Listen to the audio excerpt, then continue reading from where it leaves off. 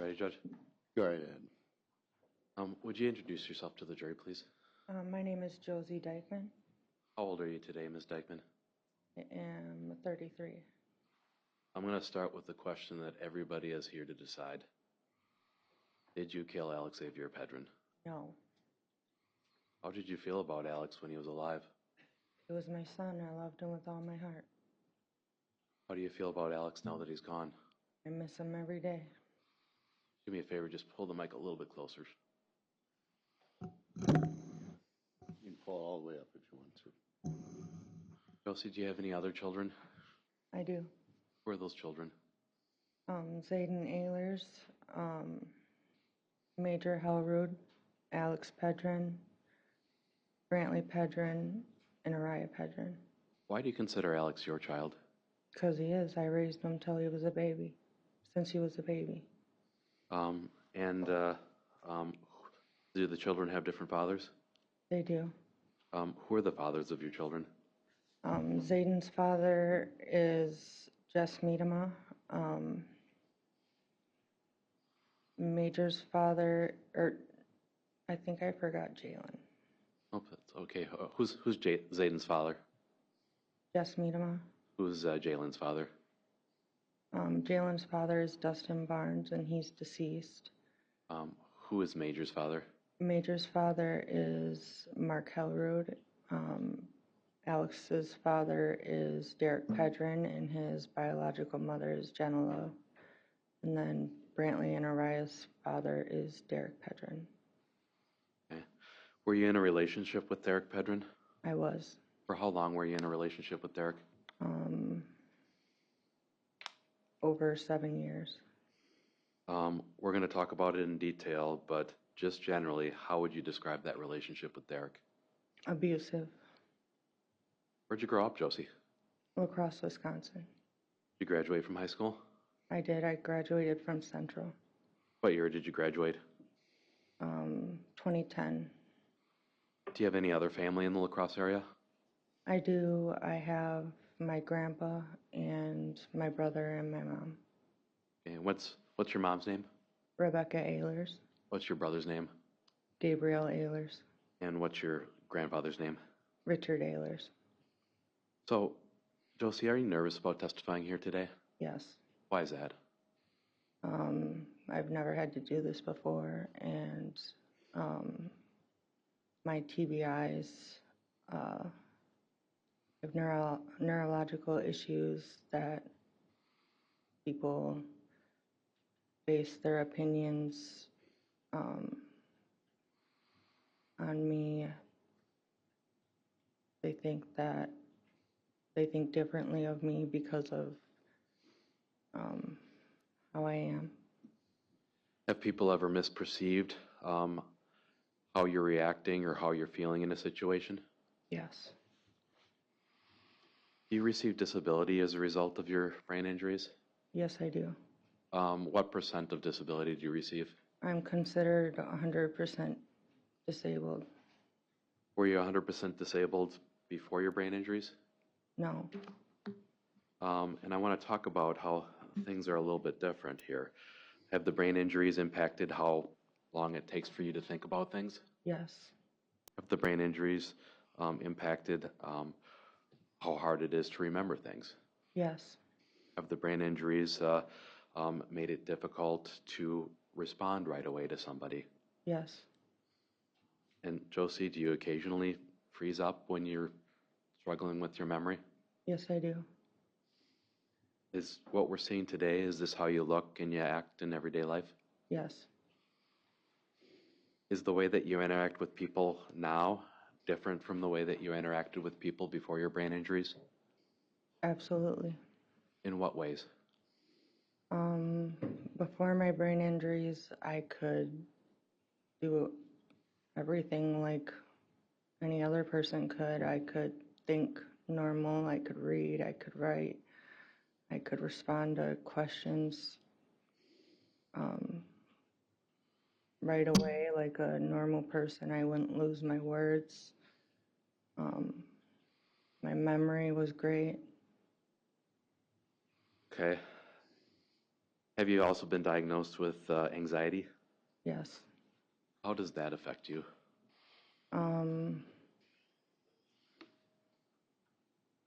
I get anxious. I'm anxious all the time, it feels like.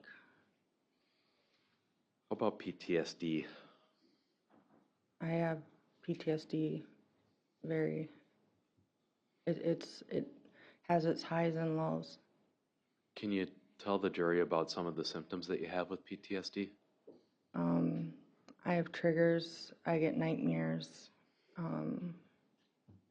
certain places, sounds, people, items trigger me.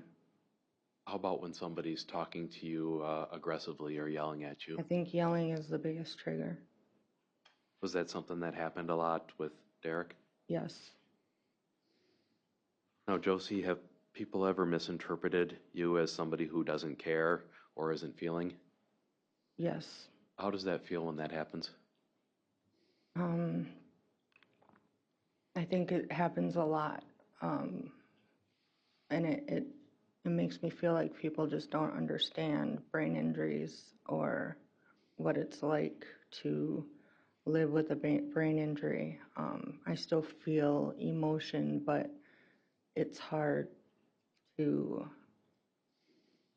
like not just have a flat face, I guess. I just feel like my face doesn't express, I guess. Or is it frustrating when people misperceive you like that? It is. I mean, I guess I've kind of gotten used to having people think differently of me, but it's hard. Josie, I want to talk about the incidents that led to your brain injuries, and I want to talk about the first one. Can you tell us what was going on that led to that first brain injury? Sure, we were living on Hinchin Court, Derek, myself, and our children.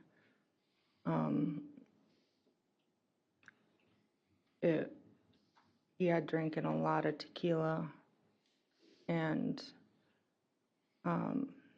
I remember he was punching me, kicking me. He had dragged me by my hair into our bathroom, and he threw me in the tub.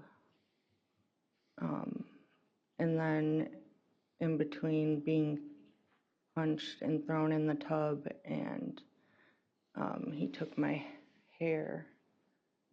He had me by my hair, and he was slamming my head into the tile on the ground like a basketball.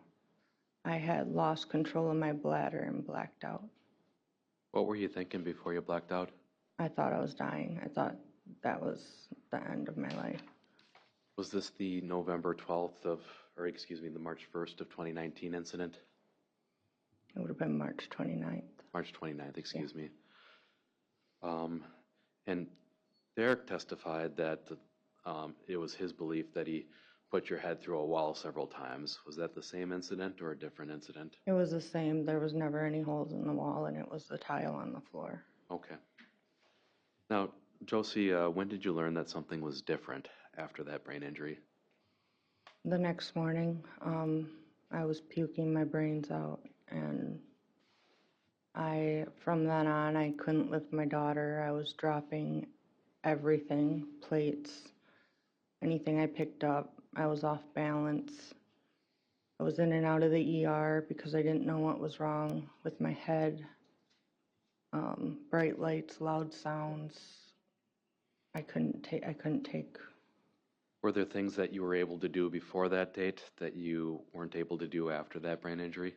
Yeah, I could walk. I could hold my daughter. I could lift a plate without dropping it.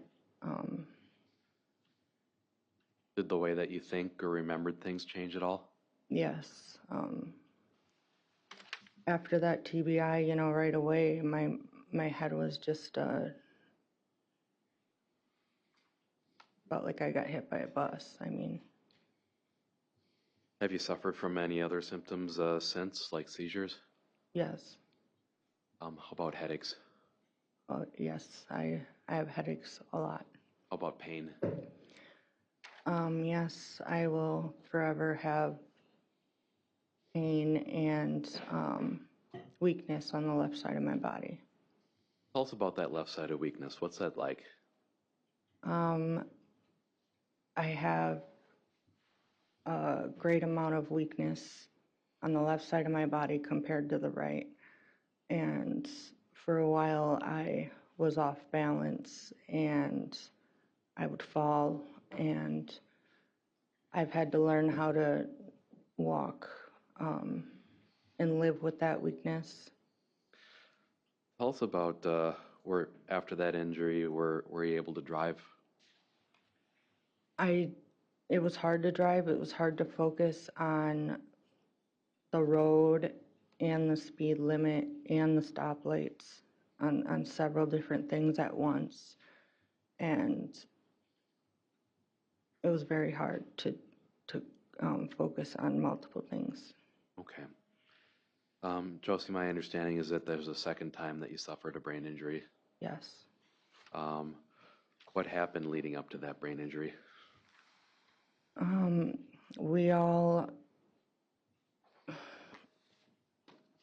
Jenna Love was moving to Joplin, Missouri, and Derek wanted to go with her.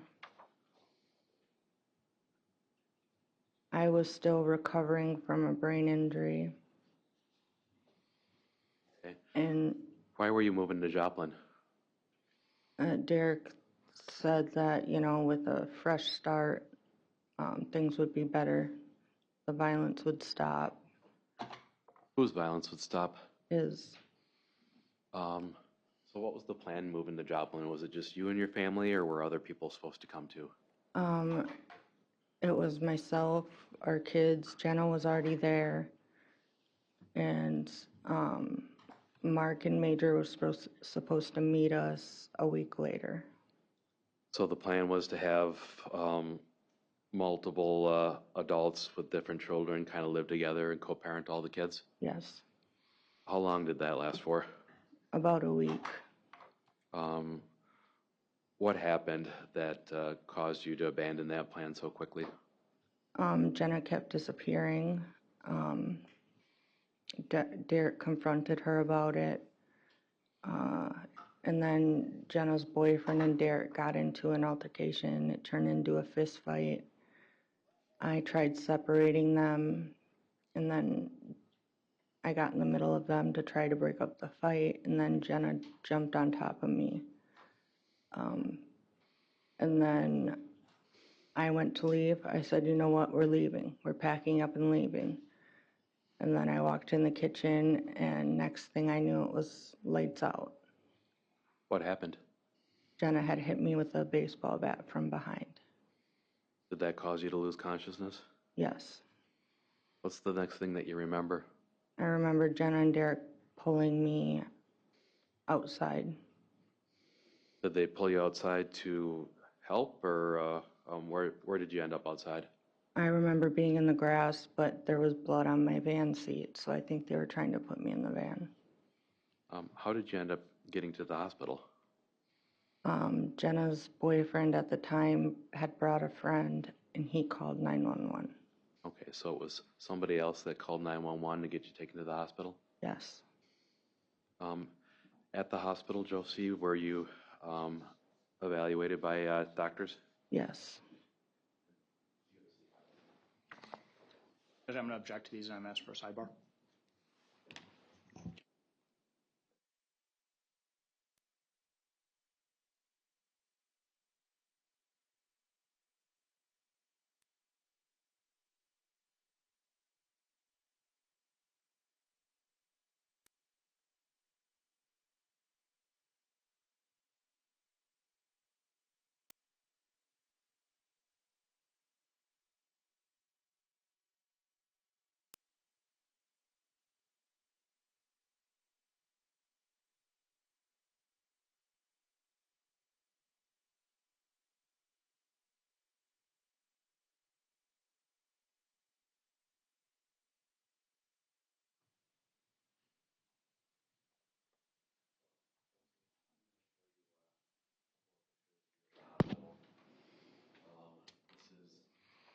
Exhibit 286.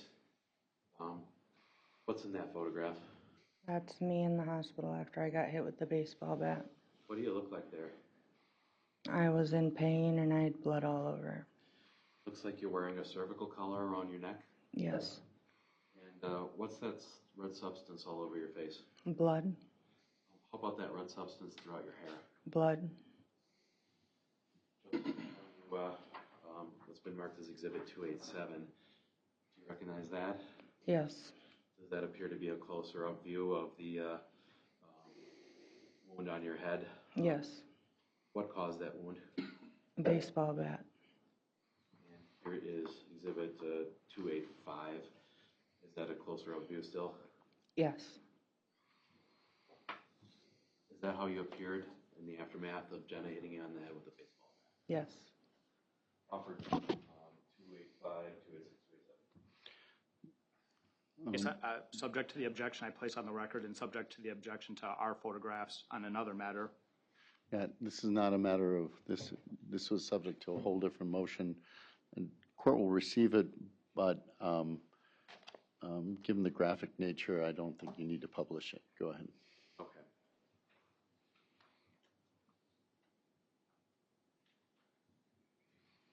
How did life change for you, Josie, after that brain injury? Everything got worse. What do you mean? My brain, my memory, my weakness, my headaches, the ringing in my ears, my right eye doesn't work with my left like it's supposed to. I have eye pain because of the bouncing in the skull from when the bat hit my head. Did it take you a long time to try and recover from that injury? Yes. Have you fully recovered from that injury? No, I never will. So Josie, after that incident, was Jenna prosecuted? Yes, Are you aware of whether or not she was sentenced to prison for 5 years in Missouri? she was. Were you scared of Jenna? I was. So after that incident with Jenna, did you listen to how Dr. Andres described your brain injuries to the jury just this morning? I did. Do you agree with how she's described some of your problems? I do. I think she put it into words the way that I never could. And Josie, if it takes you time to answer a question, does that mean that you're lying to us? No, If you freeze up, does that mean that you're lying to us? no.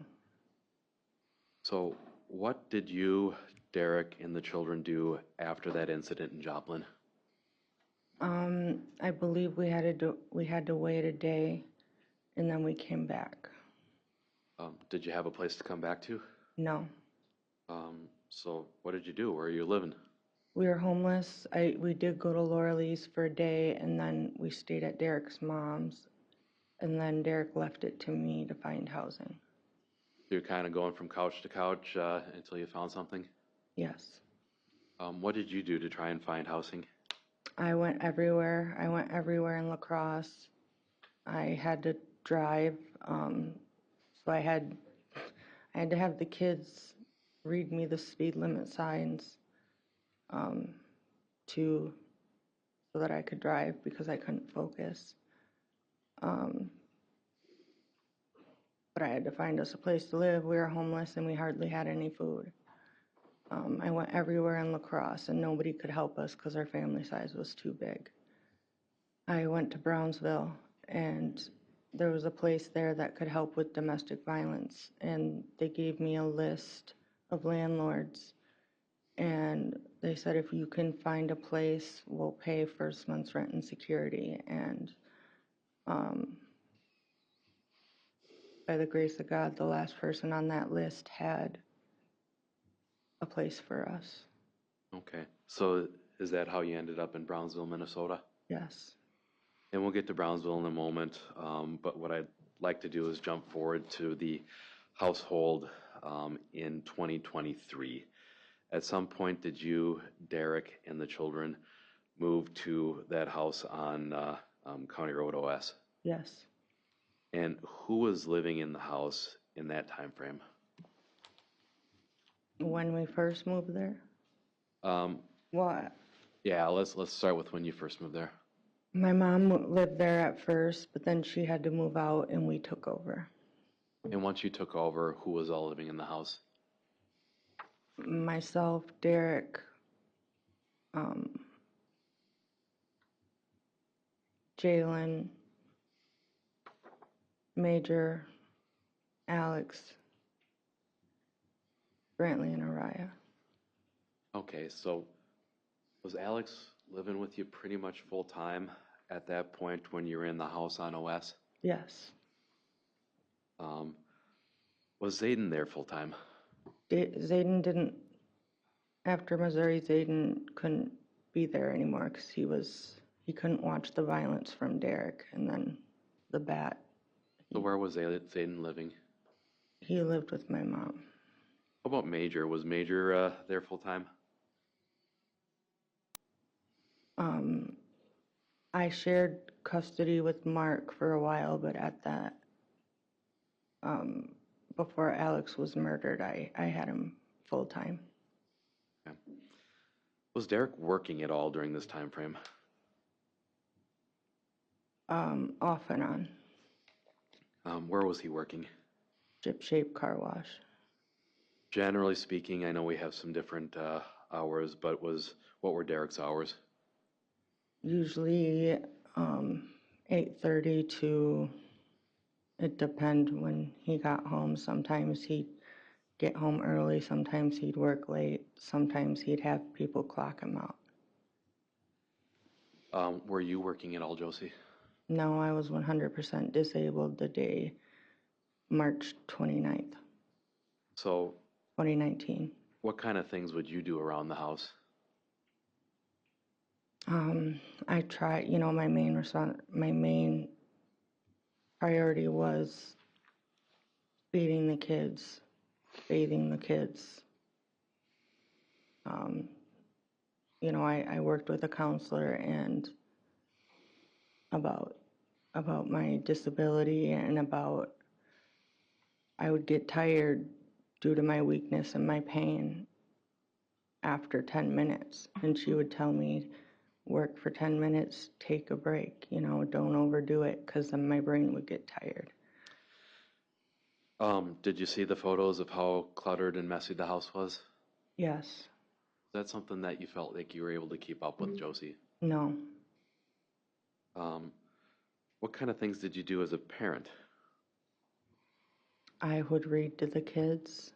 I would take them places like the park, the beach, the library. We'd go to the library a lot.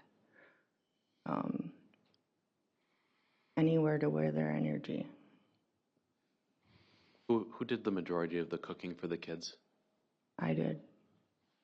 What kind of meals would you try to make for the kids? Tacos, lasagna, pizza, spaghetti, chicken. I'll ask you, I'll follow up on this in a moment as well, but did the kids always like your cooking? No. Was it difficult for you to keep up with the household, Josie, at all in terms of keeping things clean? Yes, if I cleaned a room, they messed it up in 2 seconds. How about with laundry? Was that something that was a constant chore with 5 kids and Derek and you in the house? It was. I kept up with the washing, but not the folding. So when we saw pictures of Jalen's bedroom with all of those clothes and all the bins of clothes in there, what was going on with that? Why were they in there? That would have kind of been the spare bedroom, but yeah, that's where I threw all the clothes after I washed them on that bed. Can you tell us about a average morning for you getting the kids up and taking care of them? When I did take them to school, I would pick out their outfits before because that was easier. And if I made them breakfast at home, After I got them ready for school, we'd make breakfast and we'd get in the car and we'd go after we got them dressed and brushed their teeth. Were all the kids old enough for school at that point? Not Araya. Okay, so what would you do with Araya after dropping the kids off at school? If I had appointments, we'd go to that. Sometimes we'd go to my mom's. Sometimes we'd go to the library. Did you ever play with Brantley? Yes. How often would you play with Brantley? I'd play with Brantley and Alex and Araya all the time. What kind of things did they like to play?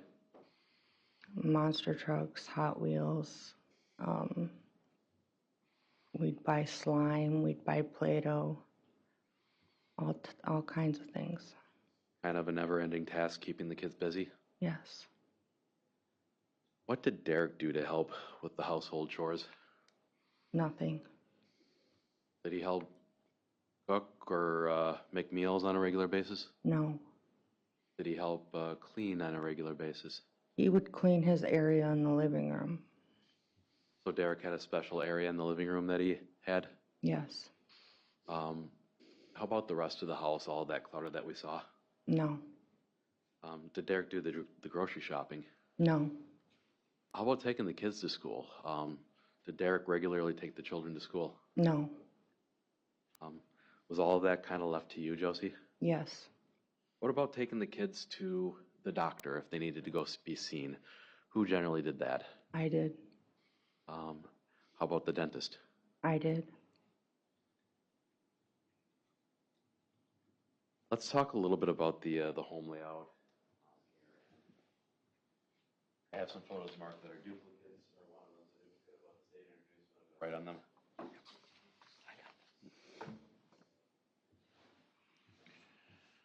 So, Josie, this, I'm going to show you 3 photos that are 3D views from the total station that the State Patrol went out and did of your house. Do you recognize these photos? I do. And I'm showing you Exhibit 278. Which floor of the home is that? Down the middle floor. The main floor? Yeah. How about 280? What floor is The that? basement. And how about 279? What floor is that? Upstairs. Okay, offer 278, 279, 280. Objection. If you received, Publish. go ahead. Josie, this is Exhibit 278, and I'm going to zoom as far as I can here. I should ask you, since this was taken after the search warrant was executed, are all of the things in the same position, or are all of your property in the same position it would have been before Alex died? No. All right, I'm going to hand you the laser, or I'm going to use the laser pointer here, and I'm just going to ask you to identify some of these rooms. So, right here, this room down in the middle, which room is that? That would have been my room. Was it originally a bedroom? Yes. Was it intended as a dining room? Oh, yeah, I'm sorry. Yeah, that was the dining room originally, and then I made it into a bedroom. You said it was your bedroom. Was that a bedroom that you typically shared with Derek? No, he was out on the couch. Okay. And where was the couch located, Josie? It would have been out here. Okay, so I'm pointing the laser pointer to the rightmost area of the image in the center. Am I circling kind of the area where the couch was? Yes. Is that where Derek spent most of his nights? Yes. All right, I'm going to label these here. We have some impressions, so. This is Josie's room. And this is Derek's couch. All right, now, I apologize. I have, my handwriting suggests that maybe I should have gone to medical school instead of law school, but everyone can read that. If anyone can't, please point it out. Josie, what room is this over here? That's the kitchen. Okay. How about this room over on the left side of the image? That's Major's room. Okay. And how about this room down here? That would have been the laundry room, but the boys they like to go sit on top of the clothes and watch that TV. Okay, so there's a TV in that room that they would sit on top of all your clean laundry and watch television? Yep. All right, I'm just going to label these. So this is Major. This is the laundry room. And what room is this down here in the bottom right corner? That's the living room. Okay, so this is all the same. This is all the same room. Up there is where the new dining room was, Okay. that table. Is it a connected room? It's connected to the living room. Where's the bathroom, Josie? Is it up Right here? next to Major's room, yep. Okay.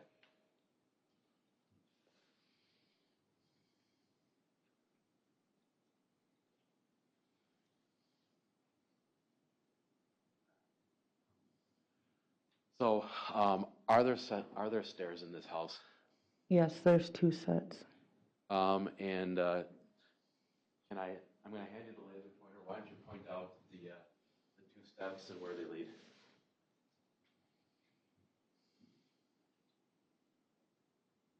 You got to. I know, I'm trying to think.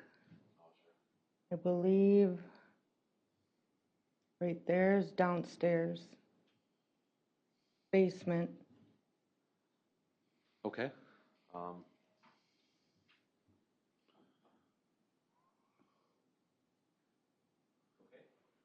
And right here goes to upstairs.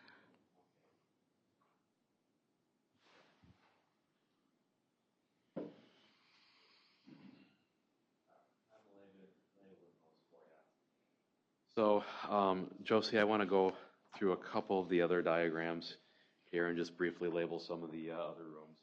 So I'm showing you what's been marked as Exhibit 279. Does that appear to be the upstairs kind of composite view? Yes. And I want to go through some of the rooms here. Can you just point out the rooms with the laser pointer and tell me what we're looking at? This was Jalen's room. Okay, so this was Jalen's room. I apologize for mixing that up. All right. This would have been Alex and Brantley's room.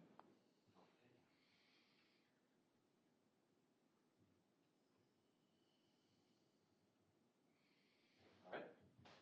And then Araya would sleep over here.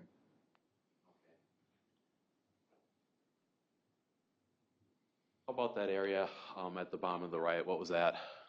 This was just a walkway. Okay. I don't see a specific bedroom for Zayden in here. Did he have a bedroom in this house? Well, the laundry room was his room when he did stay there. Okay. Josie, was there a crawl space or like a little cubby hole upstairs? Right here, these doors opened. Okay. So this is the cubby hole? Yeah, and right, yeah, these. I think it's more over here. Over there? All right. Extend the line there. All right.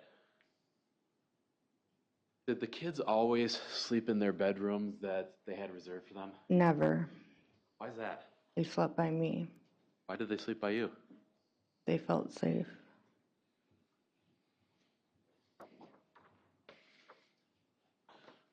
So, I want to show you Exhibit 280 as well.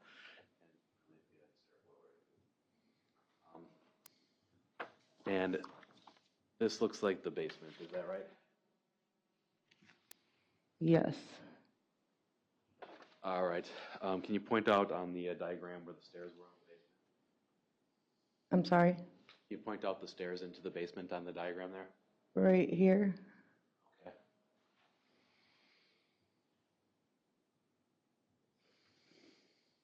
And are you familiar with what the floor was in the basement? It was concrete. Where's the laundry area? Where did you do your laundry in the basement? Honestly, I can't tell. Sure. Was the laundry, were the laundry units in the basement? Yeah, that kind of looks like the wash. Yeah, it kind of looks like a washing machine. I'm just gonna circle this and put washer. Okay. Josie, going back to the to Exhibit 278 that I wrote on, was there a door that you and your family usually use to go in or out of the house? Yes, Which door was that? that door. Okay, so this is the normal door, Yes. and I really butchered that, but everyone knows what I just said. So, was there another door into the house? Yes, this door. Okay. Did you and your family typically use that door coming in or out of the house? No, a while when she slept, she always was in my room and she liked to set up her dolls right there. Okay. Josie, were you renting, buying, or something else with this house? Renting. Okay, so the condition that the house came in was just what you rented? Yes. All right. I'm showing you what's been previously received as Exhibit 204. Does this look familiar? Yes. What are we looking at here? Basement stairs. And were you responsible at all for the conditions of those stairs? No, Would you agree that those stairs were not particularly safe? they were not.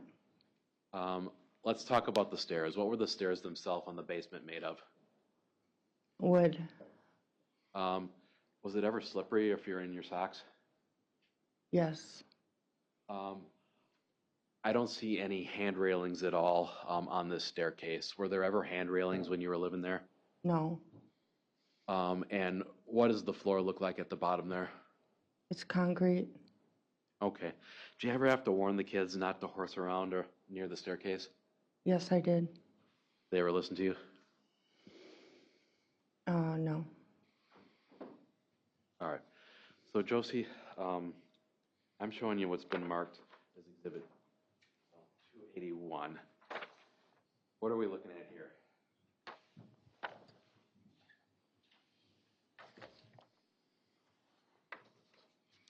That's Derek's couch and our dining room table.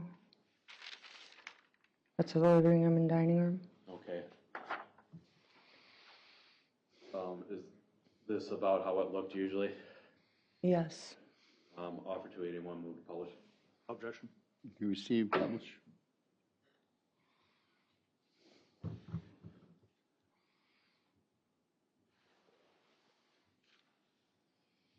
So was this the Derek's area of the home, so to speak, where he would spend his time? Yes. And is this kind of a normal setup where you'd have a sleeping bag and some other stuff around his couch? Yes.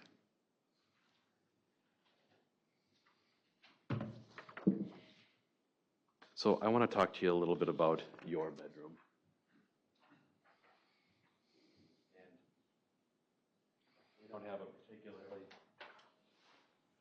clean picture of the entire bedroom, but I'm showing you what's been previously marked and received as Exhibit 244. Is this your bedroom? Yes. Is that, I'll take the laser pointer back from you. Is this your bed up here in this area? Yes, it is. Was it usually in that position up against the wall? No. Had it been moved at all from the search warrant that you can tell? Yes, everything was moved. How about, where was Alex's place? Where would Alex typically sleep? He either slept on the, I don't know what you'd call it. It was a couch with two different seats in a middle compartment. Okay. So like Either on that, and then Araya or Brantley would sleep on the other side, or he slept in my bed. okay. And if I'm pointing off here to the left side of the picture, is that generally where Alex's The couch? double couch, but yeah. Okay. I've got a better picture of that in Exhibit 282. You recognize this photograph, Josie? Yes, that's the couch. And does that represent where the couch would have been in that time frame? Yes, it was. Offer 282. Objection. Received? Move to publish. No. Any objection? No. Go ahead. All right, so are we looking at Alex's couch kind of in relation to where the bed was up against the wall? Yes. And I have seen in several of these photographs, this red curtain up there. When did you hang that curtain, Josie? Oh, it was up there since I put the room in there. Okay, so it was pretty consistently up there? Yes. How did you secure the curtain to the top of the wall? I believe I nailed it. So nailed it with nails or thumbtacks or something? Yeah, I think I thumbtacks at first, and then I had to nail it because Derek was ripping it down. Did I assume that the curtain is up there for privacy in your bedroom? Yes. Was it consistently in that position where it was from the top of the wall to the floor? For the most part, yes. Were there times at all where somebody would roll it up and put it in on the handrail to the upstairs stairway? Yes. And why would you do that? If I was cleaning, Okay. Did you have cats too, Josie? I did. And did the cats come in and out of the bedroom that way? Yes. So, looking at this side of the picture to the right in the center here, it looks like this is the edge of an end table. Is that right? Yes, it is. Was there an end table directly next to that where you kept your medications? Yes. Sounds like you were on a lot of medications back then. Is that fair to say? I still am. Did you ever have a talk with the kids about what was or was not safe for them to take with mom's medication? I did. They knew that they were all for my brain injury and that I had to take them for my head injury, or for my headaches and my seizures. Okay. I'm going to talk a little bit about the other rooms here in the bathroom. So I'm showing you what's been marked as 283. Do you recognize this? Yes, I do. What is that a picture of? My old bathroom. Offer 283. I just want to see it. No objection, thank you. Received, be published. All right, so Josie, how many bathrooms are in the house? Just that one? Just one bathroom for 2 adults and 5 kids? Yes. Did that ever cause any congestion in the mornings or after school? Well, bath time kind of felt like an assembly line. Okay. And just so we have the setup here, it looks like there's a laminate or a hardwood floor of some sort on the bathroom floor. Yeah. And standard setup, otherwise we have a toilet, a shower tub, and a vanity mirror. Yes. So I'm going to show you what's been previously received as Exhibit 241. What are we looking at here? The hallway from the upstairs stairs down and leading into Major's room and the laundry room. Where's your bedroom in relation to Major's room? It's right before the picture. Is it over here on the Yeah. left side? Yes. Okay, so you don't see your bedroom in this photograph, is that correct? Right. Is this Major's room here in the back where it looks like there's a toy T-Rex or something back there? Yes. Josie, are you familiar with the layout of Major's room and what you can see from a perspective of Major's room? I am. I'm showing you what's been previously received as 243. Is this an interior view of Major's room? Yes. And where would Major typically hang out when he was in his room? On his bed. So I'm showing you what's been previously received is 242. Is that Major's bed up there? Yes. Why would he hang out on his bed? Because he'd play games or watch TV. Did Major usually have his own TV there in the room? Yes. Okay. Josie, from what you're able to observe, living in that house, is it possible for Major, standing at his bedroom door, to see into your bedroom under normal conditions?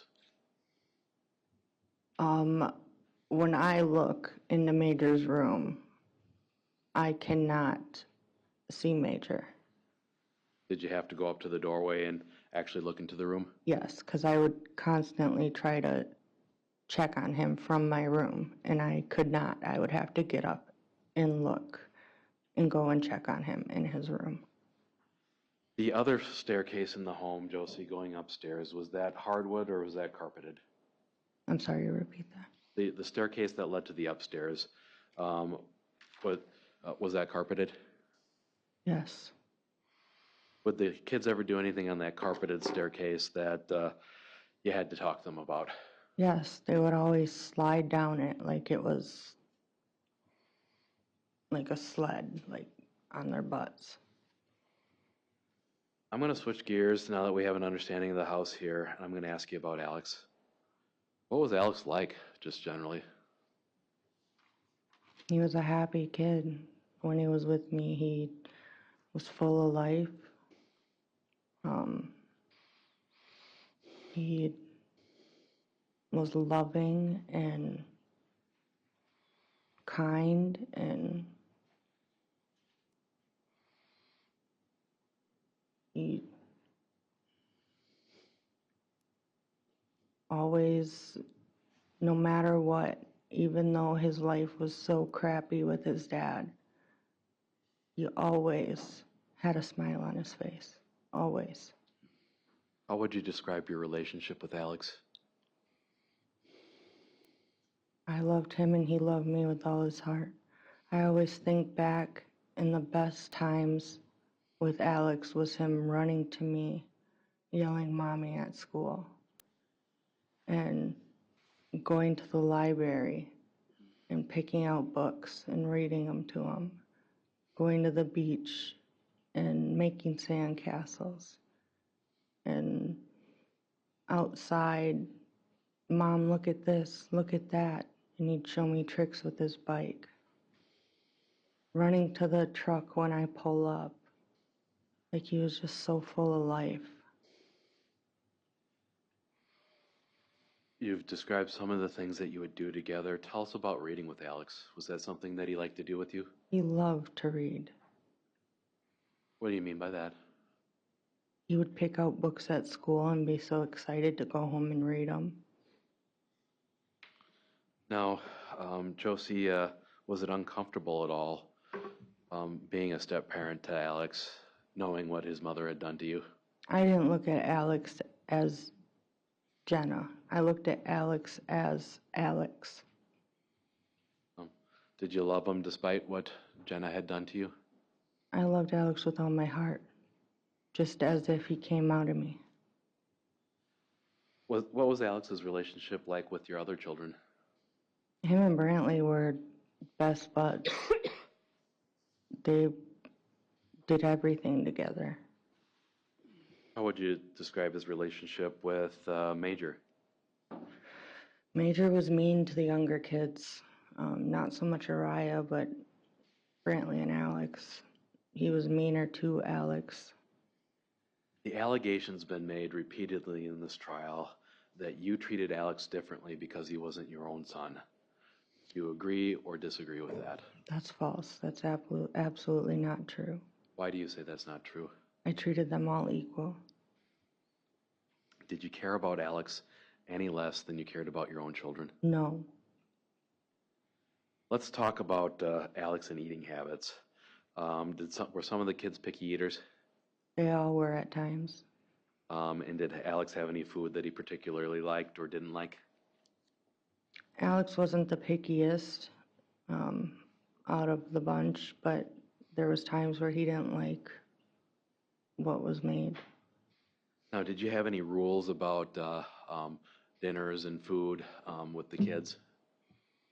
They had to try it before they said they didn't like it. Okay, so you always, if you put something in front of them, they said, Mom, that's gross. You always said you have to try a bite before you get something else? Yes, because I'd give it to them and they said they didn't like it before they even tried it. So they had to take a bite before, and then if they didn't like it, they could have something else. What other options did the kids have if they didn't like what you cooked? They could have something that went in the microwave. Like, I always had corn dogs, I always had chicken nuggets, Hot Pockets, Easy Mac, anything that was easy. Kids know how to access that? I've made corn dogs so many times, they wanted to do it. They're like, Mom, I want to do it. I want to try. So, yeah, they learned how to make a corn dog. And just for the record, how do you make the corn dogs that you were feeding to the kids? You open the wrapper, you put it in the microwave for a minute. Okay, something that the children knew how to do. Yes. Okay. Josie, did you have any healthy foods available for the kids? Yes, I started hiding the snacks because I wanted them to eat better, especially with going to the dentist and all their teeth were rotting. I wanted to, I put out a basket with fruits in it. Were the kids welcome to have those fruits if they needed a snack? Yeah, they could have as much as they wanted.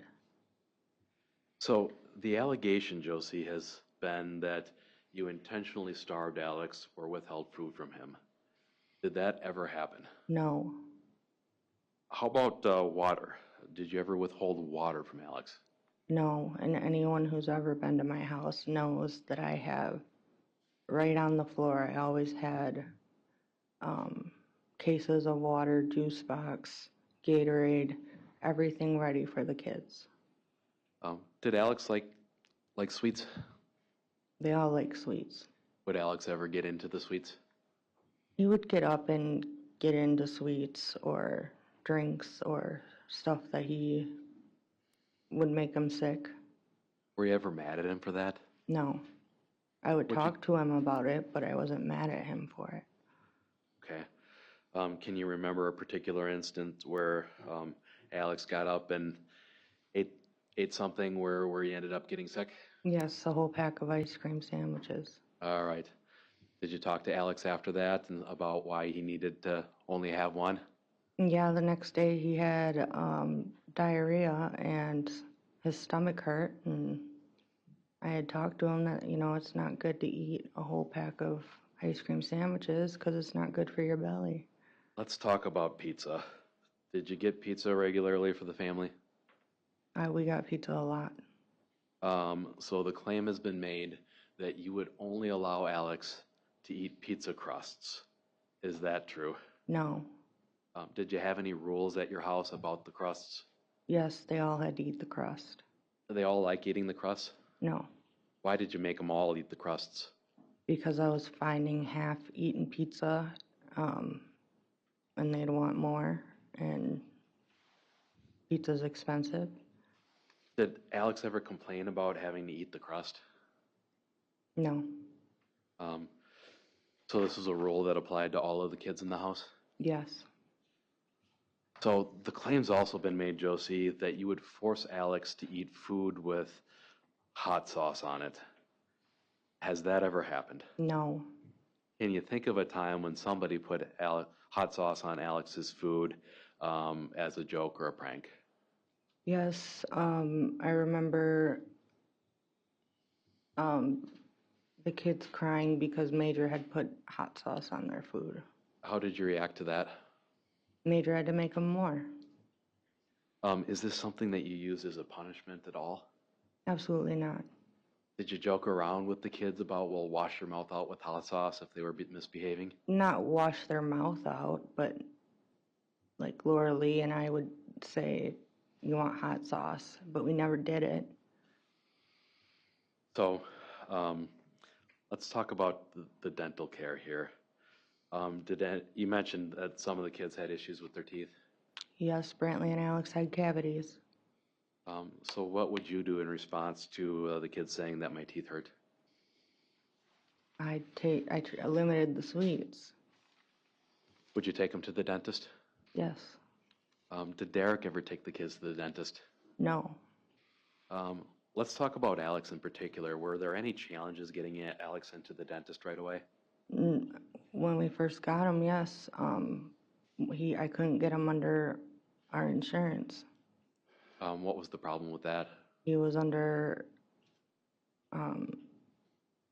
his grandma's insurance. So you needed to get the insurance switched before you could take him to the dentist? Yes, Who ultimately ended up taking Alex to the dentist? I did. Was Derek involved in that at all? No. So I want to talk about a time when Alex lost a dental crown. Do you remember that happening? I do. What do you recall about that? He was scared because he was with his dad when he had lost it, and he was scared, but he eventually told me, and I said that it was okay, and I had to tell Derek, and Derek tried shoving it back in his mouth. How did Alex lose his dental crown? He chewed on a piece of candy. Okay, so like a sticky piece of candy? Is that yes? Yes. And when you said that Derek tried to shove it back on, what do you mean by that? He made Alex open his mouth, and he shoved it back in, and Alex was crying. Was Alex crying from your observations because that was uncomfortable? It hurt him. Did you think that that was a safe or appropriate means of putting a dental cap on top of a tooth that may have bacteria or candy on it? No, and Derek was laughing. What did you do once Derek was unable to get the dental cap back on? I took it and I brought him to the dentist. All right, thank you, everyone. Have a seat. And we'll continue on with the question. Go ahead.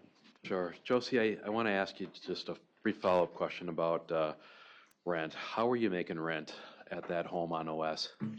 I had to go to charities and churches and ask for help with rent. Did Derek help out at all financially with the family?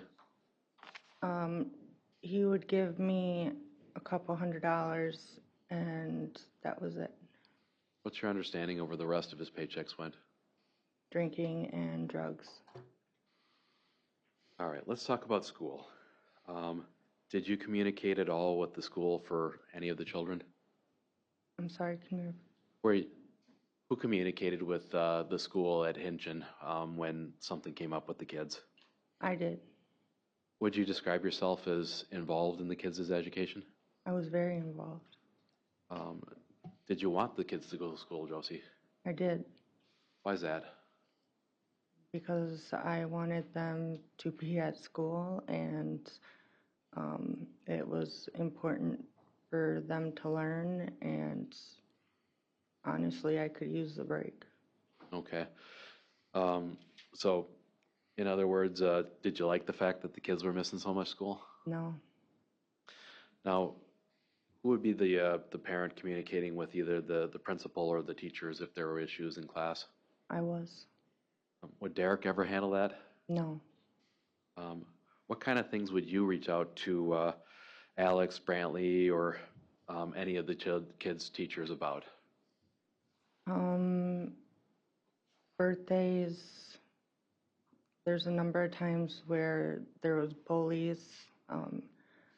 Alex, I remember a couple times where Alex would come home and say kids were mean to him, and I did not stand for bullies. So I would contact the teachers first, and if that wasn't resolved, then the principal. Jalen also had bullies. Okay. Why did that concern you if Alex was being bullied at school? Because they shouldn't have to fear going to school. I'm going to approach with what's been marked as Exhibit 2. You recall talking that having an email exchange, looks like November 29th of 2022 with Mrs. Rocks? Yes. Who's Mrs. Rocks? Mrs. Rocks was a kindergarten teacher for all of my children except Araya. Okay. And what's the concern that you're expressing here to Mrs. Rocks about Alex? You need to pick it up.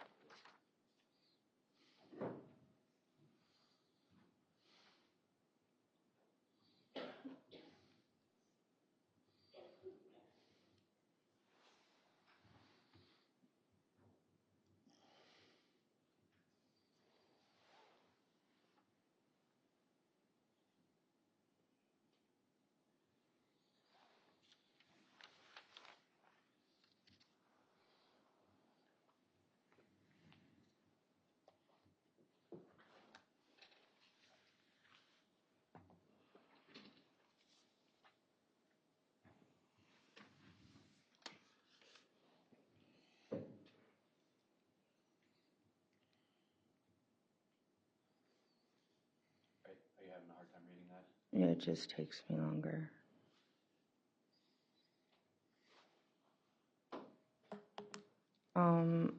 That Alex and Brantley were getting bullied by another student. Is this email the email that you sent to Mrs. Rocks to try and stop Alex and Brantley from being bullied? Yes. No objection. Received. Josie, at certain points, do you remember talking to Mrs. Rocks about your concern that Alex needs to get enough water and have chapstick at school? Yes. All right. Did you email her on March 15th of 2022 to ask if it's okay to bring an extra water bottle and chapstick for Alex to school? I don't remember the date, but if that, yeah. Yes, I do remember him having very chapped lips and needing a water bottle, yes. So why did you ask her if it was okay to send an extra water bottle and chapstick with Alex? I didn't want to just send him with the stuff and having it get taken away. So I wanted to make sure she was aware. You thought that Alex needed this and you asked for permission to bring it in? Yes. Offer 289. To 289. Okay. Any objection? No. Received.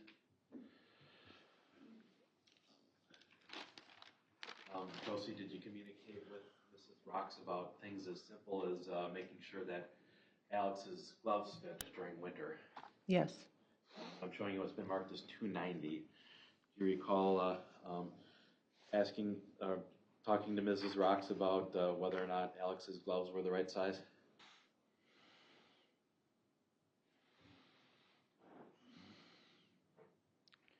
Yes, it was hard for the kids when they pull out the gloves. The holes kind of come out. And so I was practicing with Alex how to get his gloves on. And so I was letting her know that we found a pair that worked. So the internal felt lining or cloth lining of the gloves would be pulled out? Yeah, the fingers would come out, and then it was hard for him to get each finger back in. Why did you work with Alex on putting his gloves on the right way? So that he was able to have time to go and play at recess, and he wasn't struggling with his gloves. Offer 290. Any objection? No objection. I would just ask that the dates be referenced to when these emails were sent, please. I think I did, but if not, for the record, that email was sent on December 8th of 2021. Was there ever a time when Mrs. Rocks told you that Alex had picked on another student at school? I don't remember. Do you remember if Alex hit another girl because of she didn't like his shirt? Yes. How did you handle that situation? I believe Alex wrote a card saying sorry. Is that something that you suggested that he do? Yes. I'm showing you what's been marked as Exhibit 291. This is an email dated November 29th of 2021. And just read those two lines to yourself, Josie. Let me know if you're familiar with that.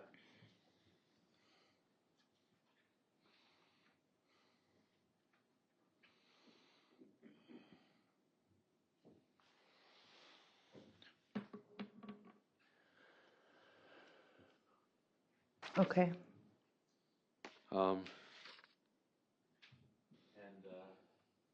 Josie, did you email Mrs. Rocks that you were having Alex work on a thank you card or a sorry card for Tegan? Yes. Okay. Did you hurt him or beat him up when you heard that Alex had been violent towards this girl in school? Absolutely not. We talked about how it might have made Tegan feel when he hit her. Offer 291. Objection. Received. I get 288, please. 289, excuse me.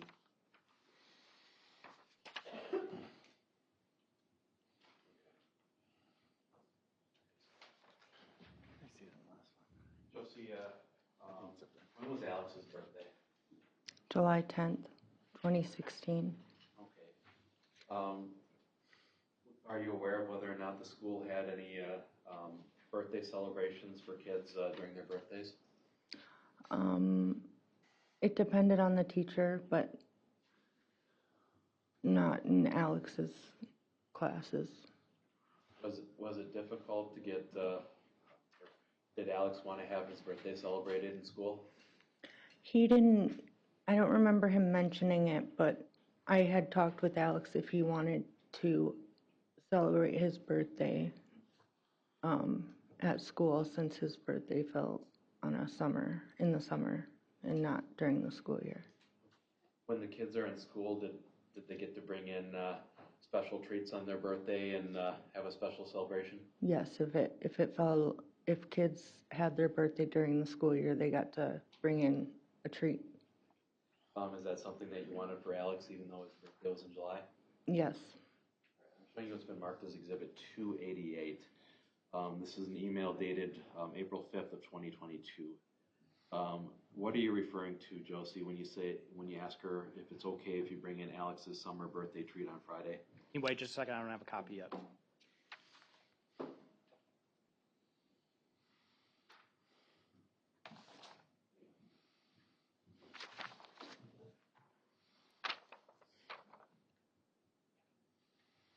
Okay.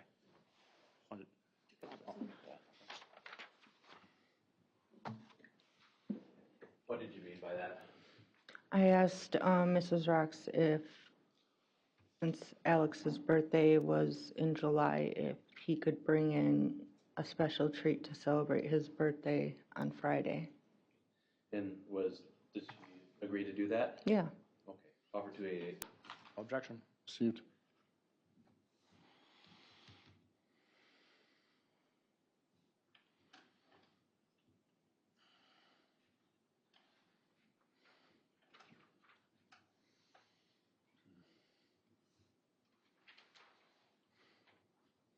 Josie, was there ever times when you communicated with the school about the kids being sick?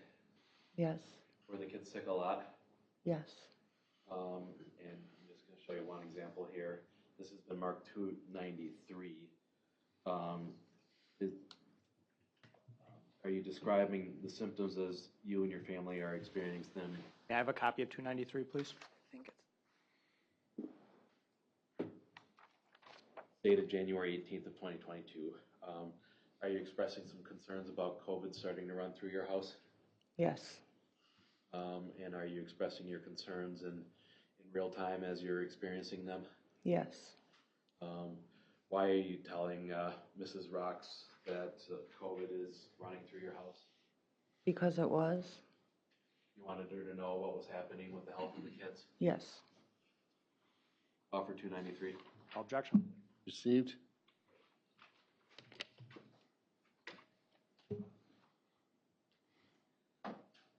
Josie, after Alex passed away, were you concerned at all about how the other kids were doing in school? Yes, Did you reach out at any point to the teachers of the children to see how they were doing after Alex passed away? yes, Showing you Exhibit 294.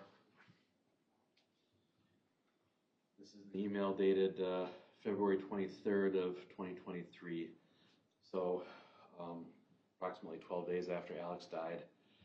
Why were you emailing Mrs. Roxon that day?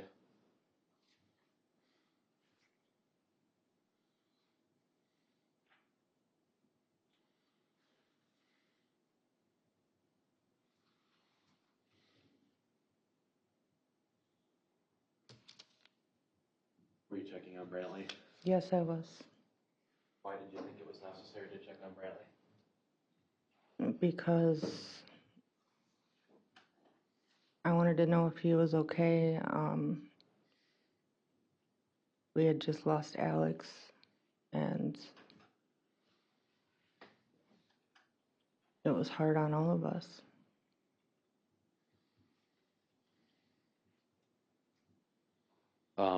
So you're concerned about your kids and how they were doing with that? Brantley wasn't handling it well. No, Brantley and Alex pretty close? they were. Offer 294. Received. So, Josie, it looks like you had a lot of communication with both Mrs. Oliver, the principal, and Mrs. Rocks, the kindergarten teacher. Is that fair to say? Yes, Are you aware of whether or not Derek ever reached out to the school about concerns with the kids? he did not. Now, were there times when Alex was given the option of remote learning? Yes, there was a time where they all had to have remote learning. What did you do to help the kids with remote learning? I did everything I could. What did Derek do to help the kids with remote learning? Nothing. Can you recall a time where Derek ever was available to help them log on? Yes. Did he do so? No. Were you involved in any way, shape, or form, Josie, with Jenna Love's request to see Alex's school records? I was not. Did you have anything to do with Derek choosing to sign or not sign that release of information? I left that alone. Let's talk about discipline. You've got 5 kids in and out of the house. I have to imagine that they misbehave every now and then. Oh, yeah. How did you handle discipline when a child does something wrong? I had timeouts. They went to their room. I worked very close with Jeff Ryland, a counselor at Gunderson. He was seeing Major and Jalen and Brantley after Alex passed. And What were you working with Mr. Ryland on Actions here relevant. as to the discipline? Overruled. he was not only helping me for Major's violence and Move to strike, that's not related to discipline. Questions about discipline?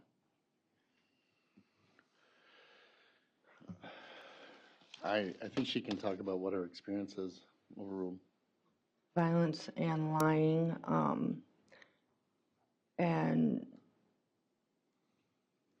but he would help me with ideas instead of saying no, don't do that, and no all the time. How about we do this? How about we do that? He diagnosed. Oh, we can't go into what he Right, diagnosed. I but, know, that's why I stopped. Um, But he would give me better ideas for parenting all the kids and getting them to listen better, like a star chart or a star system. Like what is a star chart? I did, where they would get 5 stars, and they would earn them if they did something to help, or they did something good, or they would earn their stars, and if they got 5 stars, they would get something they wanted, or get to do something they wanted, or get extra tablet time, get to stay up late. Yeah, you've listed a couple. What are some of the rewards that the kids would get with the star chart system? I'm going to object to the relevancy at this point. It's on discipline. It's part of discipline, overruled. Go ahead. Discipline's not a defense in this case. Not a legal We're- defense. We're not saying that she used physical discipline, Judge. That's not relevant. Sure. Overruled. Go ahead. I'm sorry. What were some of the rewards that the kids would get with the star chart system? It depended on the child, but it could be anywhere to treats, because I would limit those, to staying up late, extra tablet time, because I would limit electronics, or staying up late. I don't know if I said that. Okay. Did the star system work? Not for all of them. Do you acknowledge that occasionally you would yell at the kids? Yes, I would. Did the star system work better than yelling? Yes. Did you ever hit the children as a form of punishment? No. Did you ever kick the children as a form of punishment? No. Did you ever use physical discipline with something like a spoon or a spatula or a paddle on the kids? Absolutely not.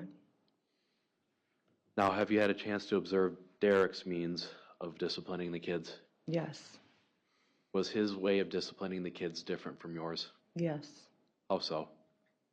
He had a short fuse. He was unpredictable. He had no patience. He was very violent. He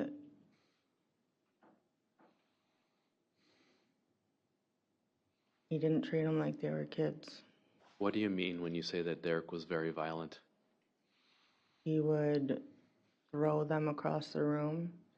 He would hit them. He would kick them. He would slap them. His go-to was the head. What do you mean by that? He would hit them over the head. Did that appear to cause the children pain when he would do that? Yes. What kind of things would set Derek off where you would physically harm any of the kids? Objection, it's vague is the timing. Yeah, if you can be more specific. Have you ever noticed what would irritate Derek to the point, can you give us an example of something that would irritate Derek to the point where he was become physically violent with any of the kids? If he was angry with me, if the kids did something wrong, if they were crying, one thing he really did not like is if they had an accident. We're going to get into this in more detail later, but have you ever seen Derek hit Alex? Yes, How many times? more than I can count. Now, Josie, one thing that I didn't ask you about is choking or strangling. Is that something that you've ever seen Derek do to any of the children? That is another thing that he did a lot. Did he do that to you as well? Yes. Let's talk about you and Derek in the home in specific. Was there physical violence in your home while Alex was still alive? Yes. Who was the person behaving violently? Derek Pedrin. Was Derek ever violent towards you? Yes. And when we say violence towards you, what kind of things are you referring to? He would hit me, kick me, grab me by my hair, choke me, punch me, throw me, rape me. Okay. How many times would you say Derek has done those things to you? More times than I can count. Did the kids ever see Derek physically attacking you? Yes. How often did that happen? All the time. Were you scared of Derek, Josie? I still am. What kind of things would precede or come before an attack on you by Derek? If I took too long at the store, if I took too long anywhere, if I wasn't home when he wanted me home, if I was on my phone, if I took too long in the bathroom, if I wouldn't talk to him, if he was too drunk and high. Was Derek violent with you both when he was sober and when he was not sober? Yes. Did it matter if he was drinking or using drugs in No. terms of when he would become violent with you? No. Josie, I'm not going to belabor the point here, but I am going to ask you. You mentioned that Derek raped you. Is that correct? Yes. What do you mean by that? He would force himself inside me when I would tell him no or stop. Would he do this when you had tried to break up with him? Yes. How many times did that happen? I can't count over the years. How did you feel during those moments? Helpless.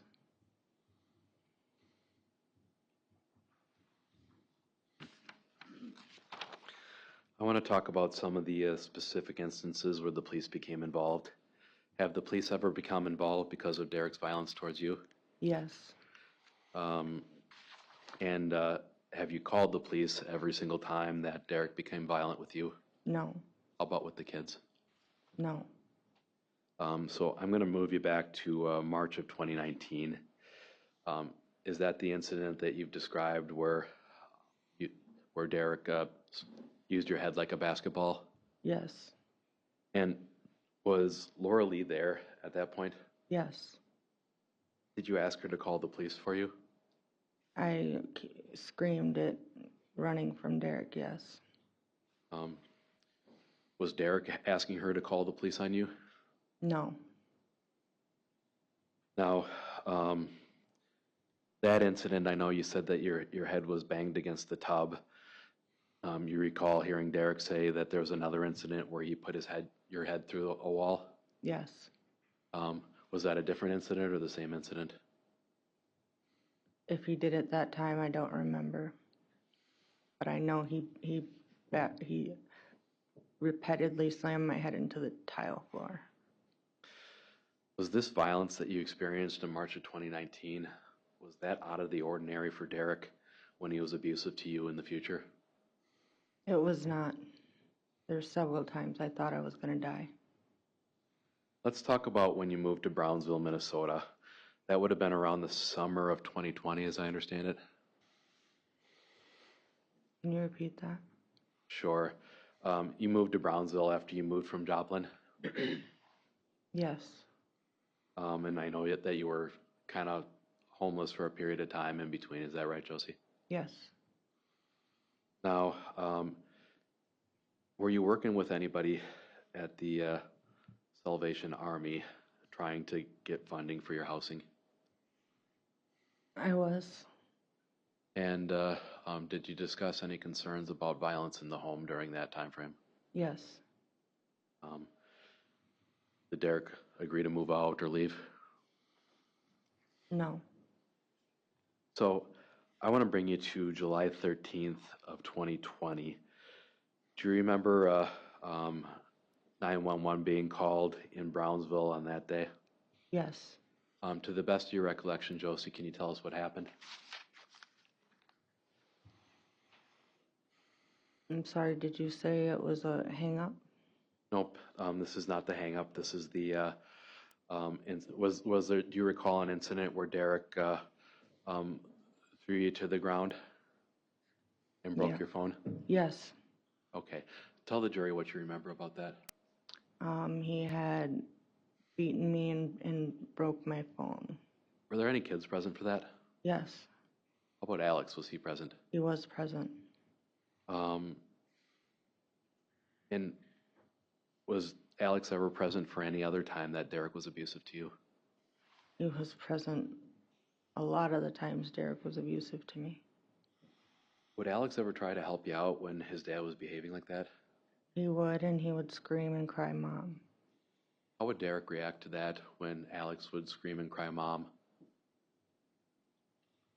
He would take the boys and he would throw them in the room and he would tell Alex I'm not his mom. How did that feel, hearing Derek say that you're not his mom? It would hurt that he'd use him as a pawn. That's something that you said before, right, Josie? Using him as a pawn? Yes. What do you mean by that? He would bring him in the middle, and sometimes I was his mom, sometimes I wasn't, and when we were fighting, I wasn't, and I didn't feel like that was fair to Alex. Now, was Derek arrested from that Brownsville incident? Yes, When's the next time that you saw him? when he got out. Bringing you forward to August 26th of 2020, do you recall the police coming to your home following a 911 hang-up? Yes, What was happening leading to the 911 call? that was one of the severe beatings. So Derek was hurting you? Yes, Do you recall what you told the police when they arrived? that one of the kids had accidentally called. Why did you tell them that? Derek had made me do it. How did he make you do it? He threatened to kill me if I didn't. Would he make you talk to the police and tell them that things didn't happen on other occasions? Yes, Would you agree to do that for Derek at times? I felt like I didn't have a choice. Moving you forward to November 12th of 2022, this is at the house on OS. Do you recall Derek being arrested by the Sheriff's Department on that day? I'm sorry, can you repeat the date? Sure, November 12th of 2022. This is an incident involving hamburger meat. Do you recall that? What was going on leading up to that incident?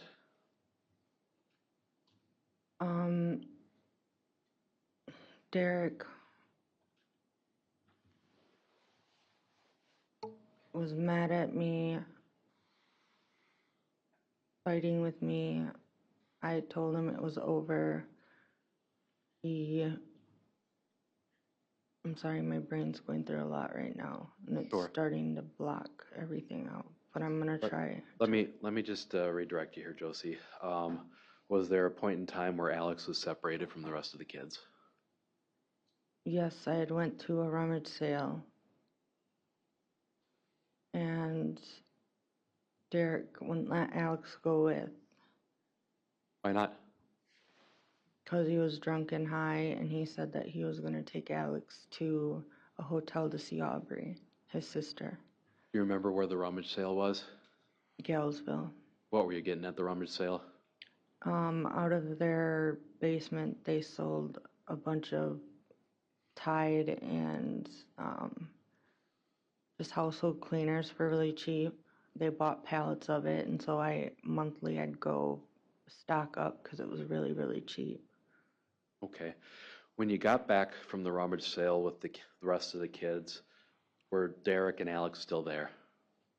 Yes, Derek was passed out drunk on the floor, and Alex was sitting next to him with a bag of chips, and his hair was wet, and he had brushed it to the side.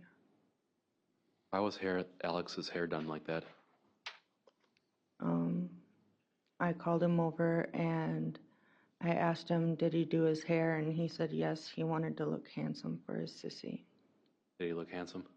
He looked very handsome. How did it feel seeing Alex on the floor eating chips with his father passed out? It hurt. What did you do once you saw Alex on the floor eating chips next to Derek passed out? I told him to bring the chips upstairs and not to wake his dad, and that I'd make supper. Why was it important not to wake Derek up? Because he'd start screaming and being violent like he had before I went to the rummage sale. Josie, did you make supper? I did. What do you recall making, or what ingredients do you recall using? I was making hamburger, and I don't remember if I was making tacos or spaghetti. What happened next? I was browning the hamburger, and then I remember I was going to dump the grease, and Derek had woke up. What happened when Derek woke up? He had came in the kitchen and started screaming at me for cooking the hamburger. He was upset that you cooked the hamburger meat? Yes. What happened after that? He started fighting me for the hamburger meat, and he was trying to fight me for the hot pan, and it all dumped in the sink. Was that the end of it? No, he started beating me, punching me, kicking me, choking me. Were the kids around? Yes, Is this one of the incidents where we saw videos during Derek's testimony of him hitting you? yes, And Josie, just to jog your memory, is this the video where Major was crying inside of the closet? yes, Now, during that video, you said that Derek had threatened to kill you, and you sent that video to Laura Lee. Is that something that you did? I did. Why did you send videos like that to Laura Lee? I sent her a lot of videos because Derek would go through my phone and delete them. Did you want her to have evidence in case Derek did something more? Yes, Now, you made a 911 call that we heard earlier in the evidence. Do you remember listening to that? I did. What did you mean, Josie, on that 911 call when you told the 911 dispatcher that he just did the same thing to his 6-year-old? That he had just beaten his 6-year-old. Choked him? Yes, Were you telling the truth when you were talking to the dispatcher? yes, Did anybody ever ask you what you meant by that comment on the 911 call? no, Now, was Derek arrested as a result of the November 12th incident? yes, Was he prosecuted for strangling and battering you? yes, Did the abuse stop after that point? no, In that 911 call, you also made a comment to the dispatcher that he was teaching his son to lie. What did you mean about that? he would take Alex outside or in the living room, and he would tell Alex to tell me or other people that I hurt him, or he would even video him saying that mom hits him, mom kicks him. He would try to get Alex to say those things, and Alex would cry. Did he ever call Alex any names when Alex sided with you, or? There's times where Derek would be so drunk and high and violent that Alex would be scared to go by him. And Derek would call him a traitor. How did Alex react to being called a traitor? I would tell Alex that Derek didn't mean it. And Alex would say, I know, he's just drinking liquor. You said wicker, is that right? Is that yes? Yes, Is that how Alex pronounced liquor? yes, So he was able to attribute some of his father's behavior to his substance use? yes, Moving you forward, Josie, to February 7th of 2023. This is 4 days before Alex died. Do you recall seeing those videos? It was a series of 2 videos where Derek came in screaming that you were a whore, and then the subsequent video, he says he hoped you died and pulled down the curtain. yes. What was happening leading up to those videos?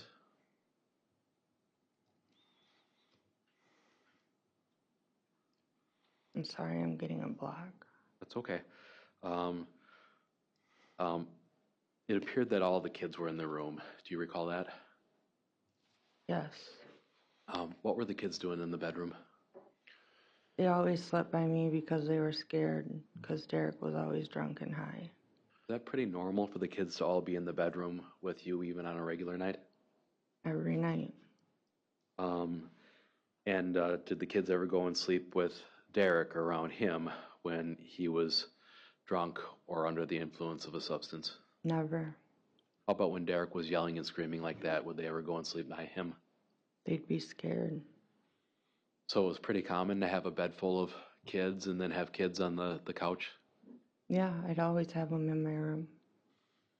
Now, during that video, does Derek say did Derek say anything that was concerning enough to you that you had to call the police? I know he said he was going to kill me, and this is how he was acting at home just 4 days before Alex died? yes, it only got worse. Josie, I've asked this of multiple witnesses, but I want to get your take on this. Was it your impression that Derek was out of control in that video? Yes, Do you recall what Derek did when the police arrived at your home on February 7th? he ran Where did he run to? into the woods. Now, are you aware of whether or not Judge Horn issued a no contact requirement between you and your home after that? He did. Did he ultimately comply with that contact? No. So, Josie, I'm going to show you what's been marked as. Did it say have a copy? Yeah, it's already been. I'm going to show you what's been previously marked as 333. Did you turn to Laura Lee whenever Derek would be violent in these moments? Yes. Was she somebody you could talk to about what was going on at home? Yeah.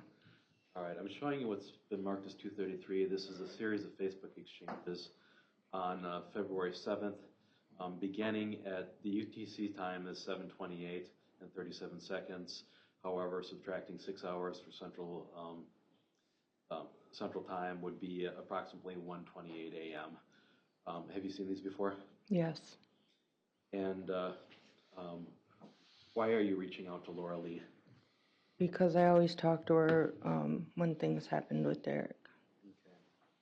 Okay. And do you recall telling Laura Lee that it was bad enough, that Derek got arrested before it even got too bad? Yes.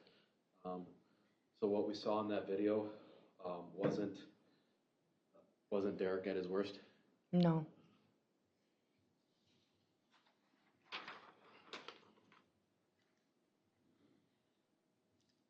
And do you recall Laura Lee's impression, or initial impression of asking you, did he lay his hands on you again? Yes. Was that something that she knew about, all of the violence that was ongoing? Yes. Now, there's a comment in there saying that he wouldn't even let you talk to me yesterday. Laura Lee says that to you. What's she talking about? He wouldn't let me talk to anyone. I wasn't allowed to talk to family. I wasn't allowed to have friends. It was just him and home. He expected me to answer his text messages and his phone calls 24/7 when he was at work. If I didn't answer, it would be a fight, even if he was working. Would he tell you that you couldn't talk to friends like Laura Lee? Yes. Would he tell you that you couldn't talk to family members? Yes, and if I was with Laura Lee, I was cheating. That was his impression? Yes. Did he ever ask you to do anything regarding your social media friends? He already went through my Facebook and deleted everyone he wanted to delete. I never went on Facebook because I was accused of cheating if I was on there. Were you made to exclude some of your male friends? Yes. Now, you reported that Derek told you that he wanted you dead on that day. Is that something that you were reporting shortly after this incident happened? Yes. And was that the truth? Yes. Now, at the end here, Laura Lee says, duck him, maybe I need to get my friends get on him again. Do you recall that comment? I do. What's that referring to? It's referring to her friends from the birthday party, her Hispanic friends, who she's known for several years. If 233 hasn't been received in its entirety, I'd offer it now. Any objection? No. Be received?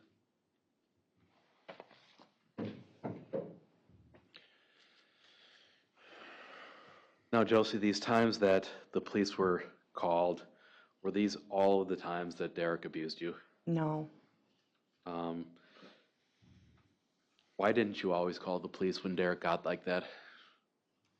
I remember times where I would fight for the door, try to send the kids to the neighbors to get help. He would take every phone in the house, every tablet. I thought we'd all die that day. It was impossible to get help. Was it so normal, Josie, that you accepted that Derek would become violent with you and the kids?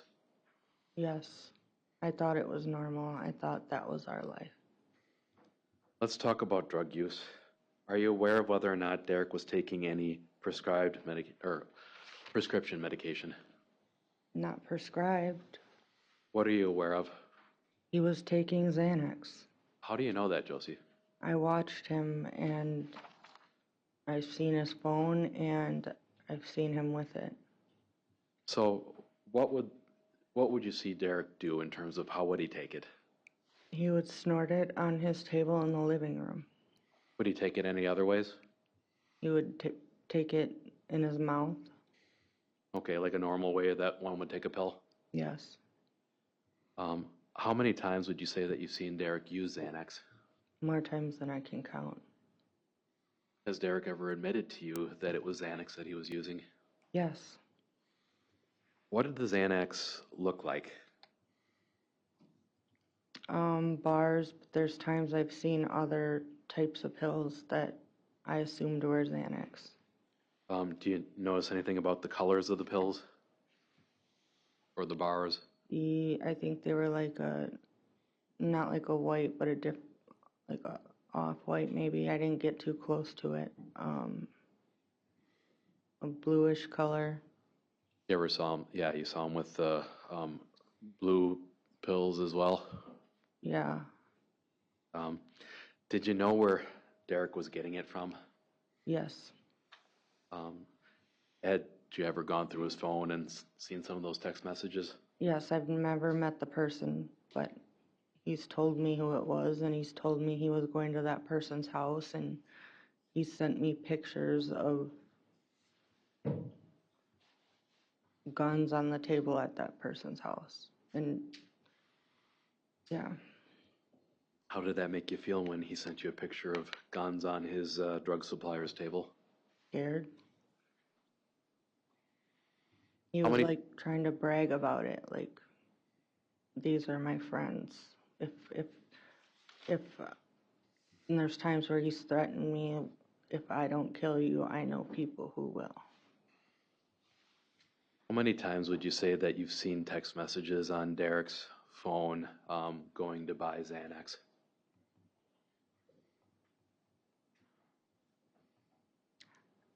I haven't gone through his phone that many times, but I know at least 3. How was the Xanax packaged when you saw Derek with it? He had it in like baggies. Like a sandwich baggie or a Ziploc Yes. baggie? Okay. Did you know where Derek kept his Xanax at the house? I did not.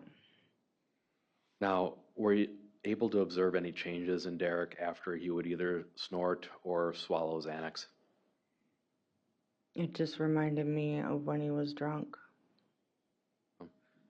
Were there times where he could appear calm? No. Were there times when he would look or sound particularly high to you?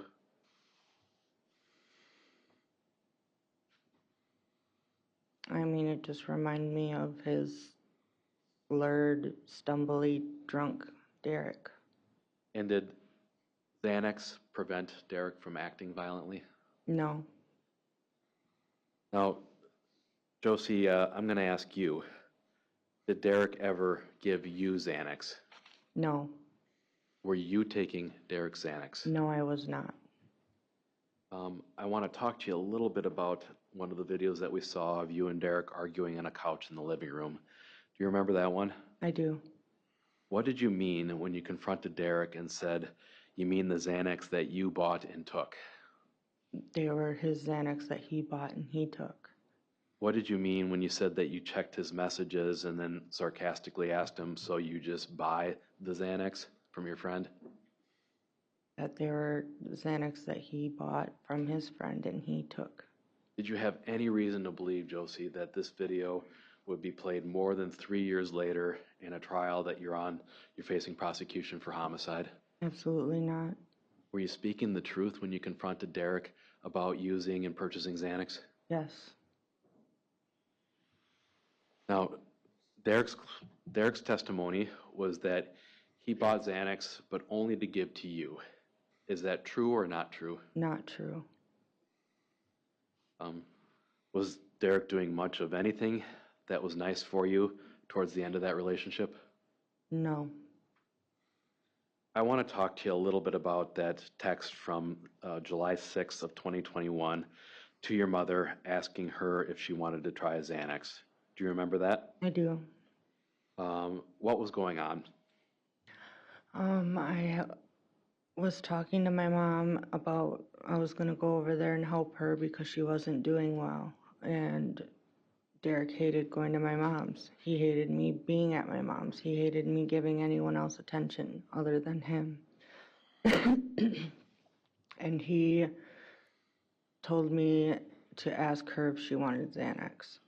So it was Derek offering to provide her a Xanax? Yes. Did your mom take one? No. So, Josie, the claim has also been made that you would get Xanax from your mother. Was that true? No. Would you occasionally pick up prescriptions for her? I would. It was at the Walmart pharmacy in Onalaska? South side of La Crosse, next to where I pick up the kids from school. Oh, sure. Now, Josie, do you deny at all that your mom would occasionally give you prescription painkillers? I do not. What was she giving you the painkillers for?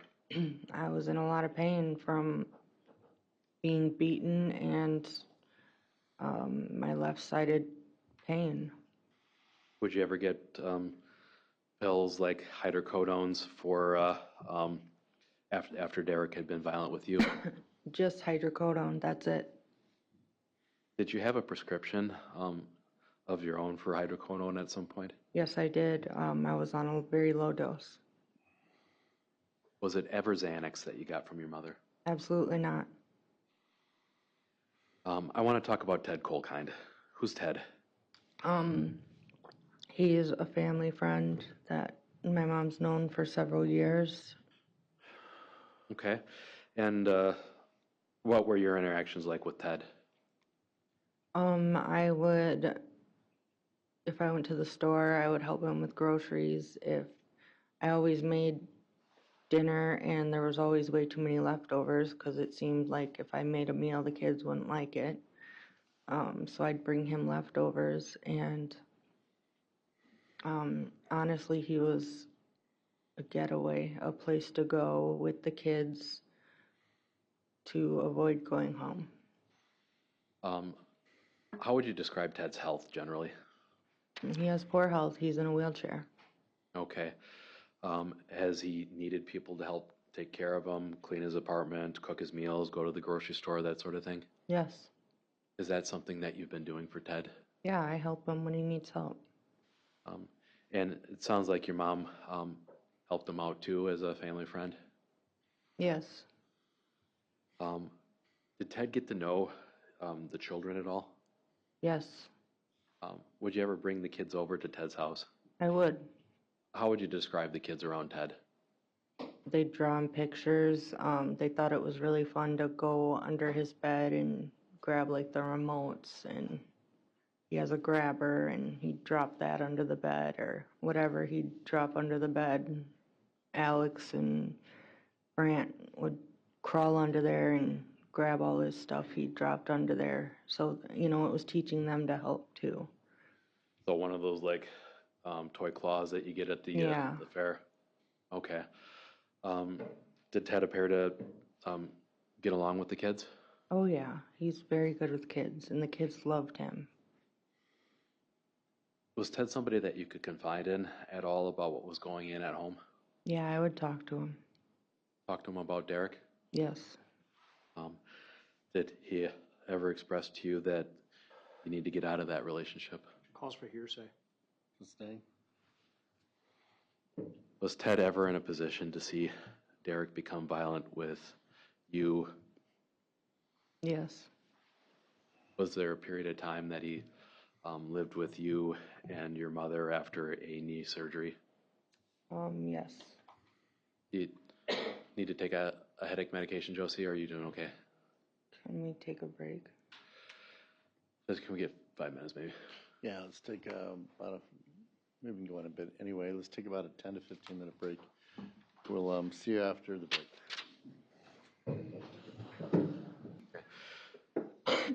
Josie, did you experience a moment of brain fatigue or headache that we've talked about earlier? Yes. Okay. I'm going to ask questions. I'm going to ask questions slowly here. At any time, did you receive fentanyl patches from Ted Kolkind? No. Would Derek accuse you of things like that on video? That and multiple other things, yes. Is that something that he would do when he knew that he was being recorded? Yes. So let's talk about this. Why did you make the decision to start recording Derek?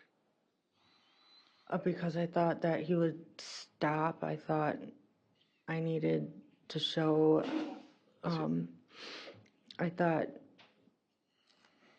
in case something happened, I would have something to show if something happened, but You'd have evidence? yes. Did you ever think that that might protect you, that he wouldn't become violent if he knew there was a camera on him? Thought there was a chance. Did that ever serve as a shield? Did that ever protect you when you had a camera up? No. How often would you say that you were recording Derek? A lot more than what we've seen. And how would Derek react when he would do something like hit you or hurt you on camera? How would he react to the videos? Sorry, can you repeat that? Sure.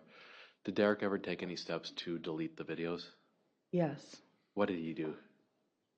He would take my phone and delete them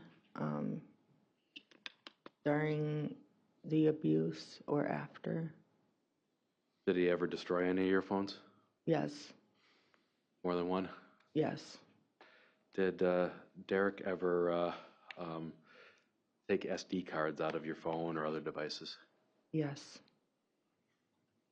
Now, I want to talk about some of the videos. I'm not going to play all of them again here, but I want to talk about the video where Brantley is walking around with his fingers in his ears. Do you remember that one? I do. Was that something that Brantley just knew to do when Derek was acting like that? It did. Or he did. And what's Derek talking about when he's yelling at you that I have cameras in here, you know? He had, Objection, that calls for speculation. Unless she knows. She knows. Yeah. Derek had cameras in the house. Both of you had the apps on your phones for those camera systems? Absolutely. I want to move forward and talk a little bit about the video that was completely dark that we played in opening statements, where Derek was in there yelling at you and then eventually hit you. Do you remember which video I'm talking about? I do. Did you notice anything about his appearance from what we were able to tell? He was drunk and high. Is that a state that you've seen him in before? Yes. Do you recall about what time of day that was? It had to have been in the night. I think I said maybe 12 or 12:30. Yeah, if you said out loud that it was midnight, do you believe that that would be about the time that this happened? Yes. So Derek's testimony was that he never hit you in this video. Did you get hit? Yes, I did. Where did you get hit? In the face. Is that why you said that he confronted him and said that you just hit me in the face? Yes. When Derek said that he only hit your cell phone and nothing else, was that true? No. Is it normal for Derek to mock you afterwards and say, what? It is. Yes, that's normal. Was it normal for him to threaten to send materials to Mark to try and get Major taken away from you? Mark or my lawyer, he would say. Your lawyer being Sean O'Neill at the time? Yes. Anything out of the ordinary in that video, Josie, in terms of the abuse that you experienced at home? No, it was that and worse. So, did you wear patches at times on your skin? I would try to quit smoking, yes. So what were you doing to try to quit smoking? I would wear the nicotine patches. Would Derek frequently accuse you of wearing a fentanyl patch? Yes, he would. I want to talk about the video of you in bed with Brantley, and you can see Orion part of the video. Do you recall which one I'm talking about? I do. You sounded very congested at the beginning of that video, Josie. What was going on? I had been crying Why were you crying? because Derek had beat me with my child in my hands. Which child was in your hands? Brantley. Is this the incident, Josie, where you used something to get him off of you? I did. What did you do? I grabbed it was a flower pot, a little flower pot. That was all I could reach, and I hit him in the head with it. What was Derek doing to you before you hit him in the head with it? He had slammed me into the countertops, and as I was going to the ground, I had grabbed the flower pot. Do you recall Brantley turning to Derek and saying, Objection calls for hearsay. the video's already been played, Judge. We'll play the video. How did it make you feel, Josie? Brantley's response on the bed. Or watching it hurts me to see that those kids went through all that. I mean, the mind I have now versus being in that situation, I didn't know that there was safety. Was that a way that you felt often back then? Back then, I thought that was normal. I thought that was life forever. I thought we were trapped. Was it apparent to you that the kids knew when Derek was out of control? Objection calls for speculation, also vague. Overruled. Was it apparent to you that the kids knew when Derek was out of control? Yes, they did. And they knew enough to tell him that he was drunk and scaring them? Yes. Now, during that video, Josie, you said that Derek had pushed you and punched you. Do you recall that? Yes. Why did you say those things to Derek? Because he did. That's the flower pot one, correct? Yes. He did. He had pushed me into the counter. We fell to the ground, and he was punching me, and that's when I hit him with the flower pot. On the subject of Brantley, how long had it been since you'd been able to see him or talk to him or interact with him? The only child I have seen is my oldest son, Zayden. The rest I have not seen in 3 years. What was it like seeing Brantley for the first time in this trial? Heartbreaking, especially hearing all of the lies that Objection. She's commenting on the testimony of another witness. I ask that that be stricken. they are lies. Be struck. Go ahead.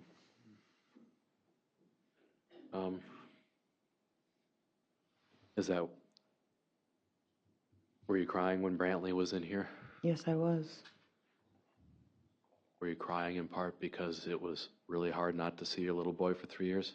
It was very hard, and he looked very lost.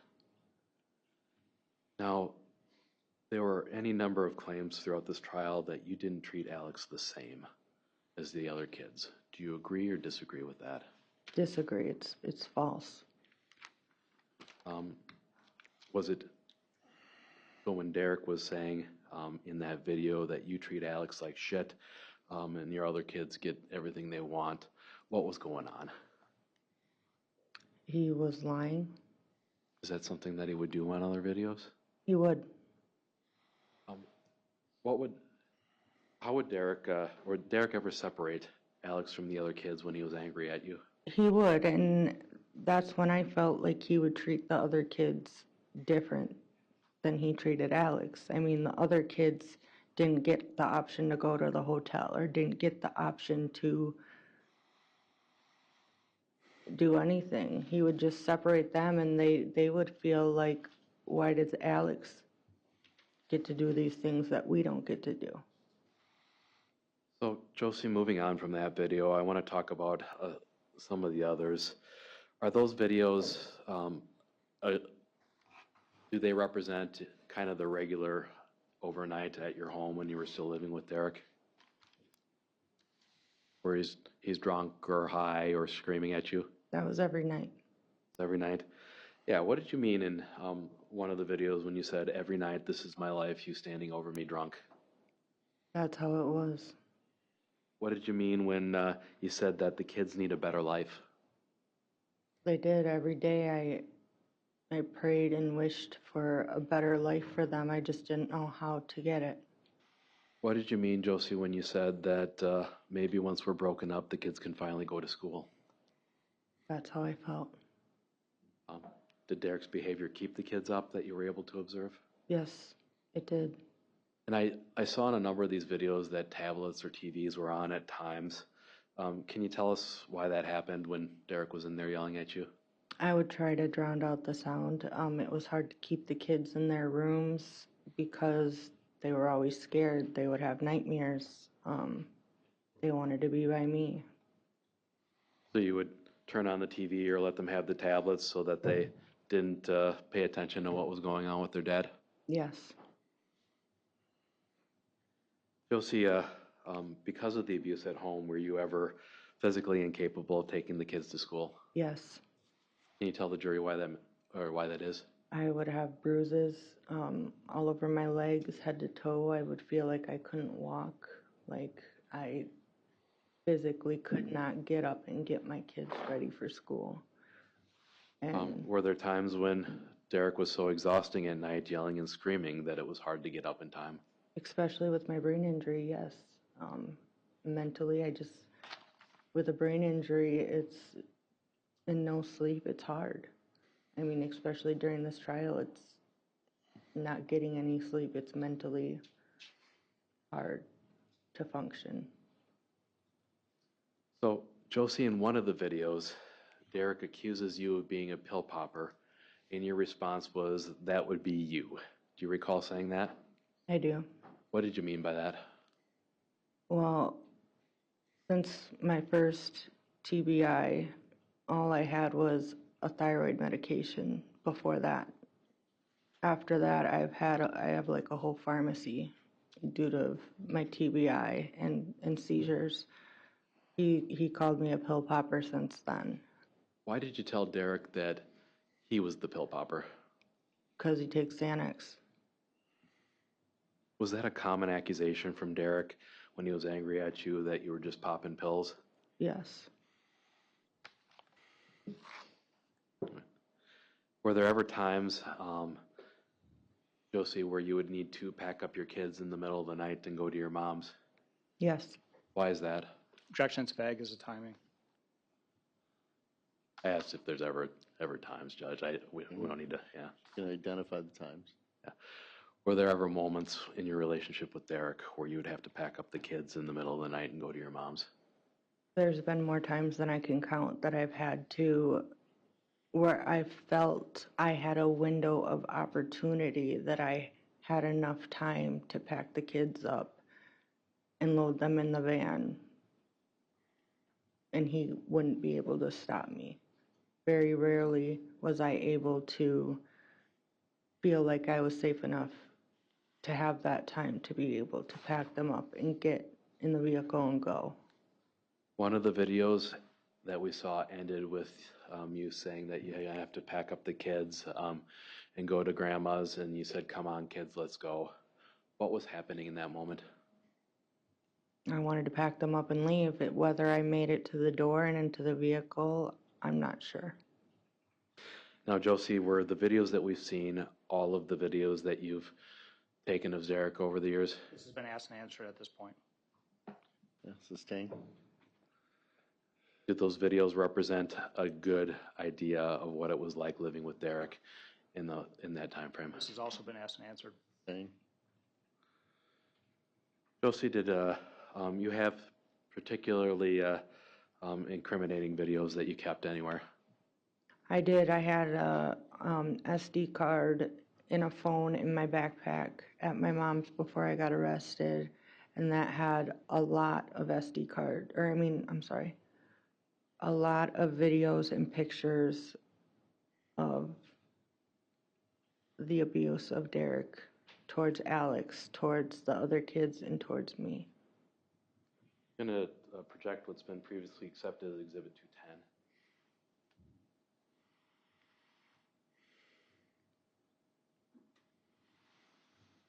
Josie, did you communicate with Derek often by text and Facebook and other means? I did. And do you recall this conversation with Derek over text message on April 26th of 2023? I do. What were you referring to when you said, "You dude, I'm releasing these videos"? The SD card that I had hidden with the videos and pictures What videos in particular? of Derek beating the kids and I. You go on and say, starting with the ones of you beating Alex. Is that correct? Yes, Did you have more than one video of Derek beating Alex? I did. Did you ever, were you able to record a video of Derek with his hands around Alex's neck? Yes, and him throwing Alex across the room and him kicking Alex. Does Derek ever deny that these videos exist? Objection calls for hearsay.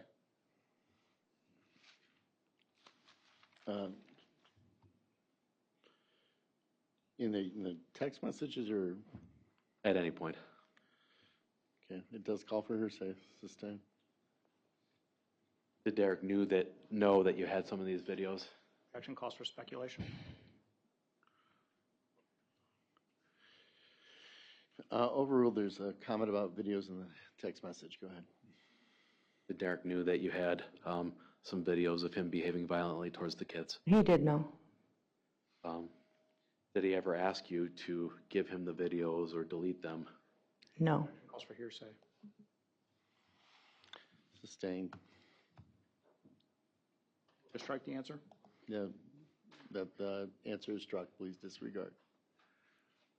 So, Josie, what did you mean with when you said in that, well, strike that.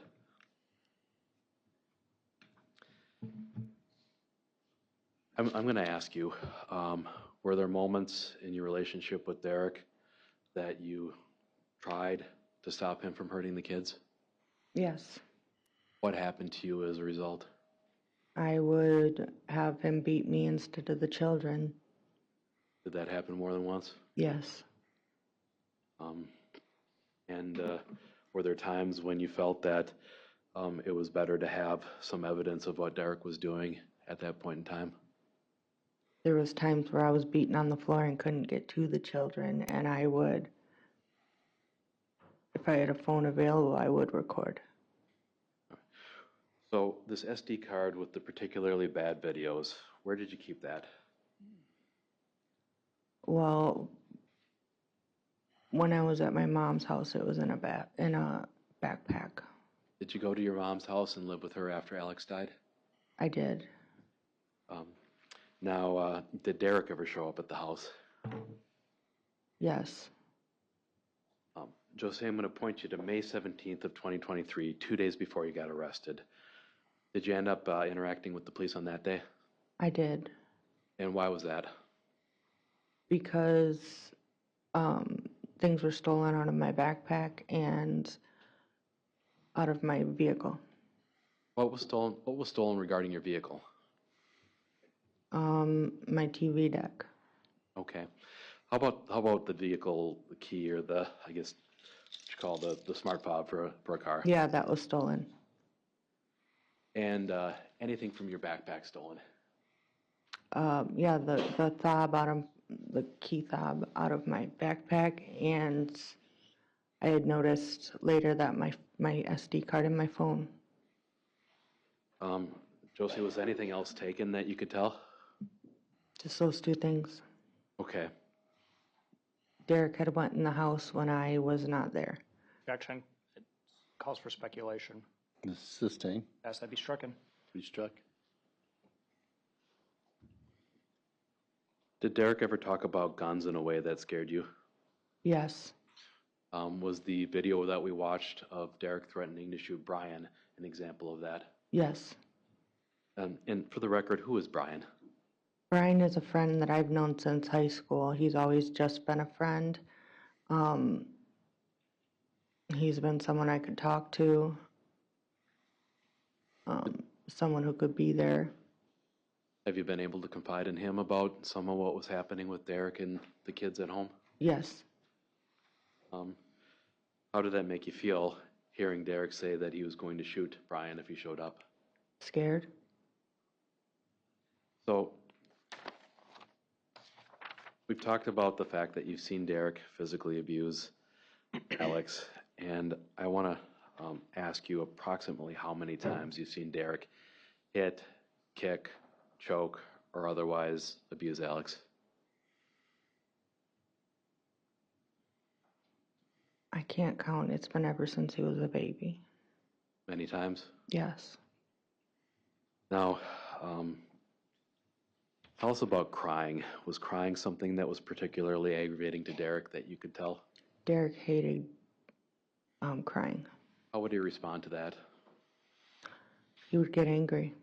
What would he do when a child was crying or wouldn't stop crying? He would get more upset at the child and become violent. Did he ever use his hands to stop a child from crying? Yes. Can you describe that to the jury? He would cover their mouth or choke them. So cover their mouth like this with my palm against my face? Yes. How many times would you say that you've seen Derek do that to the children over the course of your relationship? I'm sorry, I don't have a number. Sure. Did it matter whether Derek was drunk, sober, or using Xanax in terms of when you would see him physically abuse Alex? No, it did not matter.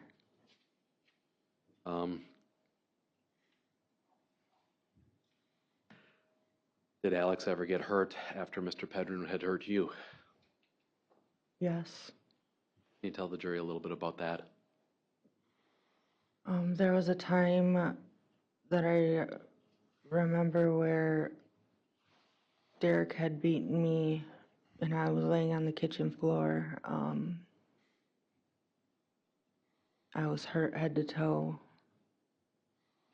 He had punched me, kicked me, choked me. I couldn't move. My whole body hurt.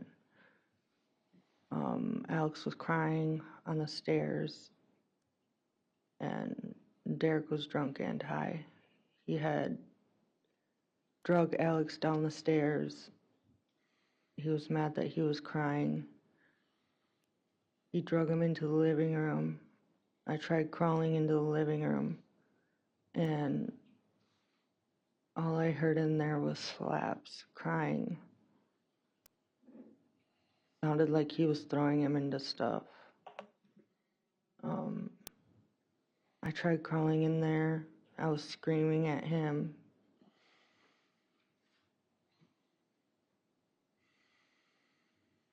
Okay.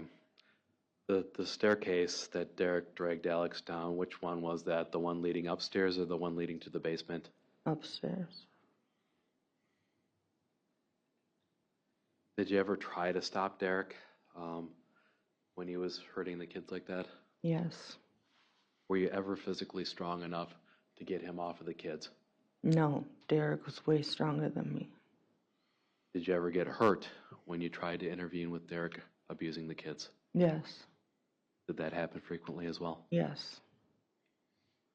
So, Josie, I gotta ask you, why not just call the police? I was scared. He would threaten me. He Threaten you with threatened what? he threatened to kill me. He threatened to kill me, the kids. He threatened to kill me, the kids, and then himself. Did the police ever stop Derek from coming back to the house after these incidents? No. Did you have any reason to believe that the police would be able to protect you and the kids if you called 911? I did not, because he always came back. The charges always got dropped. At this point, I would like to play a previously accepted exhibit, the video.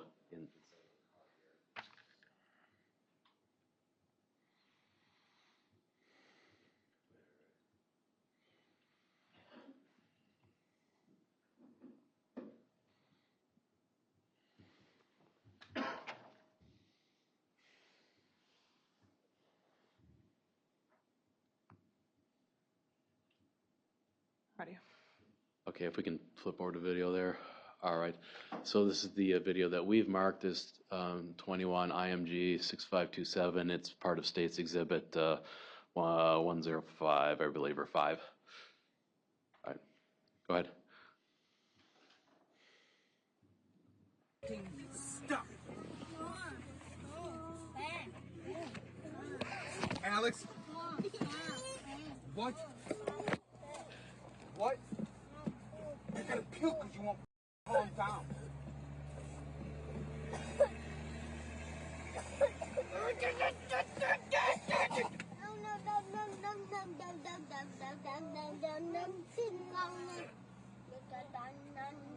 Fucking stop now.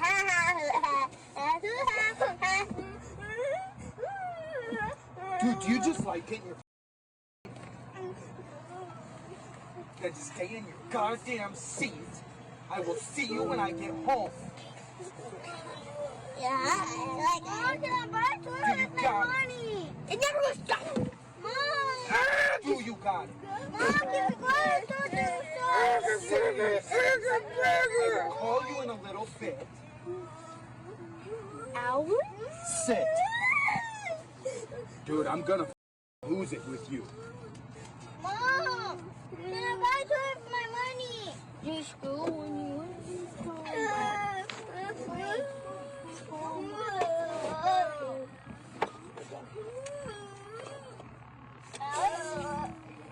Mommy, my pants are wet. My GP.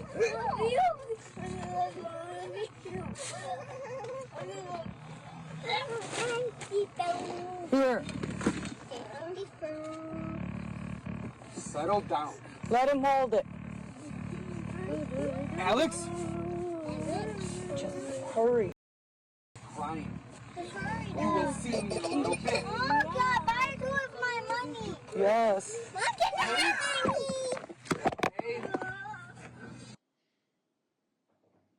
Josie, did you record that video? I did. What caused you to hit record on your phone?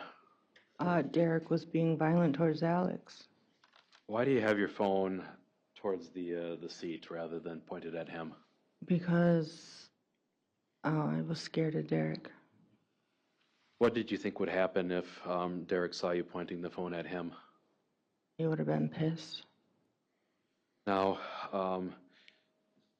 in the video, we've heard testimony that Derek was just yelling at Alex.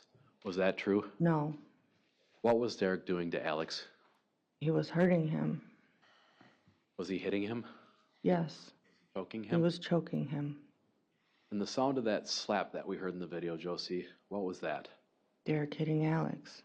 How about the sound of a kid coughing or That was because Derek was choking him. was this how Derek talk to the kids when he was angry? Do you just like getting your fucking ass beat? Yes. Is that the first time you've heard him use language towards Alex or any of the kids in that manner? No. And at one point in that video, does Derek yell at Alex to quit fucking crying? Yes. Was that one of the triggers that we can observe of Derek where he doesn't like kids crying? Yes. So, Josie, the testimony, I think, At the end of that video, I hand Alex back the phone and I tell Brantley to hurry up so that Derek leaves him alone. And that's when Alex stops crying. yep, and that was my next question is, what did you mean when you said let him hold it? Yeah, that was the phone. I said let him hold it. Let Alex hold the phone. Okay. So part of the testimony we heard was that this was you going to school. Were you going to school or someplace We else? were not going to school. We were Oh. going to the store. How do you know you're going to the store? Brantley wanted to spend his money. Okay. And was that common for you to take the kids to the store for little treats or to take you for your shopping runs? Yes, they each had money to spend. Josie, do you agree or disagree that the reason Alex was upset was because he didn't want to go with you? It was not because he didn't want to go with me.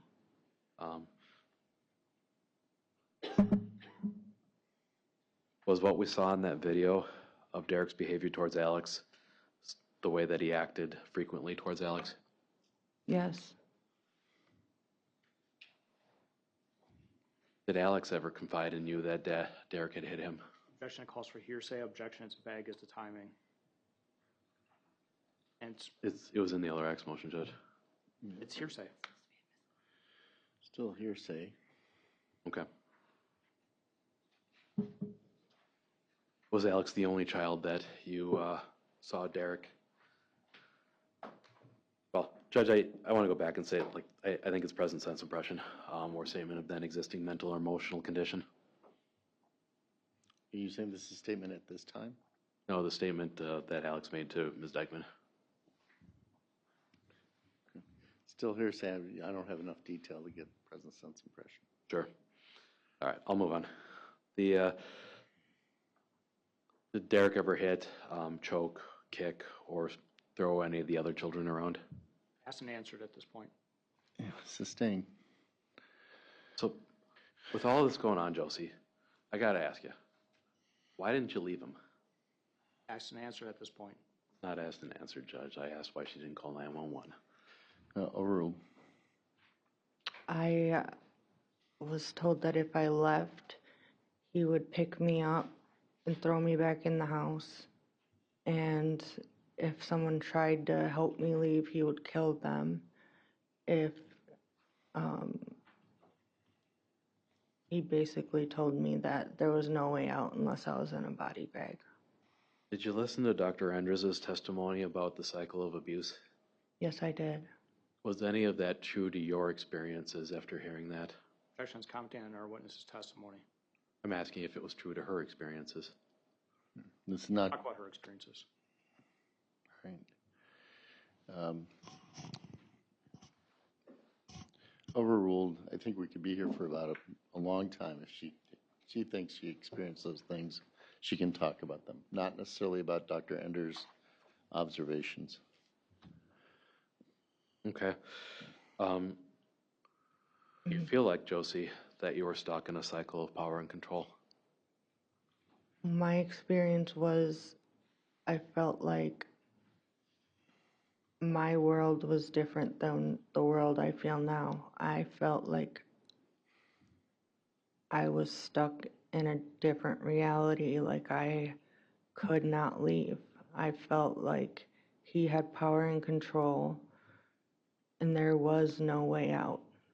I was going to be in that abuse, in that life for the rest of my life.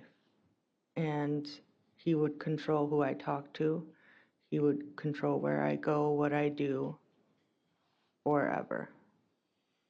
That was what I thought at that time. Did Derek ever promise you that he would change or get help? All the time. And during his last promise was he was gonna use the Xanax to stop drinking. That was his last promise. He promised me that he would stop the drinking, use the Xanax, but then he started drinking on top of the Xanax. And Did he ever get help that you're aware of? See a counselor or somebody to talk about his behavior towards you and the kids? no, he didn't. And after he gave me the TBI and made me medically disabled, he promised to take anger management, and he never did that. Josie, were you trying to leave Derek at points?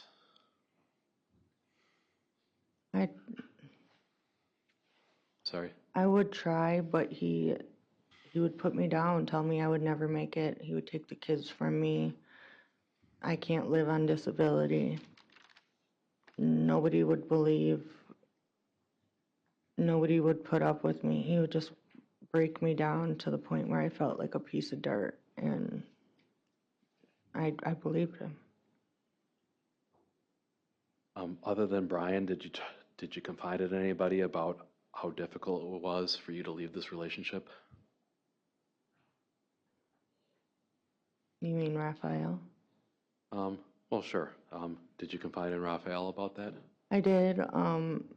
We talked for a while. He was also in a relationship with his partner being an alcoholic, and so we had a lot in common in that aspect, and so we talked about how hard it was with partners who were alcoholics.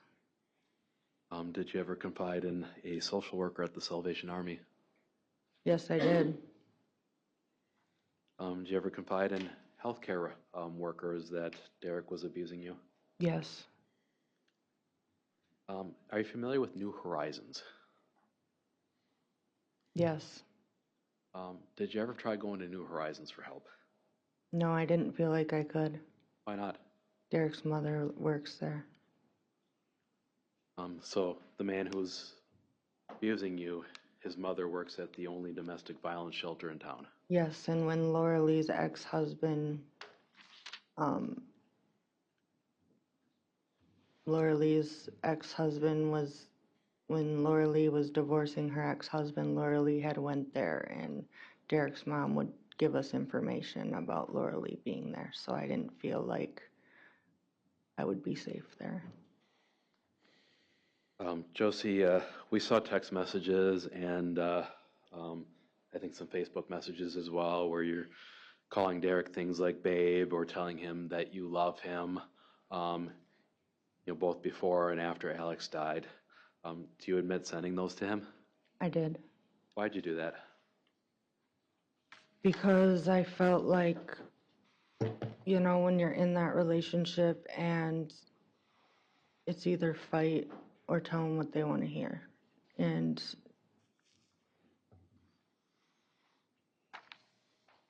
Okay. you just get used to this system. And when you feel like you're stuck in that life and day to day, you just don't want to fight. Did you do anything to try and keep Alex away from genocide of the family? I did not. I stayed out of it. Did you have any control over who Alex was allowed to see from her side of the family? No, Derek had control over that. He did not want Alex going with that side of the family.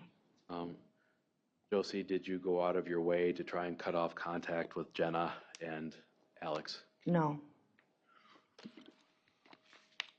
When Jenna or her family would call wanting to talk to Alex, did you have any control over whether or not he was able to do so? I did not. I want to switch gears and talk a little bit about the Alex's femur injury. And I want to talk first about the kids that were kind of in and out of your home in January of 2023. Can you tell the jury kind of who was there regularly? Regularly, Jalen was there off and on. She didn't like being there because she did not like the abuse. Objection calls for hearsay. Sustained, will be struck. Okay, yeah, okay, what other kids were there? Jalen was with my mom a lot. Major, I had primary custody of, so he went for supervised visits with his father.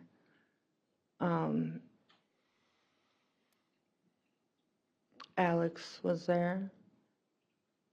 Brantley was there. Araya was there. And then Sebastian, Laura Lee's oldest son, was at my house. I had him more than Laura Lee had him. He always wanted to be at my house. He called me auntie. I would take him to and from school.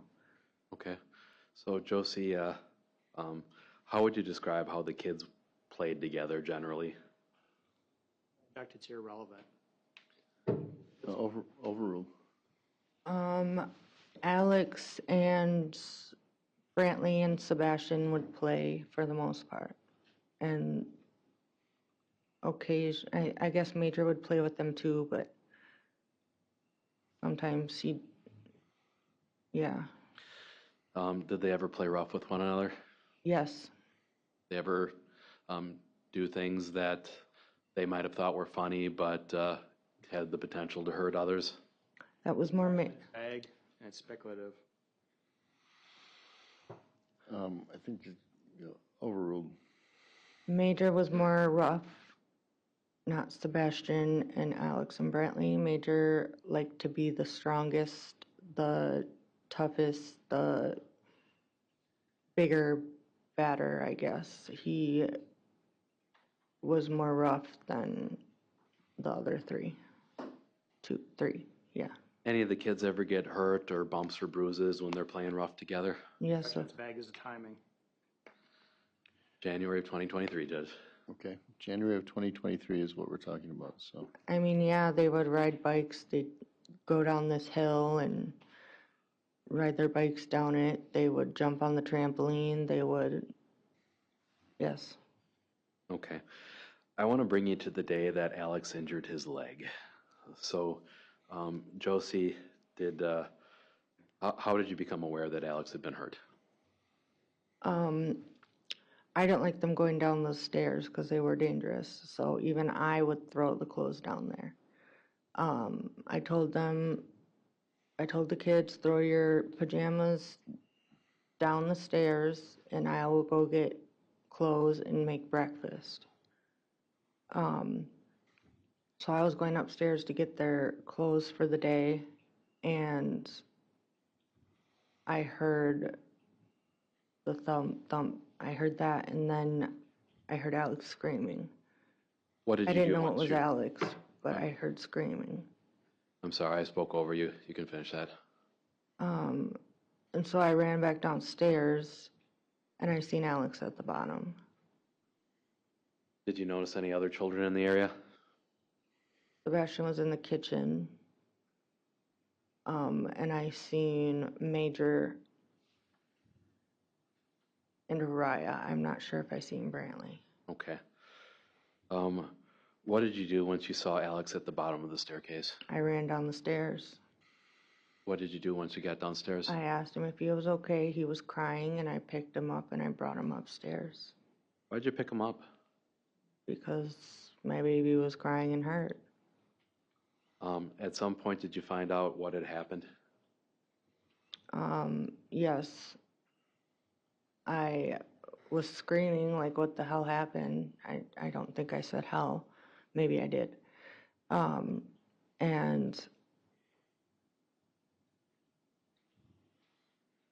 I don't remember who said Araya pushed him, and I started yelling at Araya, and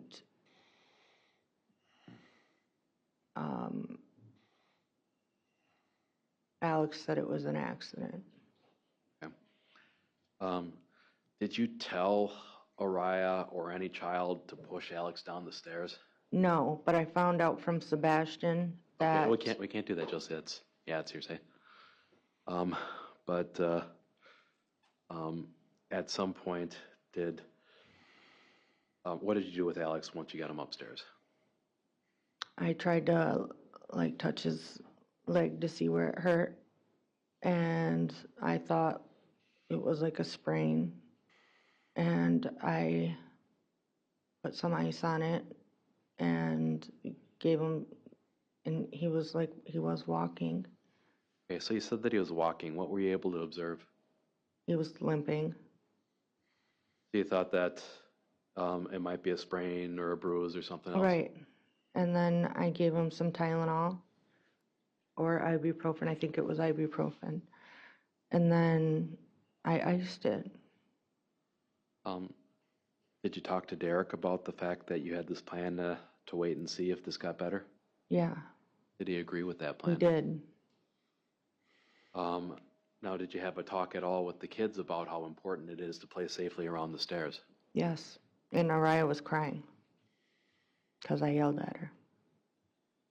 So at some point in the day, I believe the day after or the day of the leg injury, you go to this birthday party at Laura Lee's home in Sparta. Is that correct? Yes. And just for the record, what was your relationship with Laura Lee at the time? She was my close friend. Somebody that you considered one of your best friends? Yes. Who was the birthday party for? Her younger son, Christian. Do you recall whether or not alcohol was being served at the party? Yes, they were all drinking. It seemed like more of an adult party than a kid party. Was Derek drinking? Yes. So, Josie, did you have any second thoughts going to the party with Alex that maybe you're at the point you need to take him to the doctor? Yes, I had to carry him inside, and I told Derek we need to take him to the hospital. And Derek said, no, he's fine. Okay. What vehicle did you use? I was borrowing Ted's van because he wasn't using it. So, at the party, why don't you tell us what you did with Alex? I don't drink. I was sitting with the kids in Sebastian's room with Alex, playing with them, and I was doing ice on, ice off with Alex and monitoring his pain. Were any other kids in the room with you? Yes, Sebastian. Kids were going in and out. Liliana, Who's Liliana? that's Raphael's daughter. Okay. And Jalen and her were going in and out, but for a while she sat there and played Pokemon cards with us. Christian would go in and out. Sebastian, Brantley, Araya. Okay, so the kids are kind of coming in and out. Yes, In what bedroom was this? it would have been Sebastian's bedroom.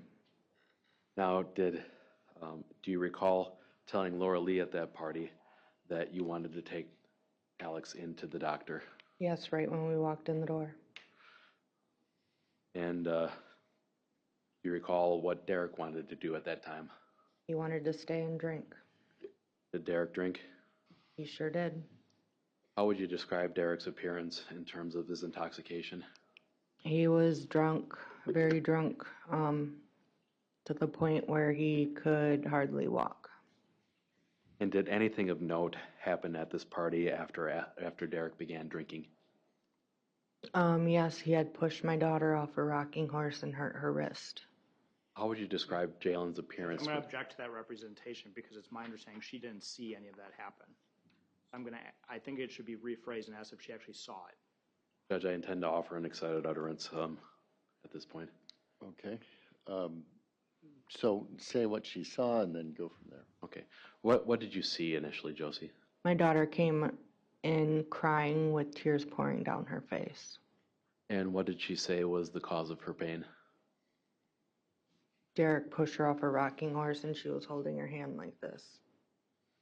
What, if anything, happened after that point? I asked Derek why he hurt her. Like, why did you push Jalen? And he said he didn't. And so I knew Jalen wasn't lying. So I went to Lily, who was the other girl, a little older than her. I said, were you out there? Did you see this happen? And she said, yes, he pushed. Hearsay. Hearsay. Okay, yeah, I stipulate to striking that last remark. Okay. But what, if anything, happened to Derek after Jalen came in crying and holding her hand?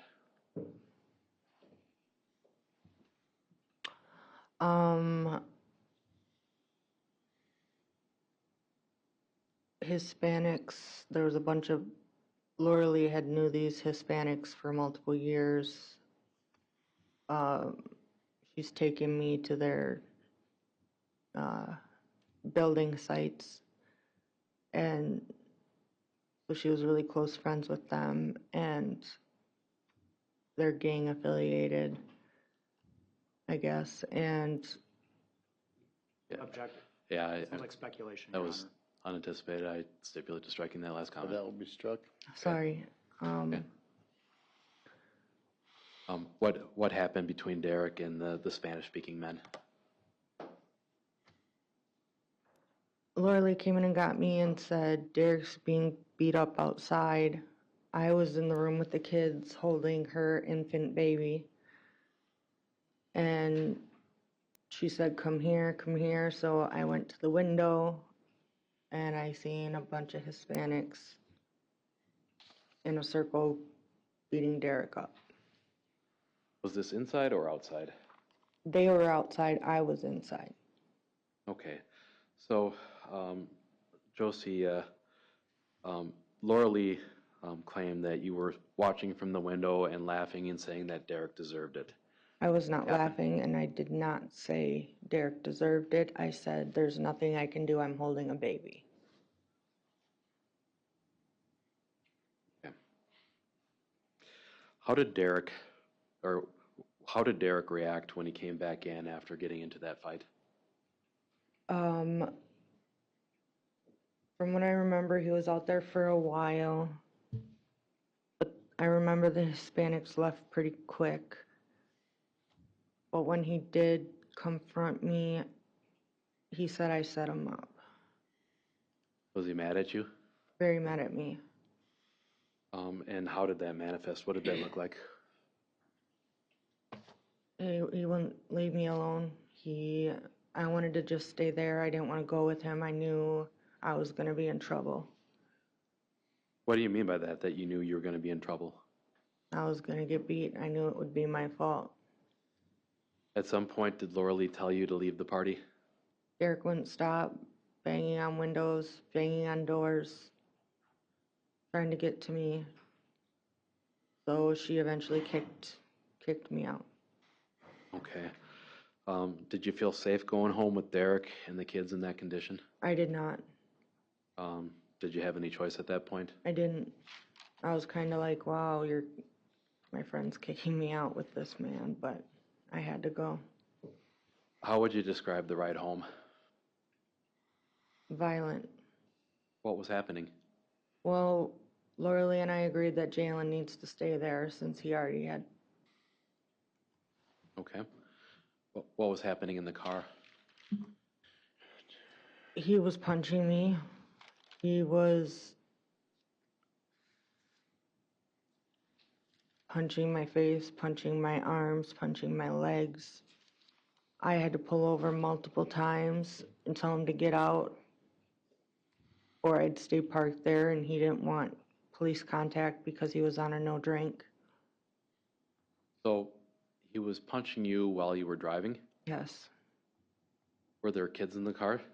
There was they all fell asleep because it was late, and there was kids in the car. Was Derek yelling and screaming? He was. What kind of things was he yelling and screaming? That I had him jumped, and it was my fault, and I'm sleeping with the Hispanics. And for the record, did you have Derek jumped? I did not. For the record, were you sleeping with the Spanish-speaking men? No. Josie, I want to talk about when you pulled over and stopped the car when Derek was behaving like that. How many times do you think you had to do that throughout the ride home? 4 or 5. 4 or 5? Was this something that was out of the ordinary for Derek when he was acting that way in a car? Absolutely not. I'm going to show you what's been marked as Exhibit 296. So this is a This is a Google search pulled from your Cellbrite download of your telephone. The UTC time is January 15th, 2023 at 4:27 and 28 seconds a.m. Subtracting 6 hours for Central Standard Time, that would be 10:27 and 26 seconds p.m. on the 14th. Do you remember making this search? I do. And what are you searching for? Sparta Police Department. Why are you Googling the Sparta Police Department? Because I was gonna call the police. Was this during one of those times where you had stopped and Derek was out of the car? Yes. Did you end up calling the Sparta PD? No, I was too scared. Offer 296. Objection. Received. Josie, I'm showing you a latter Google search on Exhibit 297 here. And the UTC time is January 16th of 2023 at 12:51 and 16 seconds a.m.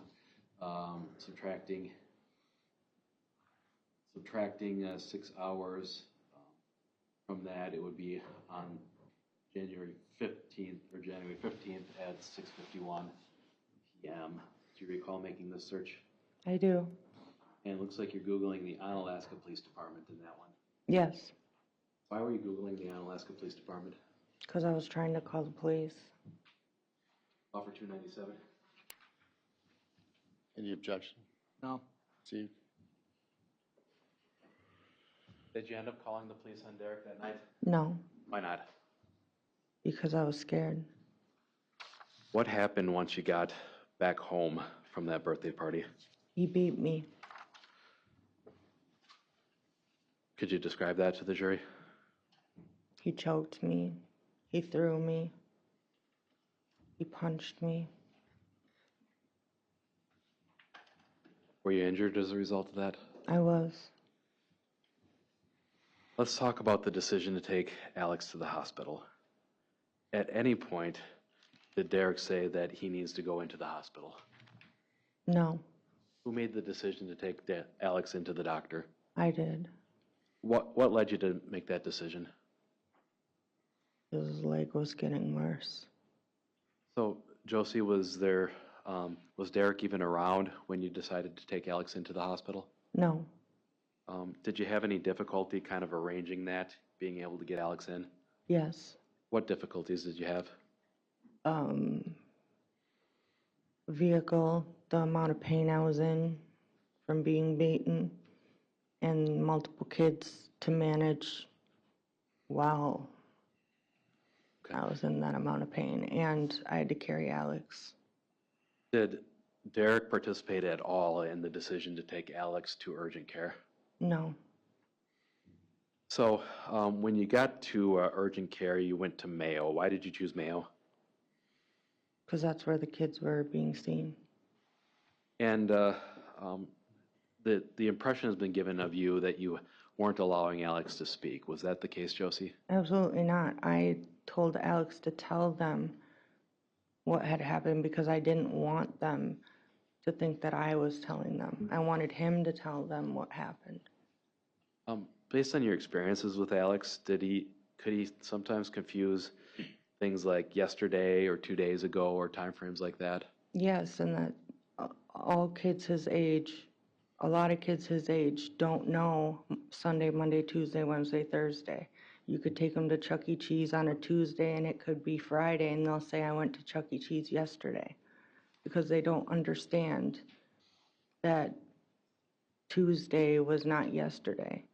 Were you aware of the fact that Alex described slipping at school at some point earlier?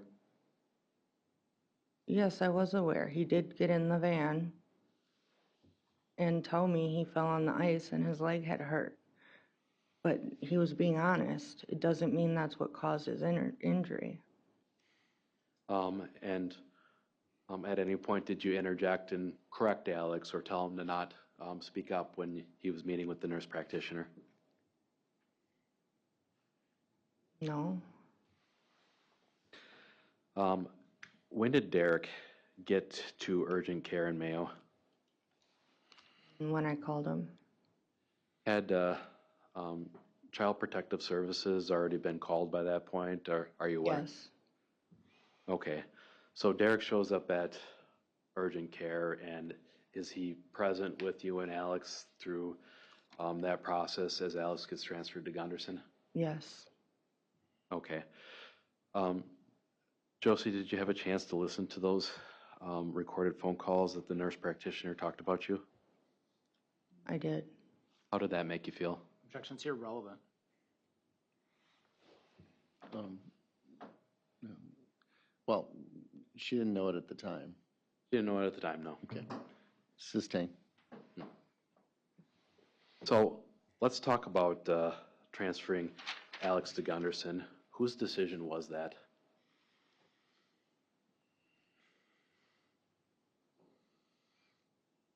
Sorry, I don't remember. That's okay.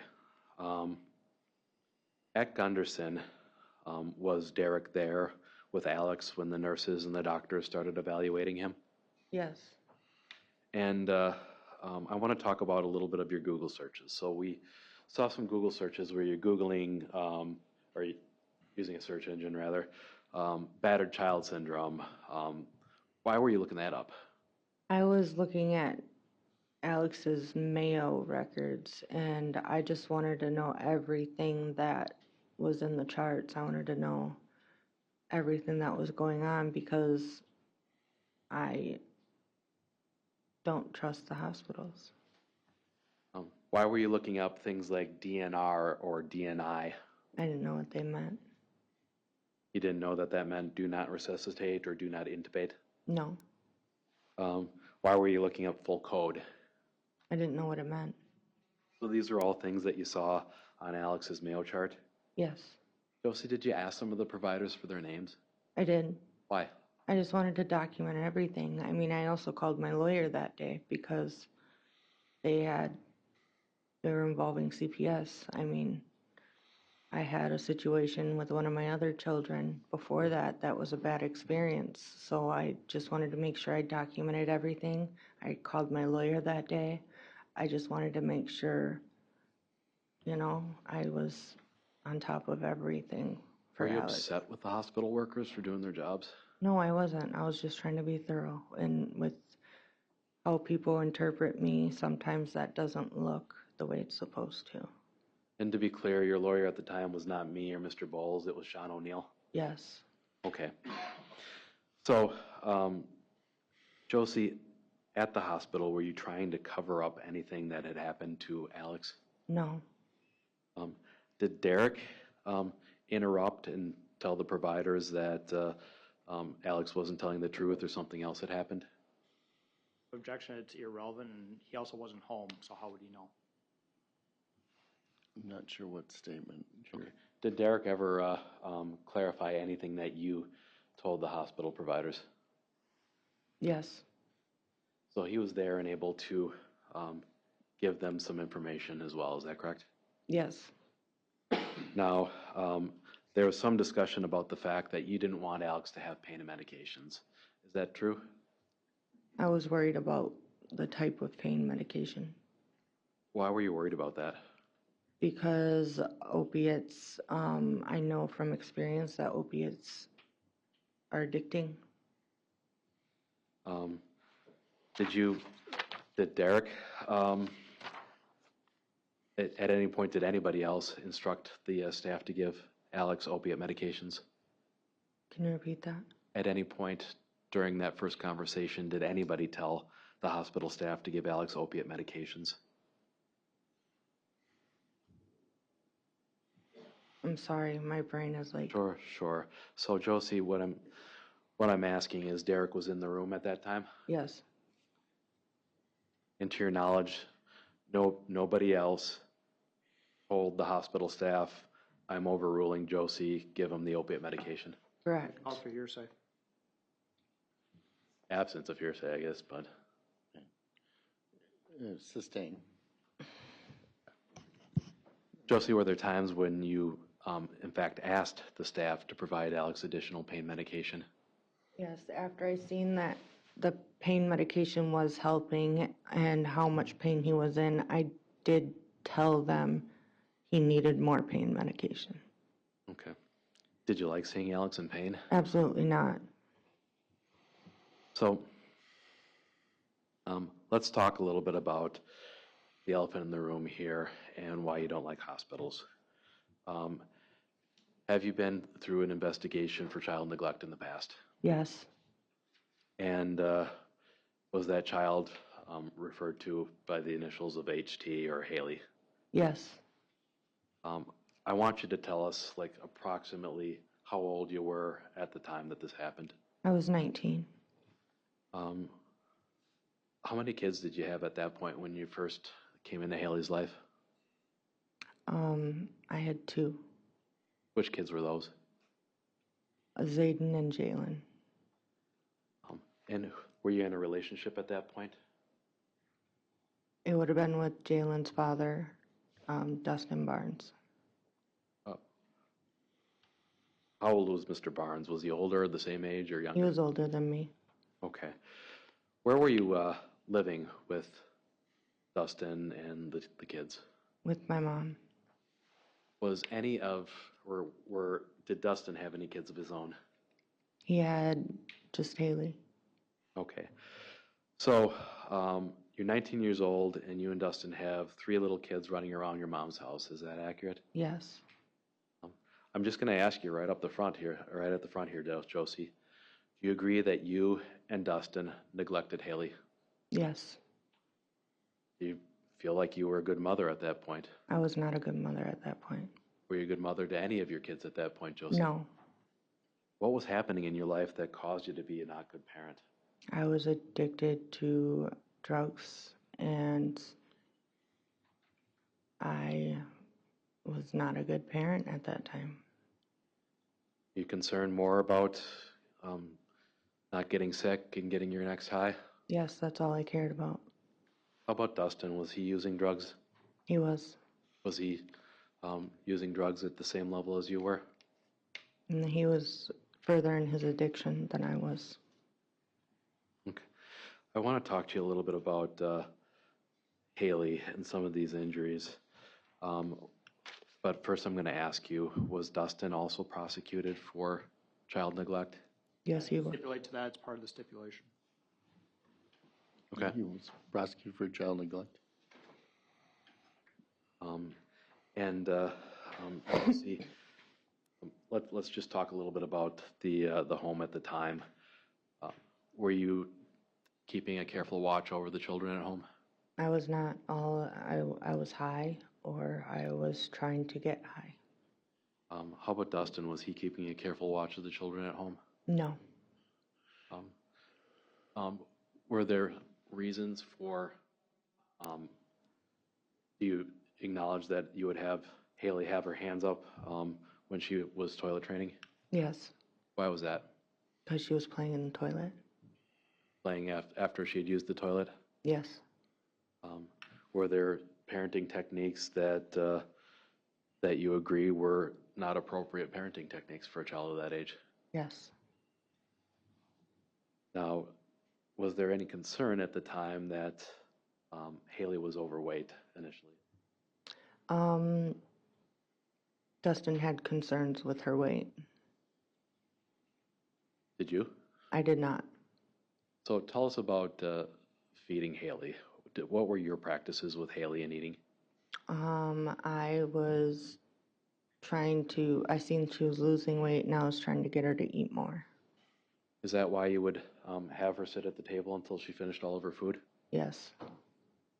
Now, Josie, did you ever intentionally abuse Haley? I did not. Hit her, kick her, choke her, anything like that? No. Was there a time frame where you were home and Haley fell down the stairs? Yes. Josie, was there a child gate at the time? No. Why not?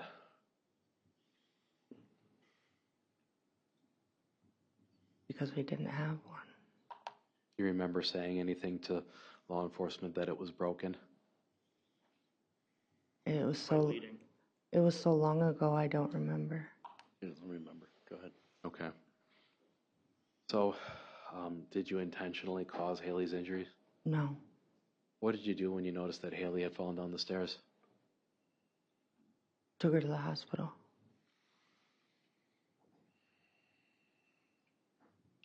So, where did notices for Haley's doctor's appointment go to? Who were they addressed to? Is Dustin. that because Dustin was her legal parent? Yes. Was Dustin working back then? No. Were you working at all? Yes. So Dustin would have been home a large period of the time with Haley? Yes. Now, were you Haley's parent or legal guardian in any sense at that point? No. What did you see Dustin do with the notices that he would receive from Gunderson for her appointments? Throw them in the garbage. Josie, did you plead guilty to neglecting a child? I did, Why? because I was. And I'm required to ask you at this point, have you ever been convicted of a crime? Yes. Is that one time? Yes. How do you feel like you were as a mother back in 2011 to 2013? I was a horrible mother back then. All I cared about was getting high.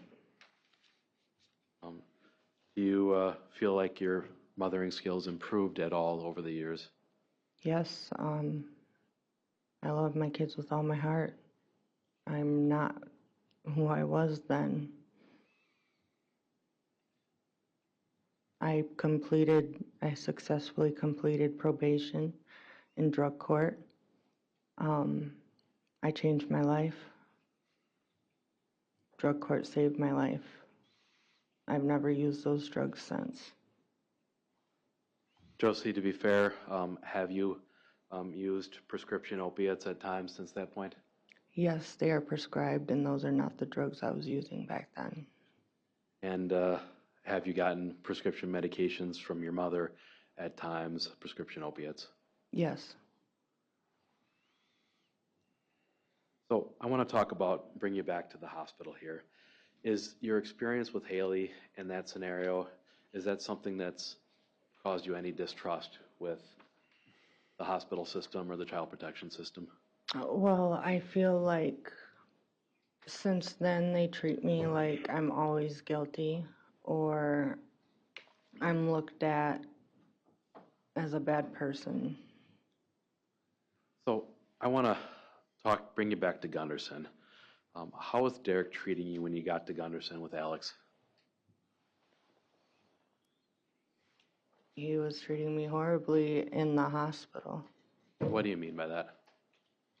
He was saying that if CPS gets involved, it's all my fault, and I better not say anything about abuse. And he had me in the bathroom crying. So Derek's remarks were causing you to go into the bathroom and start to cry? Yes. While in the bathroom, did you communicate how you were feeling at that time to Derek? I did. And I'm going to approach you with what's been marked as Exhibit 270. Can we wait till I get a copy, please?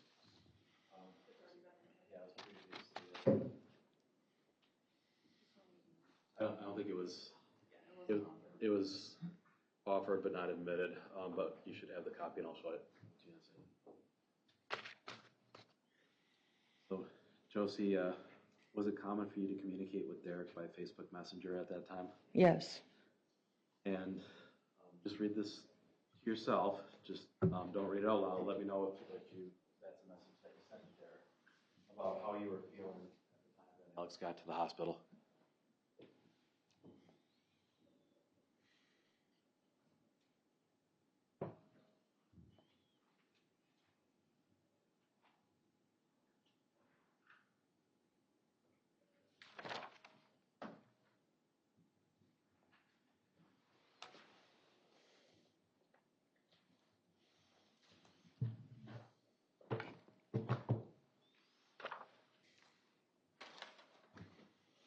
Have I shown you that Yes. Facebook message before? And is that a message that you sent to Derek? The UTC time would be January 17th at 5:41 a.m. Subtracting 6 hours would make this January 16th at 11:41 p.m. Did you send this to Derek? I did. Offer 270. No objection to, Be received. Move to publish. I object to it being published. I don't know what the reason for it being published. It's a statement of then existing mental, physical, or emotional condition and present sense impression Of Ms. Dikeman? of Ms. Dikeman and the circumstances in the hospital. Can't she just testify to that? She's taken a long time to read this. I'd like to just publish it and just go through it with her. All right, go ahead. Okay.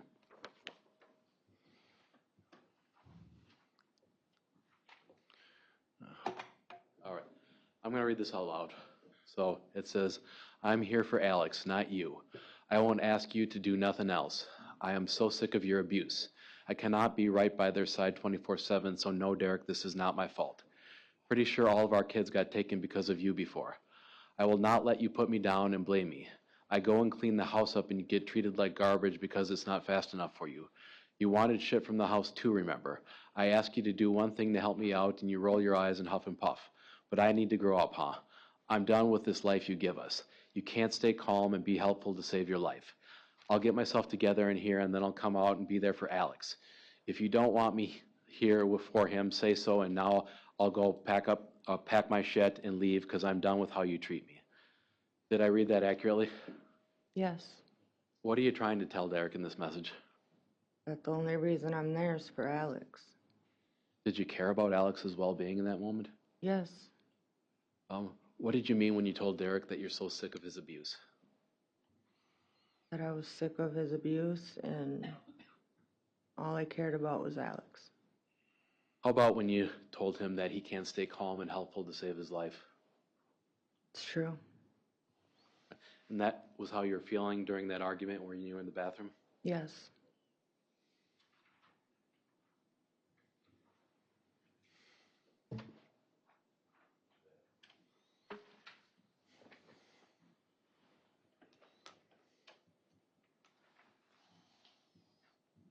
Showing you 298, Josie. Is this a second Facebook message you sent in that same time frame? The UTC time is January 17th, 2023 at 5:48 and 26 seconds a.m. Yes. Were you describing how you were feeling in that time? Yes. And were you talking about any concerns related to Alex in this message? Yes. Okay. Offer 298. Objection. Received. Move to publish. Objection. Go ahead.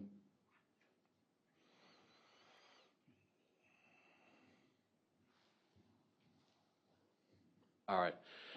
It says, when my eyes are better, I'm out of here. I'm tired of you hurting me, throwing Alex in my face, saying he isn't mine when I've been there for him. I'll be out here in a little bit. Did I read that correctly? Yes.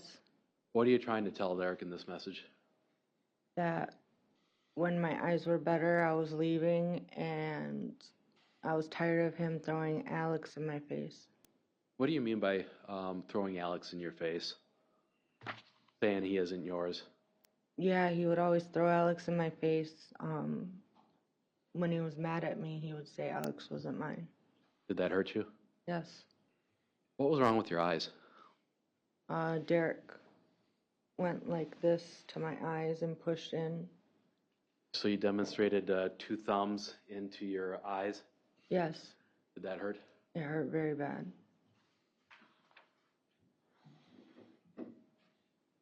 Was that something that he's done to you in the past when he was angry? Yes.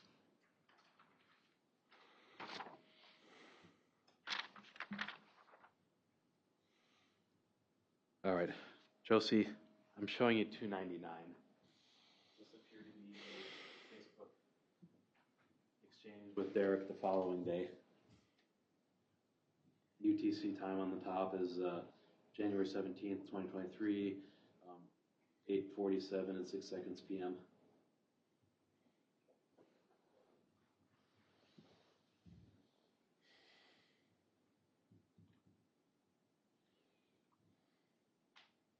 Yes. Okay. And in this message, Josie, are you and Derek still arguing? Yes. What did you mean by But did you tell Derek not to talk to you? We aren't here for Derek, are we? Yes, I did. Why were you saying that? Because it was about Alex, not him. And does Derek respond to you, you're right, I'm here for capitalized my son? Yeah, he always tried to hurt me by putting Alex, saying that Alex was his and not mine. Judge, I'd ask that if we're going to read the messages, can we read the whole thing and start with the very first one? Sure. Offer $2.99. I assume no objection. Correct. She published it. And what, this is January 17th, 23, 8:47. That's the UTC time. It'd be about 2:47 p.m. Go ahead. So, Josie, it looks like Derek says, I want us to get along. And your response there is, talk to me. We aren't here for Derek, are we? Is that correct? Yes, Was Derek still badgering you about Alex being injured? and CPS. All right.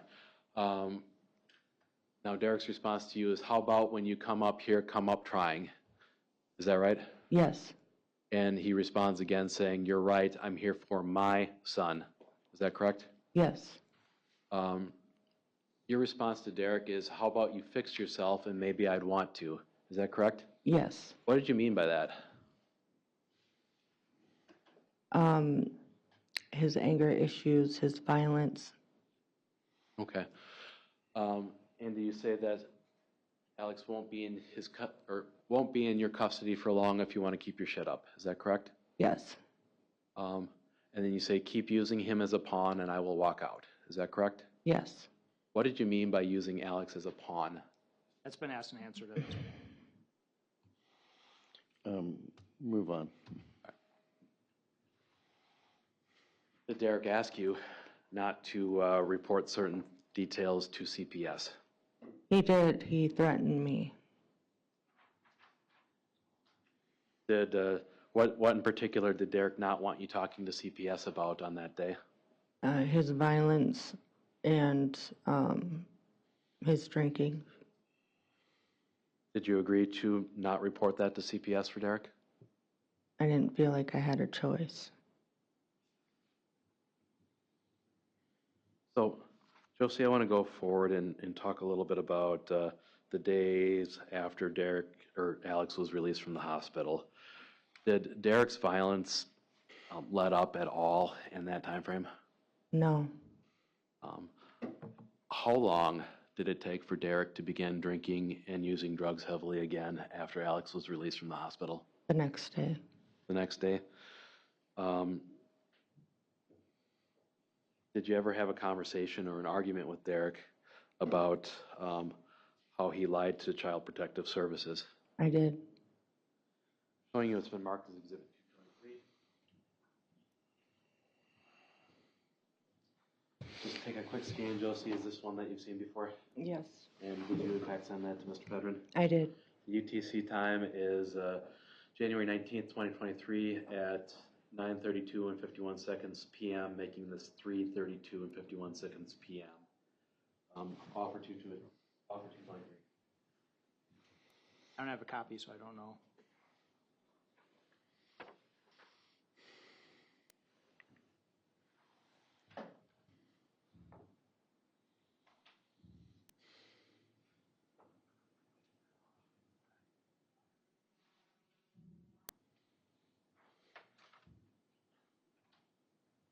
Offer 223. Objection. We're here, proceed.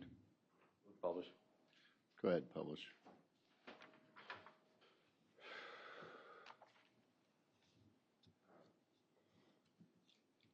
I'm just going to read this out loud. I'll ask you if this is it's doing that thing again where it's a little fuzzy. All right. You wouldn't do what to me, LOL. You have beaten me more times than I can count. No man is ever supposed to touch a woman. Then you push my daughter off a toy and hurt her thinking it's funny. Then to the CPS lady you lie and say you didn't choke me. I'm getting you lying about that night. Do you think you can just put your hands on me then lie about it? That's bullshit. How do you think that makes me feel? You won't change if you don't admit what you did. Did you send that Facebook message? Yes, What were you trying to tell Derek? That he's never going to change if he doesn't own up to what he does. And did you have any reason to believe at the time that you sent this Josie that it would be read out loud in a homicide trial more than 3 years later? Absolutely not. Were you telling him what you believed to be the truth? Yes.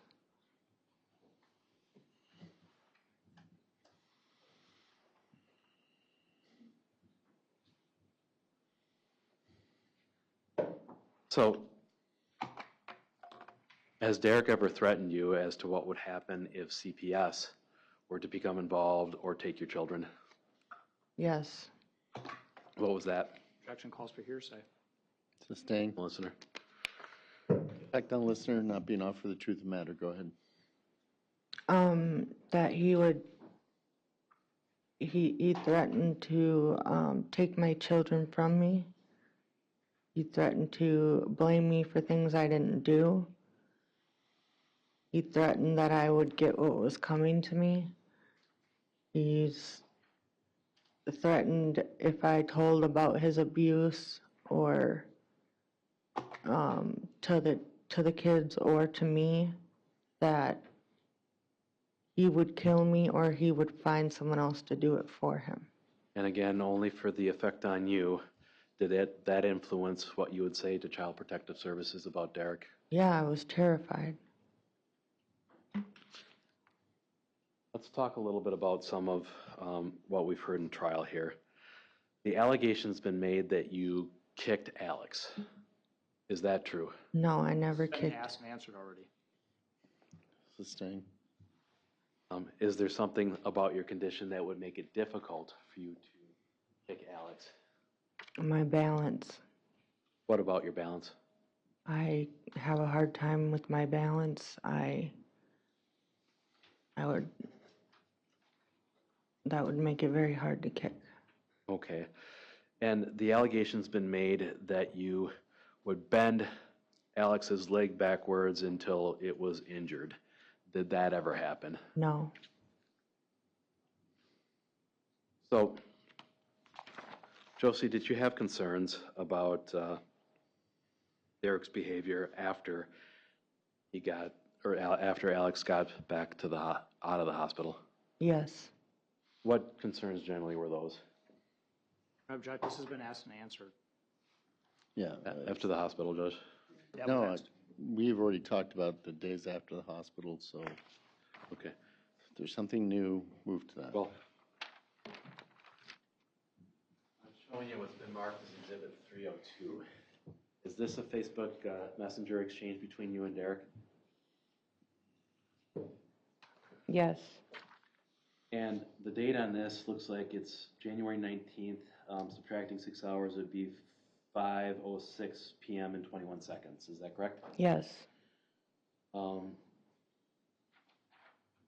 are you trying to tell? And this would be one day after Alex got out of the hospital. Is that correct? Yes. What are you trying to tell Derek one day after Alex got out of the hospital? I forgot what it said. Sure. Offer 3 of you.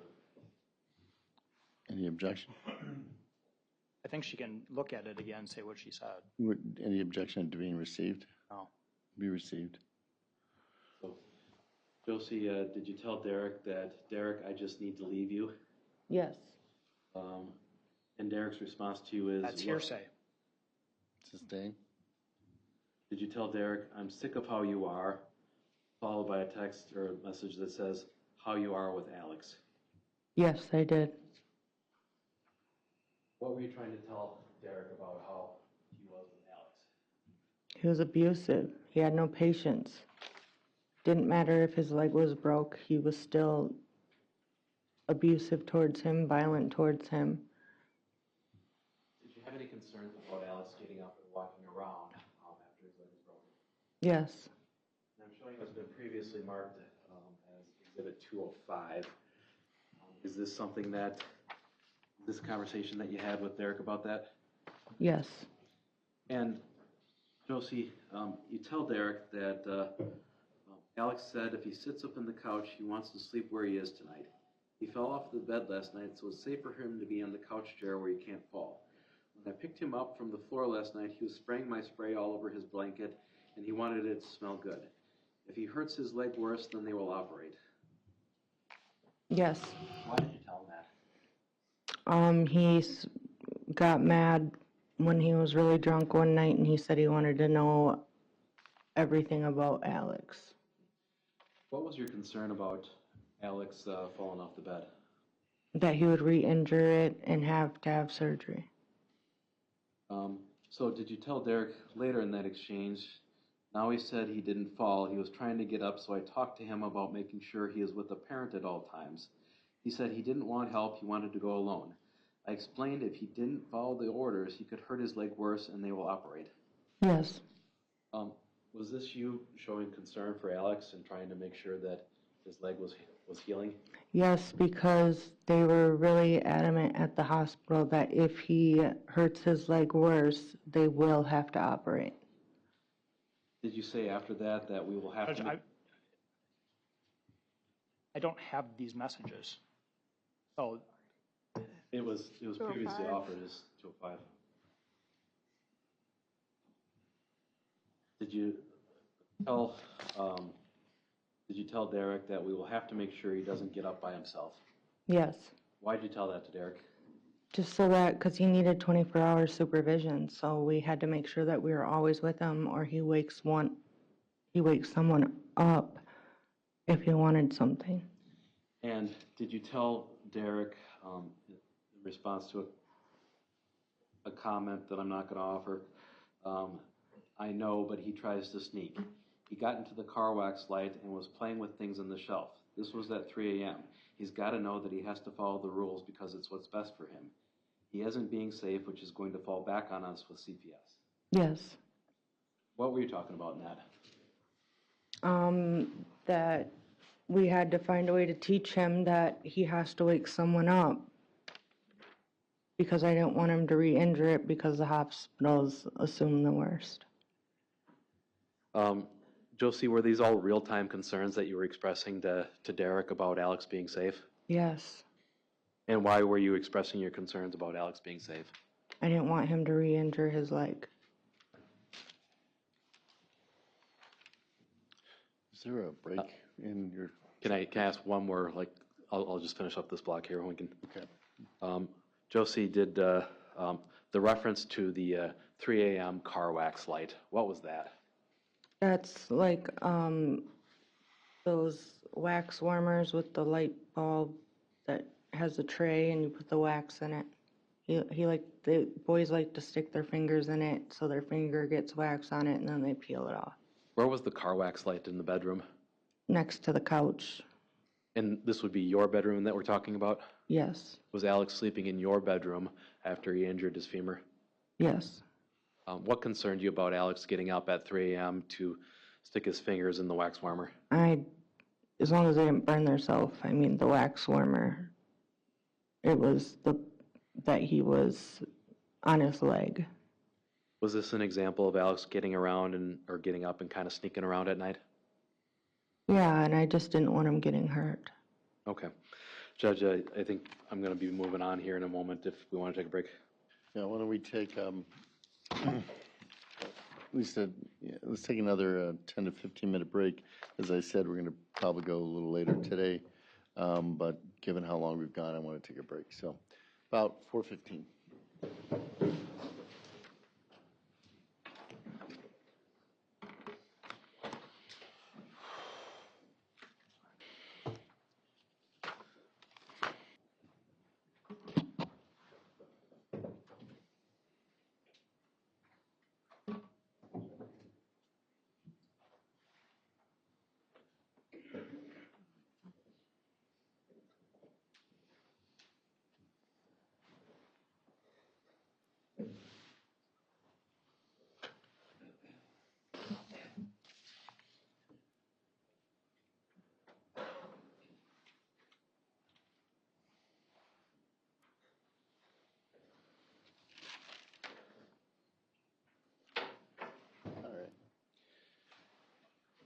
All right, everybody may be seated.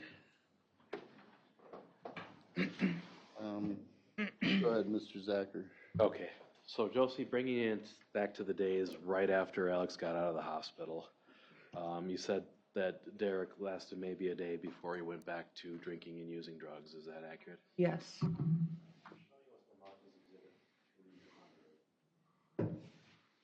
The UTC stamp on this is January 19th at 22:03 and 26 seconds, making that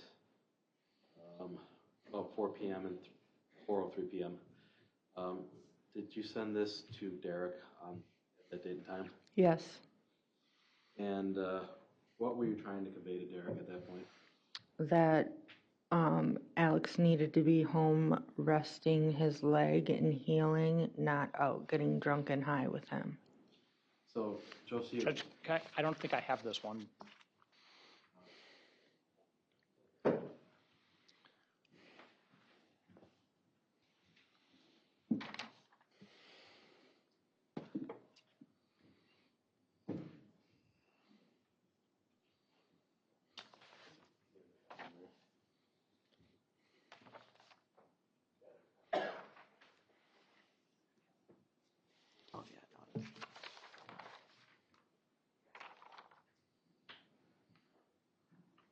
so Josie, is this what you said to Derek at that date time?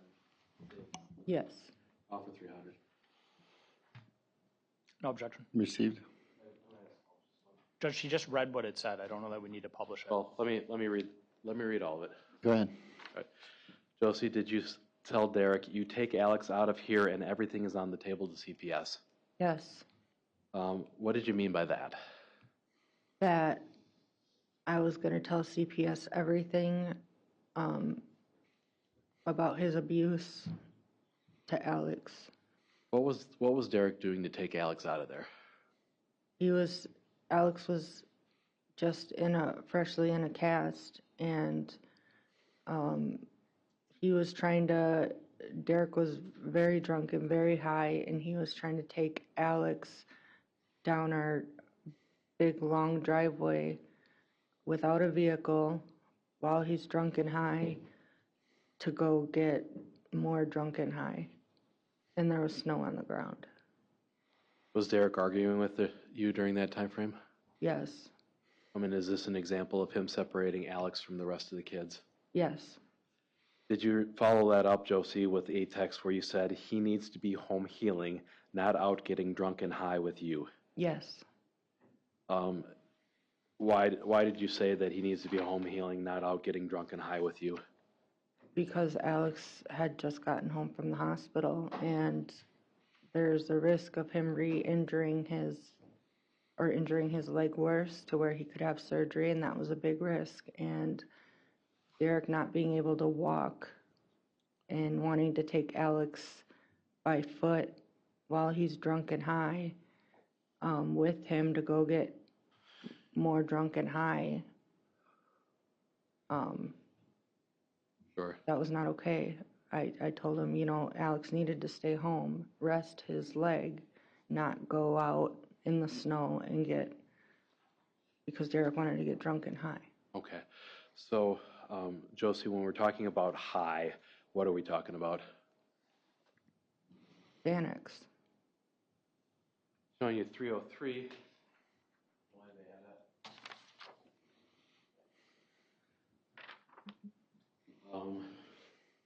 This is from the following day, January 20th. The UTC is 1:20:23, 22:21 and 35 seconds, making it about 4:21 p.m. Is this a series of text messages that you sent Derek, or Facebook messages, excuse me, that you sent Derek the following day? Yes. And does this convey how you were feeling at the time? Yes. Offer 303. Any objection? Hearing none. Received. Move to publish. Go ahead. Yes. Their statements from Mr. Pedrin, no reason. Okay. All right. So did you tell Derek, I tell my own friends not to fucking come here because I'm sick, then you get drunk and invite people over? Yes. I'm so sick of your life, Derek. Yes. I hate you. Yes. I can't feel comfortable in my own house Yes. because you want to get high. Yes. I don't want people in my house, so go to his house. Yes. What was happening in that exchange where you sent him those messages? Derek had a bunch of people over. He was getting drunk and high, and they were coming in and out of the house while we were trying to sleep, and Alex was trying to heal. And when we say that he was getting high, what was Derek doing? Xanax. This would have been 3 days then after Alex was released from the hospital. Yes.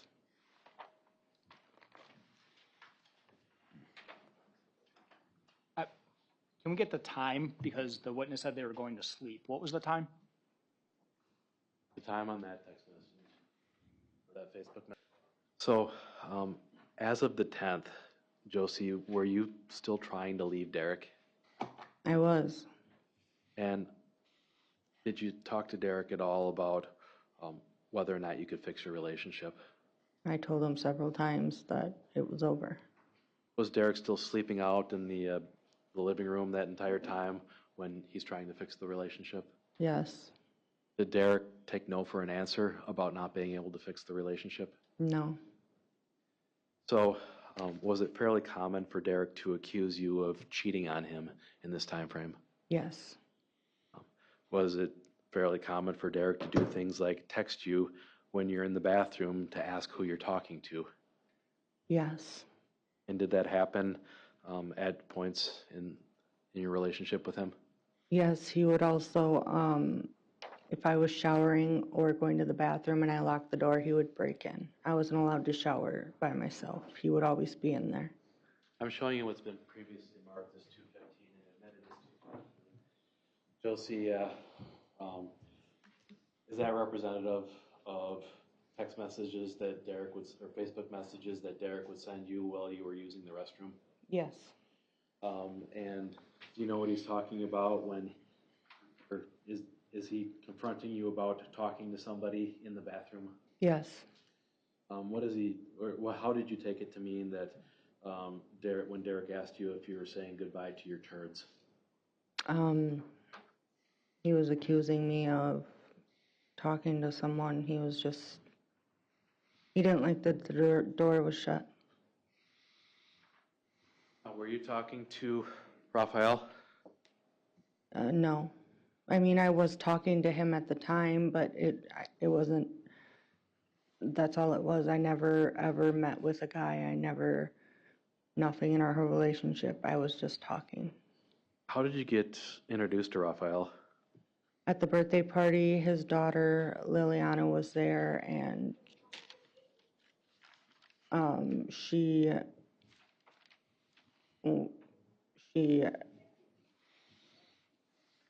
She introduced the two of you? yeah, Was Raph actually at the birthday party or no? he was not there. So, Josie, did you think that you were doing anything wrong setting up a date with Raphael? No. Is that because you've repeatedly told Derek that you're broken up and you're single? Yes, and I was trying to meet this person and see if I could find a way out. So the day of the 10th, the day before Alex died, do you recall whether or not Derek was arguing with you over Facebook Messenger? What day? I'm sorry. The day before Alex died? Yes, he was arguing. We were arguing over Facebook. Was he still trying to fix the relationship with you on that day? Yes. Did you tell him that you didn't want to be in a relationship with him? Yes. So, Josie, I want to talk a little bit about where Alex was when you got back from McDonald's. Where was Alex? On the couch. The couch in your bedroom? Yes. What was he doing in that time frame?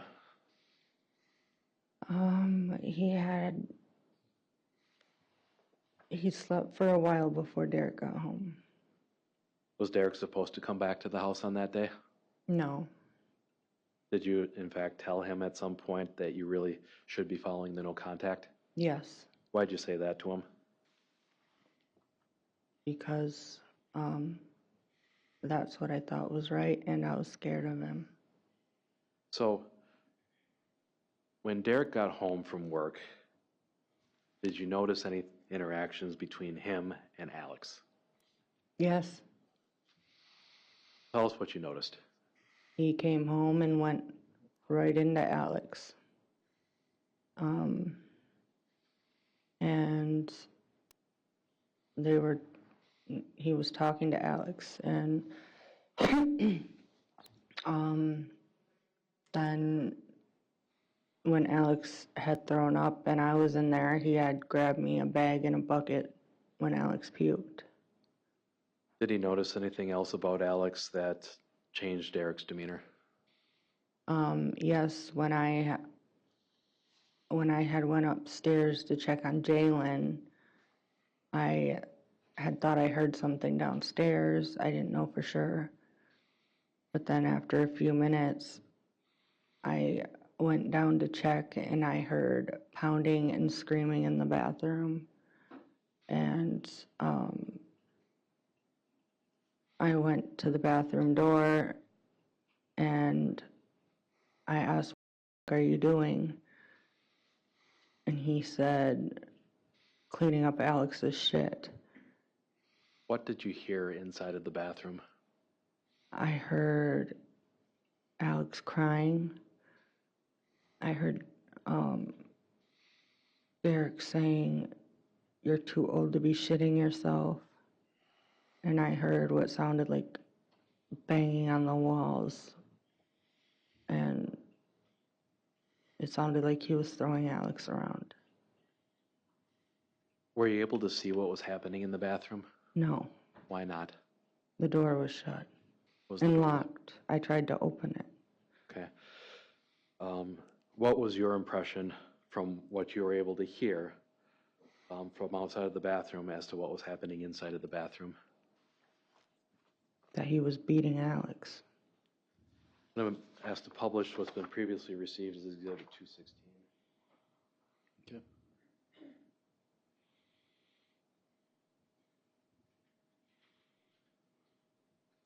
Josie, do you recognize that underwear in the bathtub?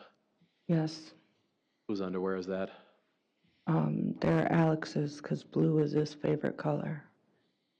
And we've heard previously that red was his favorite color. Was that not your impression? That's not true. I was with Alex every day, and blue was his favorite color. So what do we notice about the underwear there? Looks like he had an accident. Josie, when you cleaned up children after an accident like that, where it's poop, what would you do with the underwear? Throw them away. I didn't clean up poop Would with the you underwear. would you launder or put through the laundry underwear if it was just pee? If it was pee, yeah, I'd rinse them out and wash them, but I did not clean out poopy underwear. I just tossed them. Did you put that pair of soiled underwear in the bathtub of the home? No, And I see up there that there appears to be a empty bottle or something of that nature. Is that correct? yes. You have any idea what that was for? Instead of Dirk putting him on the toilet, he would have Alex pee in a bottle, So you would just empty that into the bathtub? I guess. Did you put that bottle there? No,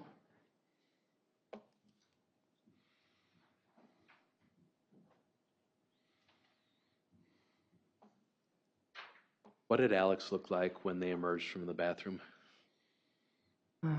his stomach was red. He had boogers coming out of his nose. He was crying. His face was red. And his arms were red. How did Alex look to you? He looked hurt. Is it your impression that he had boogers on his face because he had been crying? He was crying, yeah. Did you hear him crying inside of the bathroom? I did. Did you see him crying afterwards? He was more like sniffling when he came out. Was Alex wearing pants or underwear at that time? No, Derek took him into my room and put a pull-up on him. What did you notice about Alex after Derek took him into his room and put the pull-ups on him? He put a pull-up on him and put him on the couch, and Alex started to calm down, and I put a movie on for him and asked if he was okay, and he said yes, but a lot of times he said that. Did you have any reason to believe, Josie, that whatever Derek did to Alex in the bathroom that evening was life-threatening? No. Was this a normal event with Derek and the kids? Yes, and when Derek came out, I asked what the fuck he did to him, and he said nothing. Now, you previously told law enforcement that Alex was asleep between 5 to 7:30 p.m. Do you remember that? I don't remember that, but that's what I seen or read, I think. Was he actually asleep from 5 to 7 p.m., or were you estimating? I'm so bad with times with my memory. I think I'm worse with times. I'm really bad with times. Sure. So, did this incident in the bathroom happen before Alex went to sleep? Yes. At some point, did somebody get Alex into either a pajama top or pajama pants? Yes, before I put him in my bed, I put pajamas on him. So, did Derek make the threat at all during this incident in the bathroom to the effect of, do you want your ass beat again? When he was saying he was too old to be shitting himself, he said to him, "Do you like getting your ass beat?" Was that something that he said to Alex often? He said that to all the kids, yes. You said that you saw some visible redness on Alex when he got out of the bathroom, is that right? Yes. Did you see at that point any of the bruises or the other injuries that we saw in the death photographs? It was all red. I didn't see the bruising. So, was Alex paying attention to any particular part of his body when he got He out was of the bathroom? holding his stomach. Did he say anything about his stomach?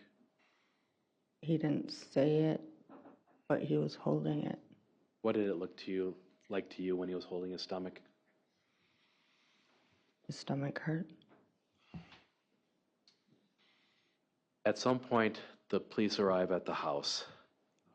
Where were you when the police first knocked on the door?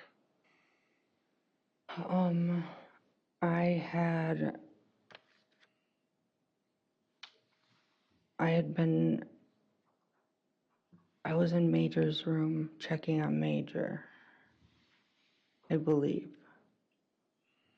And what was Derek's reaction when it was apparent that the police were knocking on your door? He ran to me and said,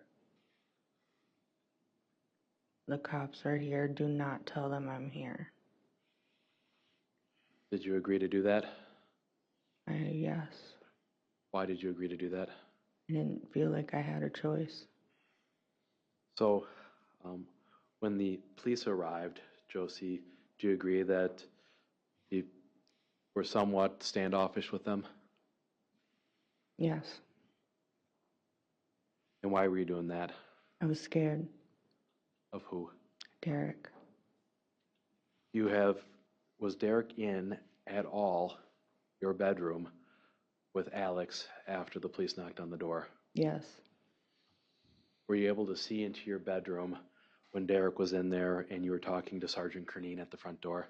When I came back, he was in my room. Had you seen Derek use what you believed to be Xanax at all on that evening? I did, yes, he used Xanax. What did you see? When he got home, he snorted the Xanax on his table. So he would crush up the pills and then snort them as a line?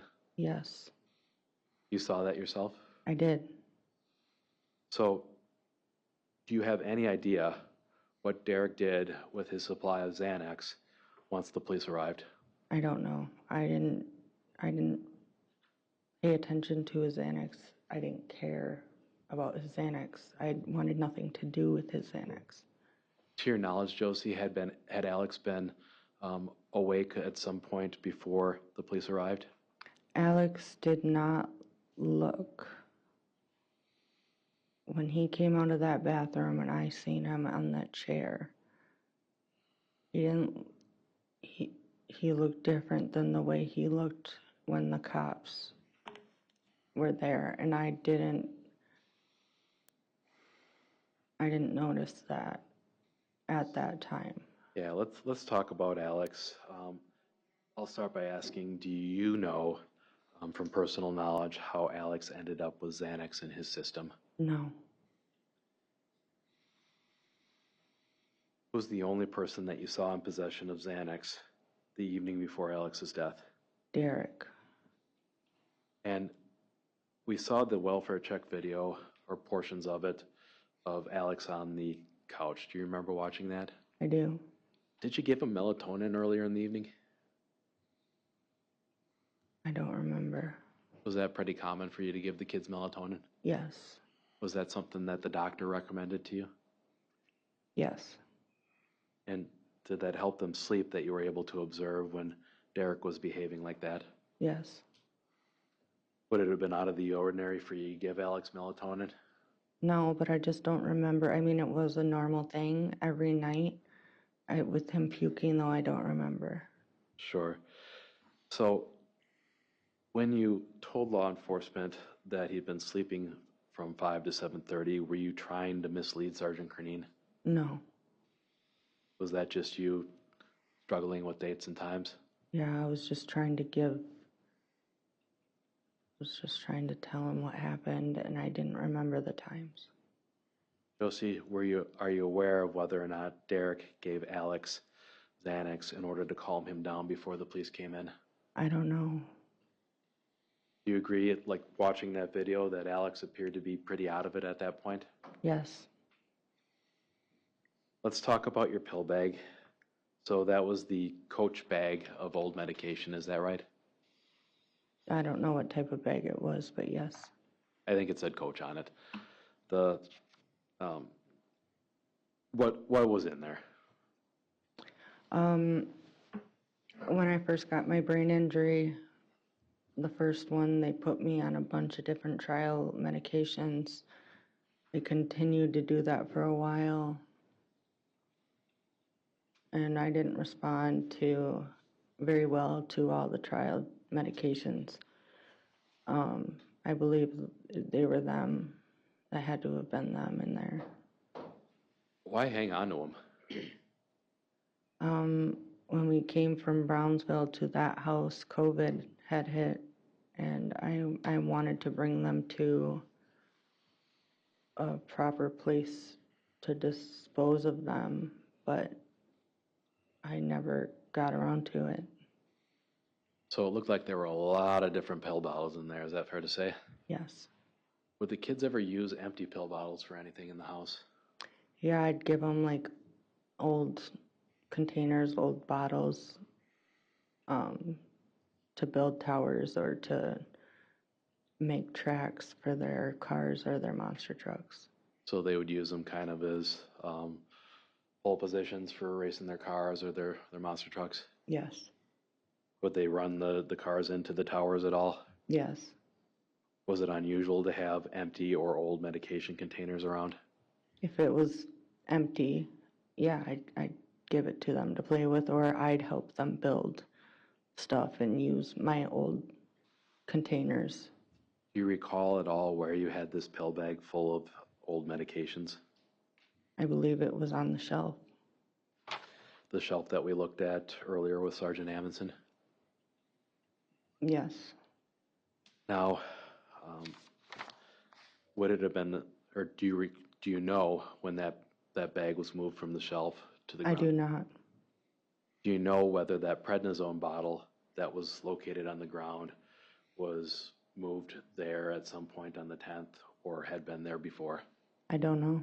It could have been there for a while. Josie, did you empty out a prednisone bottle into the bottom of that coach bag? No. Do you know whether or not Derek hid or stashed his medication in or around that coach bag? I don't know. So, looking at Alex, would you said that you would agree that he seemed to be kind of out of it? Yes. At that point in time, did you have any reason to believe that Derek may have given him Xanax? No. At that point in time, did you have any reason to believe that whatever Derek had done in that bathroom might be life-threatening? No. Who would Alex turn to when he was scared? Me. Did Alex do that during the welfare check? He did. What did he say? Mommy, I'm scared. What did you do in response to that? I held his hand. Why'd you hold his hand? Because that's what I do when he's scared. I hold him. Did he ever turn to Derek for comfort like that when he was scared? No. Was it always you? Yes. Was that normal for him to call you mom? Yes. So, Josie, I gotta ask you, when Sergeant Cernine was at the house taking a look at Alex, why didn't you tell him what you thought you had heard or noticed happening in the bathroom? Because I was scared. What were you scared of? Derek and his threats. Did you think that Sergeant Cernine or any police officer would be able to protect you from Derek if he knew that you had told them about suspected child abuse? No, I didn't. And did Derek always come back regardless of the no contact order? Yes. Josie, had you known what we know now, would you have told Sergeant Cernine what you thought happened in the bathroom? Absolutely. At some point, there was a conversation that was played of you and Sergeant Cernine talking in the living room area of the house. Do you remember that? It was after Derek had been arrested. I remember listening to the call, but I don't really remember. Yes. It sounded like you were whispering when you were talking to Sergeant Cernine. Do you remember that part? Yes. Why were you whispering? So Derek wouldn't hear me. At one point in the video, you tell Sergeant Cernine something to the effect of, "I'm just scared of him." Do you remember saying that? Yes. What were you trying to tell him? I was scared of Derek. When you told Sergeant Cernine that Derek just showed up and was very demanding, was that the truth? Yes. Was that typical for Derek when he wanted to come back to the home? Yes. And do you recall telling Sergeant Cernine at the end of that conversation that it's still your plan to try and leave Derek? Yes. Were you offered any assistance in trying to leave an abusive relationship? No. You regret, Josie, knowing what we know now, not telling Sergeant Cernine that Derek had done something to Alex in the bathroom? Yes. Did you have a chance to watch the video of Derek as he was being arrested? Yes. And Josie, what was your impression of how Derek appeared in that video? He was high. Why'd you say that? Because I've seen it a million times. It's a condition that you've seen before. Yes. Did you have any idea what he did with his Xanax before being arrested? I don't. Now, leading up to Derek being arrested, my understanding is that Deputy Paff called you on your cell phone. Is that right? Yes. And he asked you to help them convince Derek to come out Is that right? Yes. Did he say anything about whether or not a SWAT team or the sheriffs would have to enter if he didn't come out on his own? He said if I didn't get Derek to come out, the SWAT team would come, and that wouldn't be good for my kids. Did you feel comfortable going to Derek and trying to negotiate his surrender for the police? In that time, my heart dropped and I was terrified. Did you do that after Deputy Paff told you so? I did go to Derek, and I didn't know what to say to him, but I told him that the cops said if he doesn't go outside that the SWAT team was going to come in and that the kids don't need to see that. Was that the point that Derek agreed to come out? Yes. Josie, when's the next time that you heard from Derek? That evening? When he called from jail. So he gave you a call from jail? Yes. What was his concern at that point? Me dropping the no contact. Did you agree to do that? Yes. Why? Because he wanted me to. Recall whether or not any kids were up and talking when Derek called you from jail? Brantley was up. Did Brantley know from your observations that his dad was on the phone? Yes. And did Brantley want to talk to Derek? I believe so. Did you want to have the kids talking to Derek while he was in jail? Not really, no. Why not? I don't feel like that's a place, but Okay. So at some point, did you text Derek's mother about his arrest? I believe she called me. And generally, what was the concern? She wanted to tell me how to drop the no contact. This is his mother who was employed as a domestic violence advocate? Yes. Did you tell her that you would agree to do that? Yes, but I didn't want to. Do you recall whether or not Derek asked as he was being arrested how Alex was doing? He did not. So by the time that you went to bed, my understanding is that around 9 or so, your mother would have shown up to pick up Jalen and Major. Is that right? Yes. Why was your mom taking Jalen and Major that night? Because she knew I didn't feel good and she was taking 2 kids for me. So 3 kids at night was easier to manage than 5? Yes. So by the time your mom picked up Jalen and Major, who were the kids that were left in the house? Alex, Brantley, and Araya. Now, about what time did you try to start getting the kids to bed?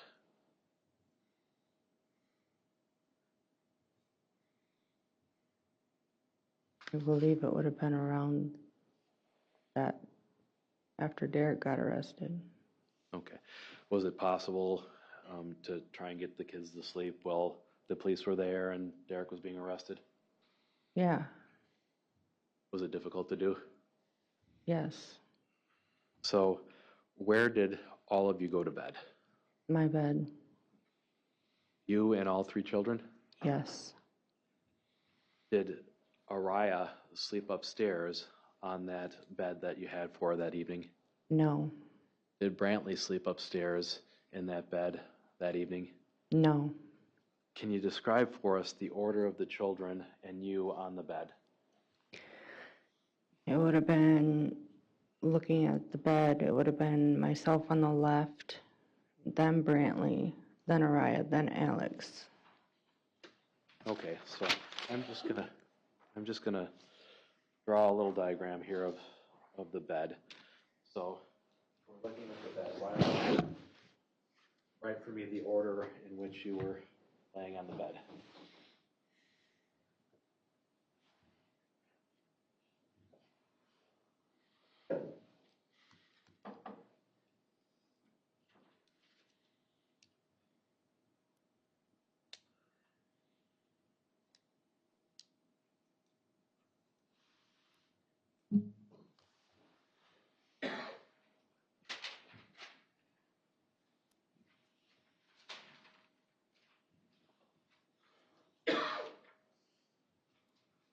I'm gonna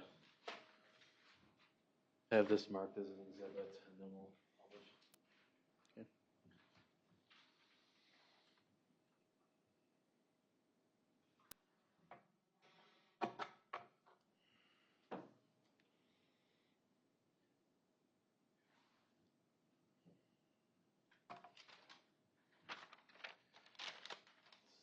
Office 310.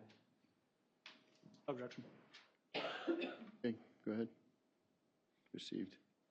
Josie, I'm showing you what you drew here. So you would be on the side of the bed closest to where, go in. You were on the side of the bed closest to the nightstand where you had your medications. Yes. Was that the medication that you took on a daily basis on the nightstand? Yes. And it looks like next to you or to your left would be Brant if you're all facing face up, correct? Yes. And next to Brant would be Araya. Yes. And at the other end of the bed was Alex. Yes. Why was Alex on the other end of the bed? Because he had a walker. So you had the walker position where you could get him to the walker if you needed to? Yes. Did Alex sometimes need to get up at night and use the bathroom? Yes. Was this common for all of you to sleep in the same bed, kind of like Charlie in the Chocolate Factory?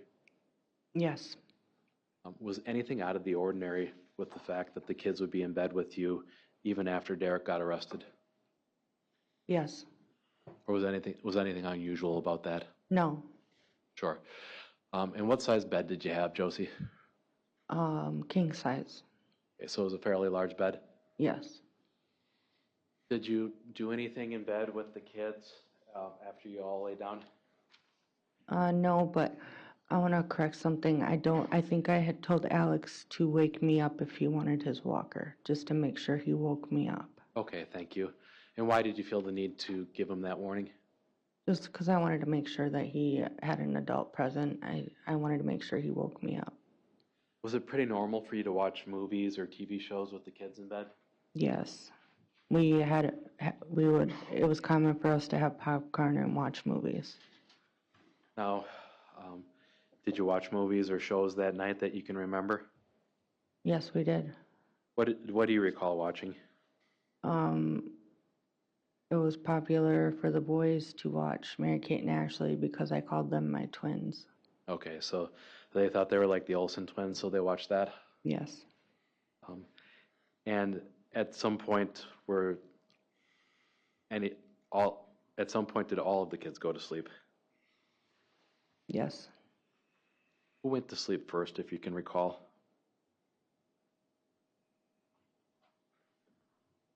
I don't know.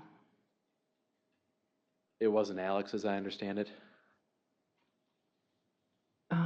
It wasn't Alex, but thinking back, he wasn't like fully awake. Okay.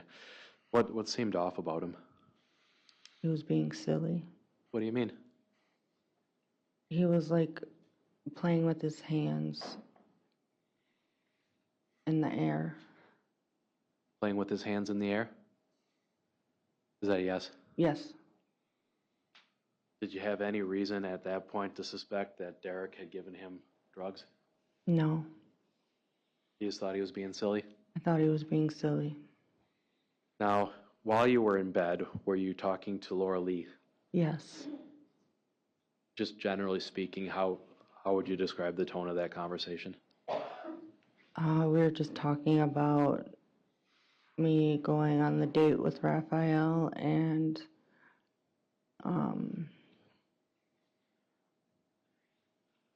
Was it a pleasant conversation? yeah. Were you excited to go meet Raphael the next day? Yeah. Did you do any planning online for first date planning? Yeah, I didn't know of many coffee shops, so I was Googling coffee shops around in the area. So was that the plan, just to meet Raphael, get coffee, and hang out for an hour or two? Yeah. Just get to know him. Right. Were you mad at all at Alex or any of the kids when you were texting back and forth with Laura Lee? No, I mean, they were all in bed laying there. I wasn't upset at all. How about at any point in the night were you upset with the kids? No. Now, we've already agreed that you had some 164, I think, text messages between you and Raph that evening. How were you feeling talking to Raph? Fine, I was interested in getting to know him. Anything about that made you angry? No, When you were in bed, do you recall having a phone call with Laura Lee? yes. And what generally was the tone of that conversation? I was asking her questions about Raph, and Happy? Yeah, it was a good, happy conversation. We were talking about Derek getting arrested and welfare check. Okay.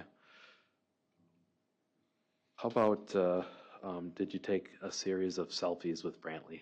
I did. How did that end up happening? Well, I was taking selfies and he popped his head in. Okay. Josie, I'm publishing what's already been marked and received in Exhibit 254.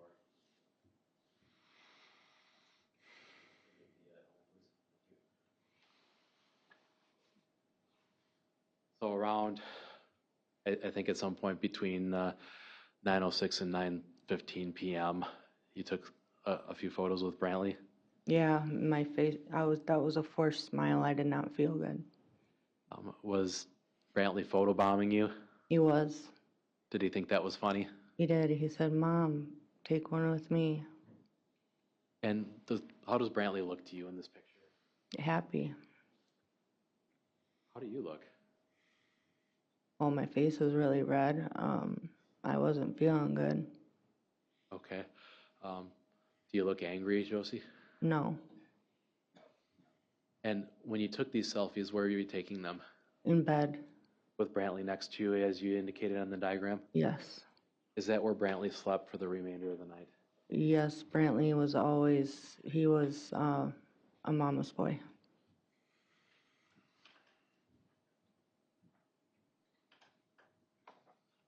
So, on your call with Laura Lee, do you agree with the testimony that there was some discussion about Alex waiting for you to go to sleep so he could get up and get into things? Yes. Tell us how that happened to the best of your memory. I remember that discussion. That was the last thing Alex said to me. I said, he was playing with his hands in the air, and I said, "Alex, are you waiting for me to go to sleep so you can get into stuff?" And he said, "Yes," like that. You thought that was silly? I thought he was being silly. Were you joking with him at that point, or I was was there an joking element with him. I'm sorry. I was joking with him. Did you actually expect him to get up and go through things at night? No. So, Josie, at some point, well, just to cover the text messages, would you agree that it was pretty consistent that you were texting back and forth with Raph until about 2 a.m.? I don't remember the times, but yeah. Until a little bit later in the day, night Yeah. or early in the morning, I guess. Would you agree that your contact with Laura Lee was pretty consistent throughout that time frame? Yes. And during that period, were you hurting Alex at all? No. Were you giving Alex Xanax or any other drugs? No. Is that something that happened at all that evening? No, it did not. If, knowing your children, Araya and Brantley, you believe that you would be able to beat Alex up in the room and not wake them up? I believe they would have woke up. They wake up to Derek beating me. So the state introduced some search history for the drug Ambien. Do you think that you looked that up on the search engine? Yes, I believe that was a conversation Laura Lee and I were having on the phone, and we were talking about it, and I looked it up. Did you actually have Ambien? No. Did you have a prescription for it? No, I think she had it when she was in the hospital. I think they gave it to her. Okay. And at any point, would you have given Ambien or what you believed to be Ambien to Alex? No. I've never had Ambien, never had it in my possession, never have had it in my system. It was just looking it up, I believe. She was given it in the hospital, and she was asking, what is it? So with Alex having issues getting up and sneaking around, was that what you were referring to with Derek when you said that a parent needs to be with him all the time? Yes. Did you eventually go to sleep that night? Yes, I did. And I want to ask you a little bit about some of the medications that Alex was taking at that time. Was he taking any medications? He was taking ibuprofen and Tylenol as needed. What kind of ibuprofen and Tylenol? The adult version or the kids' chewables? Kids' chewables. Did he know where those pill bottles were? I mean, I don't know if he knew they were in my purse. How did Alex do taking chewable medication like that? He thought they were candy. So he had no problem saying that this is yucky or this is gross? Mm-mm. Then a no. No, sorry. Okay. Did Alex do well taking other medication that kids tend not to like? Yeah, he did really good taking like medicines from the doctor.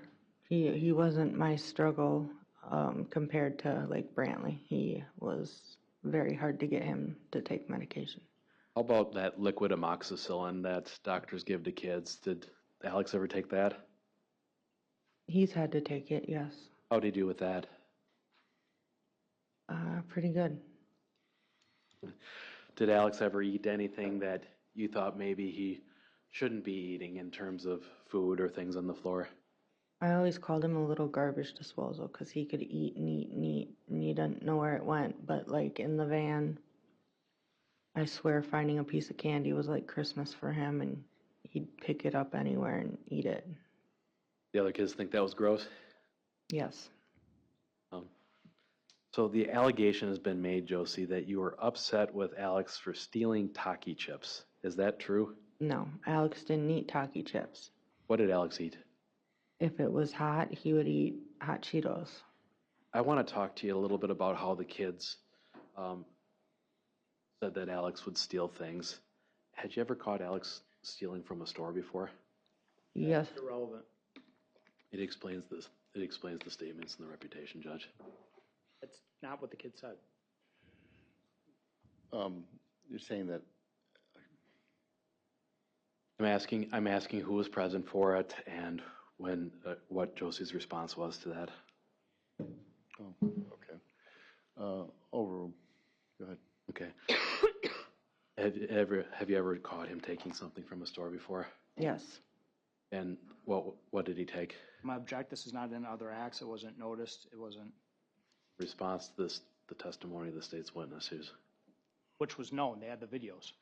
This is not other acts, this was not offered. The testimony was not consistent with the videos. Right. Which video are you talking about? Where Brantley and both Brantley and Major talk about being known for stealing. So it's in the videos and it was known.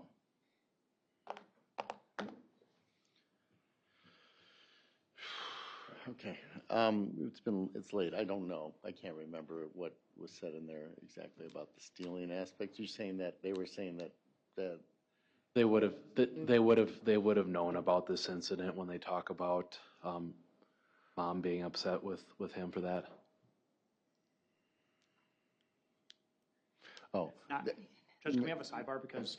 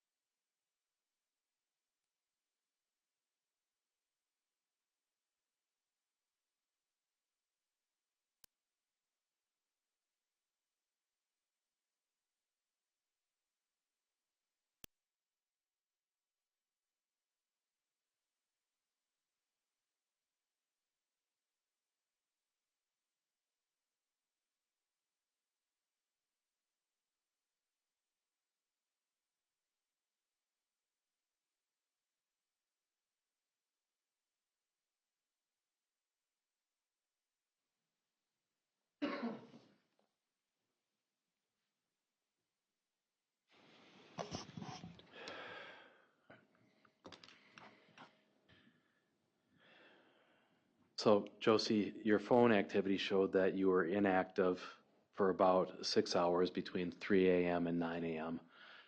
Why was that? I was sleeping. Would you have been able to go to sleep if you had just beaten Alex up? No. Did you have any reason to believe at the time that you went to sleep that something was wrong with Alex? Something was wrong with Alex. I went to sleep. Now, I want to talk about the next morning. What do you recall doing when you got up? First thing I did when I woke up was look at my phone. Is that what you normally do? Yes. Would you have looked at your phone if you thought that something was horribly wrong in the bedroom? No. So what did you do once you looked at your phone? After that,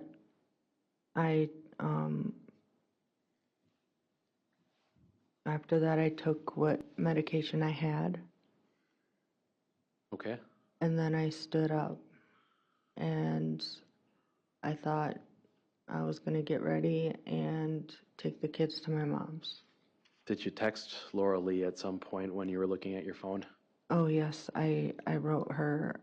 She had sent me a message about a sensory swing for her autistic child, and I said cool. Okay. And what was your state of mind when you sent that response? I had just woken up and I was about to get the kids ready to take them to my mom's. Do you think everything was fine at that point? I did. So when did that perception change that everything was fine? I stood up and I turned around and I only seen Brantley and Araya on the bed. What did you do when you only saw Brantley and Araya on the bed? My heart dropped and I didn't know where Alex went. I started looking around. He wasn't on the couch.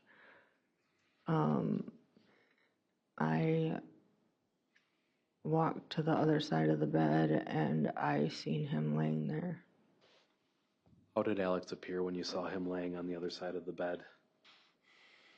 He looked gray. He had foam in his mouth. His hand was sticking up. To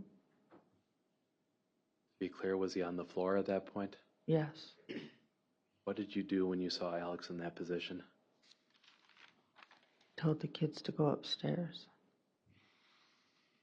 Did they go upstairs? Yes. What did you do after the kids went upstairs?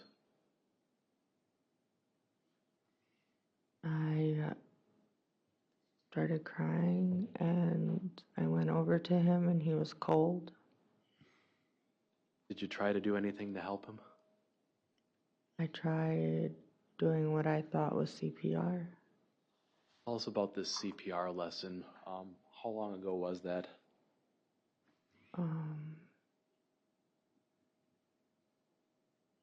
I was young, I think.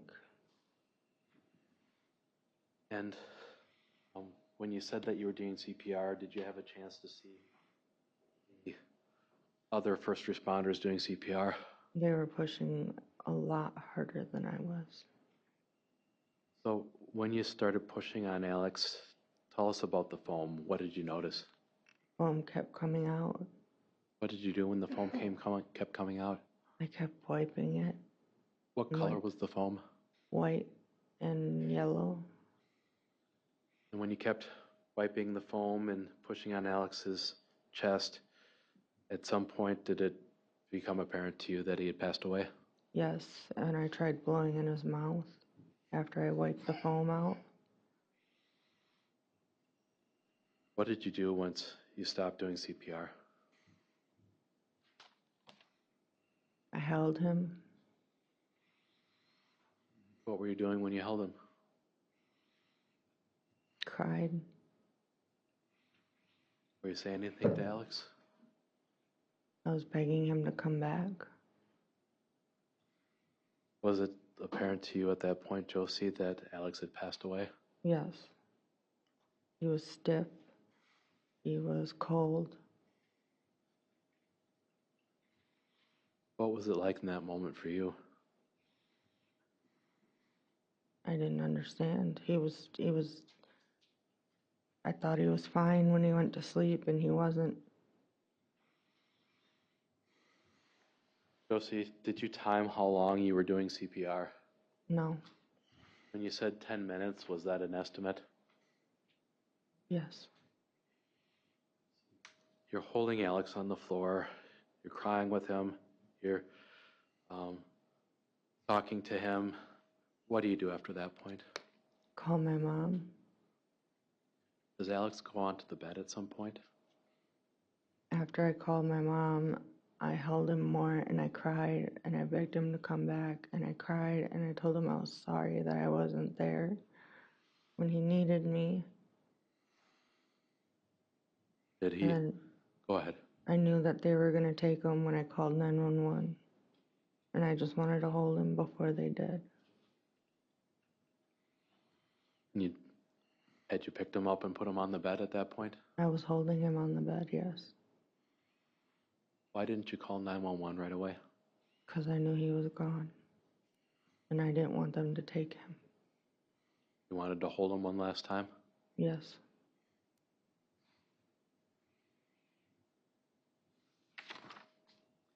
Why did you call your mom first? I wanted to believe that there was something she could do. Something that would bring him back.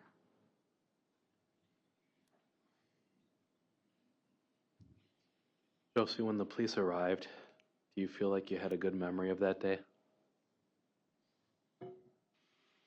That was a really poorly phrased question. Let me rephrase that. Do you have a good memory of everything that the police did and asked you about when they responded on February 11th? Everything's a blur about the police and everything after seeing Alex's face. What's your reaction when you've been accused of not showing enough emotion when police were doing CPR? I can't help how my emotions are. I can't help that I don't show emotion like other people do. But I know what my heart feels. And I know that I miss him every day. And I know that I loved him with all my heart. And I know that I did not hurt him. In a moment.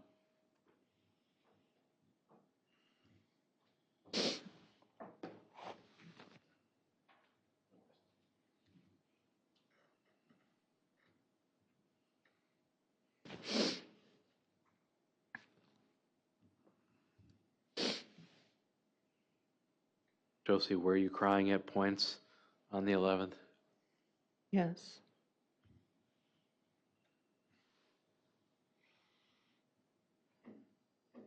So we saw your interview with Lieutenant Williams. Do you remember seeing that in trial? Yes.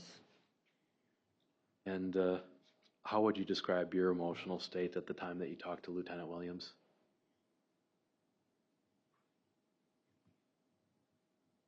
How were you feeling?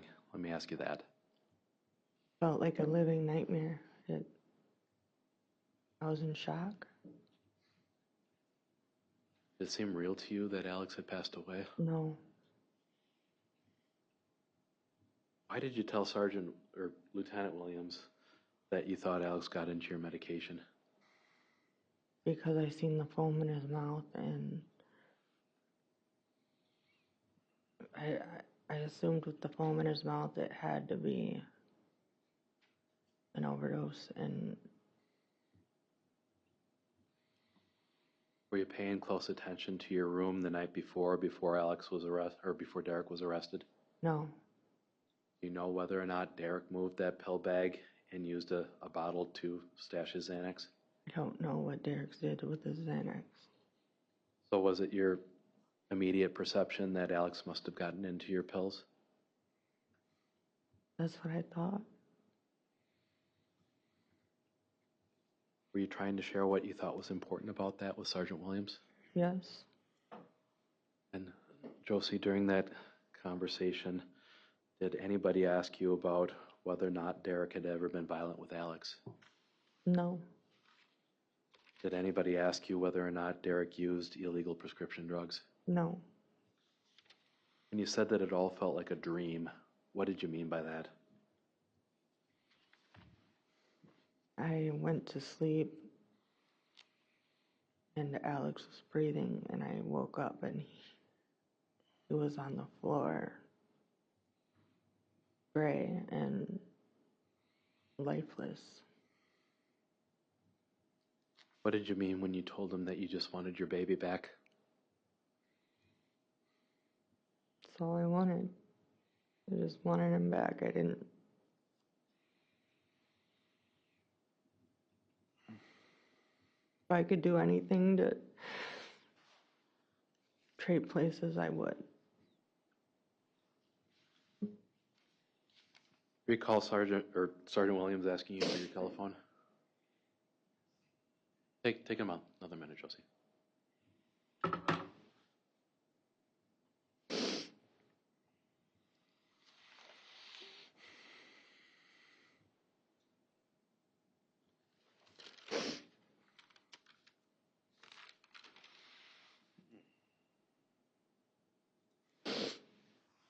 Why'd you give it to him?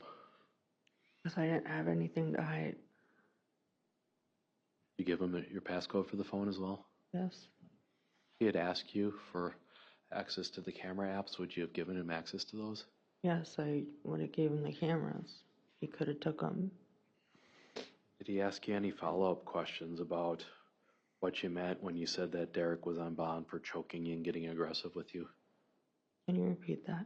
Did he ask you any questions about what you meant when you told him that Derek was on bond for choking and getting aggressive with you? No, he didn't ask anything about the violence. Did anybody ask you for access to Derek's devices? No. Did you have handed over anything that was in the home if they wanted to examine the device? Yes. So, Josie, you actually tell the officers that you believe that Alex got into your medications. Is that right? Yes. Were you blaming yourself at that point? I thought it was my fault. I thought he did get into something of mine while I was sleeping. The allegation has been made repeatedly that you staged this scene to make it look like an accidental overdose. Did you do that? No. And you have any idea when that prednisone bottle was actually placed on the ground? I do not.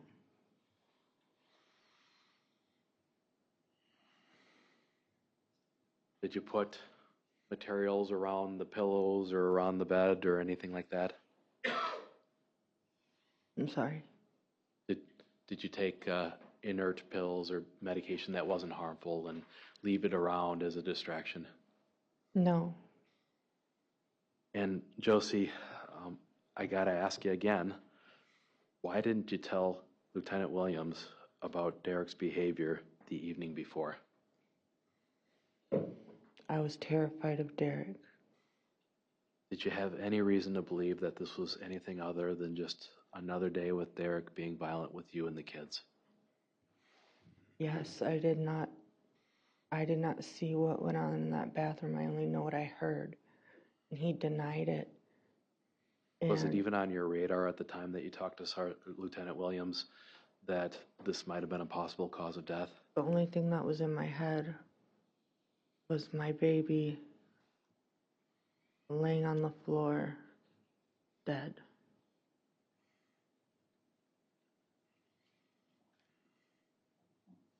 Was it even on your radar, Josie, that Derek's Xanax might have been a cause of Alex's death? No. Because you were blaming yourself, thinking that Alex got into your pills. Yes. When's the next time that you saw Derek? At McDonald's after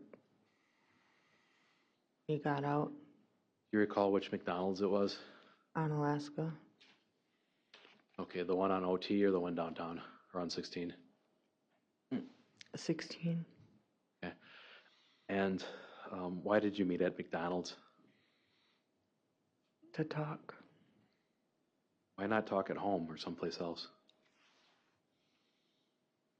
I don't think anyone wanted to be at that house. Do me a favor, Josie, just speak up a little bit. I'm having trouble hearing from you, and I'm standing pretty close, okay? What was Derek's... Did you, in fact, meet Derek at McDonald's to speak? Yes, And how did Derek appear during that meeting? he wasn't crying. Was he upset? I couldn't tell. What did Derek... Did Derek give you any instructions during that meeting? Pause for hearsay. It's an inconsistent statement to Mr. Pedrin's testimony. Overruled, go ahead. Go ahead. He told me to not mention anything about the Xanax or the abuse and to delete anything about the Xanax that I had. Did you tell him that you had already given your phone to the police? Yes, How did he react to that? he told me that not to mention anything about the abuse or that he buys Xanax and takes Xanax. Was Derek mad at you for giving your phone to the police? He said, "Why did you give him your phone?" And I said, "Because I have nothing to hide." I said, "I didn't have a choice." Let's talk about those calls that Derek recorded with you. And I'm going to ask you about the telecalls in particular first, and then we'll talk about the secret recordings he made otherwise. Did you know that Derek was recording you at that time? No, So, Josie, we all heard the calls where you said when Derek told you that it wasn't a drug overdose, that you felt relief. Do you remember that? I do. Were you feeling relieved? I was relieved that it wasn't my medication that was responsible for Alex's death. Up to this point, had you been you've been blaming yourself? I was. What did you mean when you said that I'm free, nothing's going to happen? I thought that I was going to get in trouble for my prescriptions being the cause of his death. Josie, during that call, did Derek start taking an angrier tone at times? Yes, Was that a tone that you were used to dealing with Eric or Derek? it was a trigger. Yes. And how did it feel when Derek started yelling at you that you need to tell him what actually happened to Alex? It hurt because I didn't know. Why didn't you just throw it right back at him and say, maybe this was because of what you did in the bathroom? Because I had before and he denied it. Why didn't you throw it back at him that this might have been your Xanax that caused his death? I didn't know that Xanax was in Alex's system. Were you prepared to be questioned by Derek about Alex's death that day?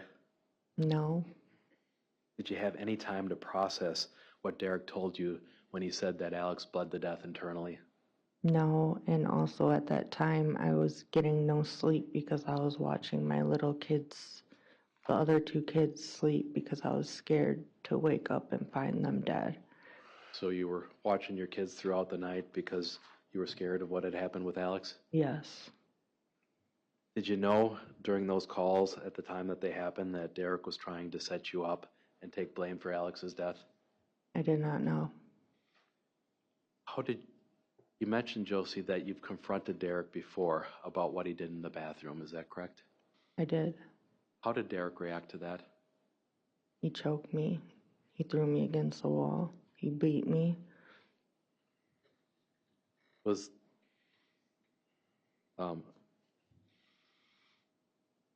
Was there ever a time when Derek admitted to you that maybe he should go to prison for what had happened to Alex?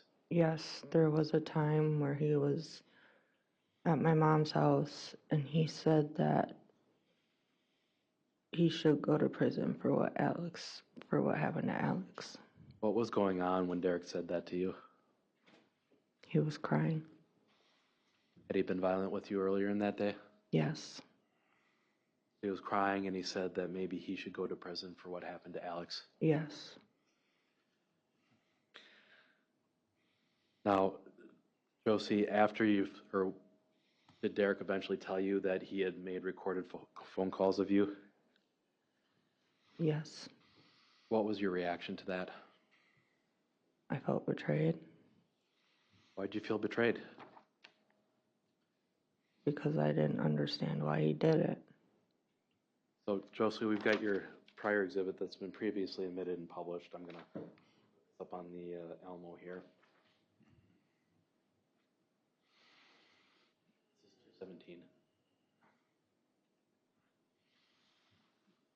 So, I'm looking at the two last texts of this particular exchange. What were you trying to tell Derek when you said, "You people are searching for something that isn't there. I didn't do anything"? That I never hurt Alex and that he was blaming me for no reason. That was your reaction to Derek telling you that he had recorded you? Yes.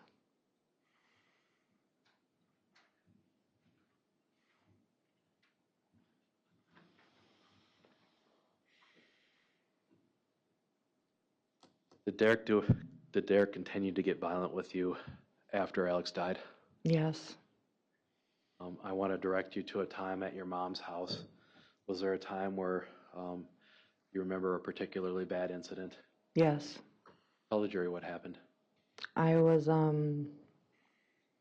my mom's and I confronted him about abusing Alex, and he pinned me to the wall and choked me, and he was punching me, and I did everything I could to run away and try to get upstairs where my mom and my brother were. He kept pushing me to the ground. I tried to go up the stairs and he'd pull me down. I eventually made it up the stairs into the bathroom upstairs, and he bent my back backwards until it cracked. And I threw stuff on the floor that was in the bathroom, and my brother woke up and came out yelling. Brother's name again? Gabriel Ehlers. Does he go by Gabe? Yes. What happened when Gabe woke up? He seen Derek hurting me, and he said, "What the fuck are you doing? Get off her." And he made him leave, and he stayed with me the rest of the night. Is Gabe kind of a big guy? Yes. Did Derek back down when Gabe confronted him? Yes, and he made him leave. So you said that Gabe stayed with you the rest of the night. What do you mean by that? He stayed with me to make sure I was okay. And I went to the hospital. When did you go to the hospital? I believe the next day. Was that one of the incidents where you told the providers that Derek had physically abused you? Yes. Did they encourage you to report this to anybody? They did. Did you? No. Why not? Because I was scared. Let's talk about Sean O'Neill. Was Sean your attorney in some family court stuff with Major and Mark? Yes. And was he somebody that you turned to for advice on how to approach legal situations? Yes. And did Sean give you the advice not to talk to the police after that initial interview? Yes. Were you trying to follow your lawyer's advice? Yes.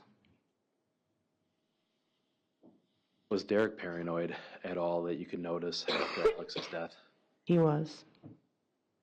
In what ways were you able to observe him being paranoid? He thought that people were watching us, that the phones were tapped. He was the one at the hotel who thought that the mirrors were double-sided. Tell us about that. What happened with the mirrors?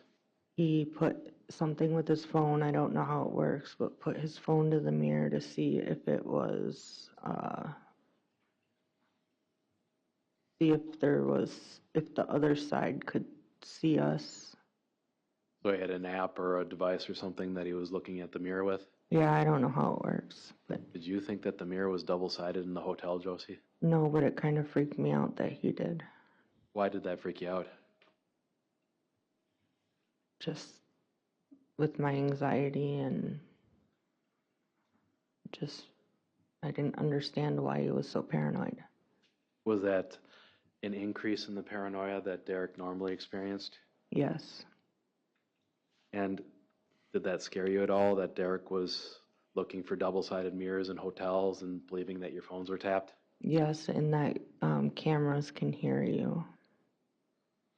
Well, let's talk about cameras. Did you have a video system in the house? Yes, Why was that? because I knew that Jenna was getting released from prison, and I didn't know if she would retaliate for her going to prison, and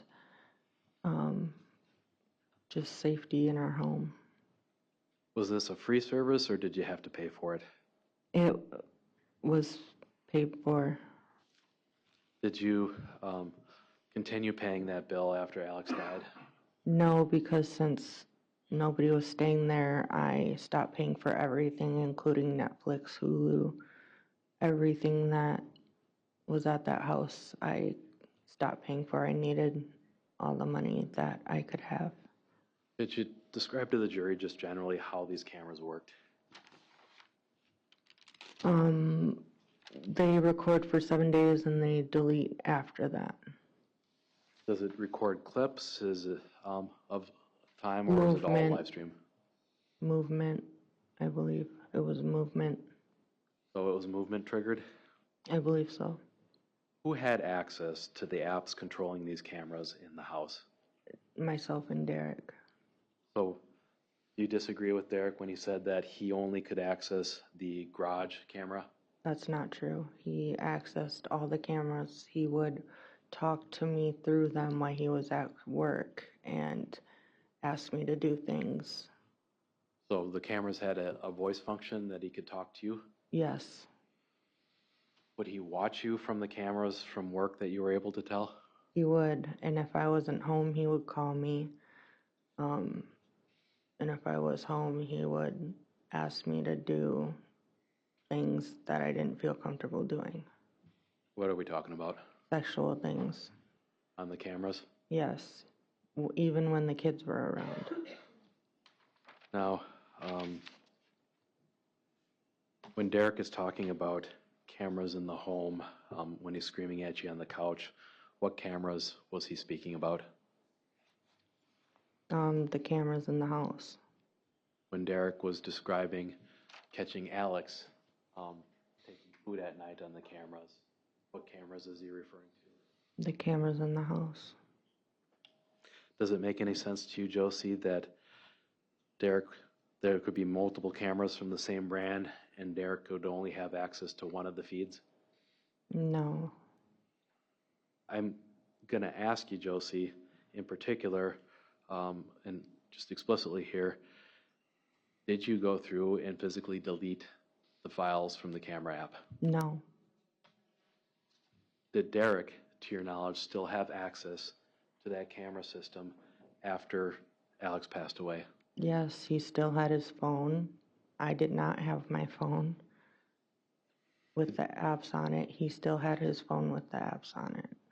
Did Derek have your password or your login information for that phone? He knew everything. He knew my email. He knew my passwords. He knew all of my information for everything. And I don't want you to say it out loud, but did you use the same email and password for a lot of your applications? Yes.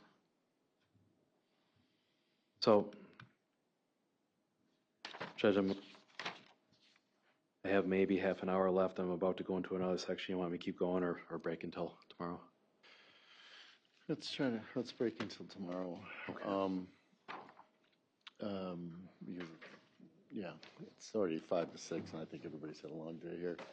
I'll come at the same time, 8:30. We'll try to start as soon as we can. Have a good evening. We'll see you tomorrow. Josie, I want to start back in the days leading up to Alex's death. Were there ever times when you reached out to Derek's mom for help controlling him? Yes. Why did you do that? Because I was scared to call the police, so I thought I could call his mom. All right, I'm approaching you with what's been marked as Exhibit 312.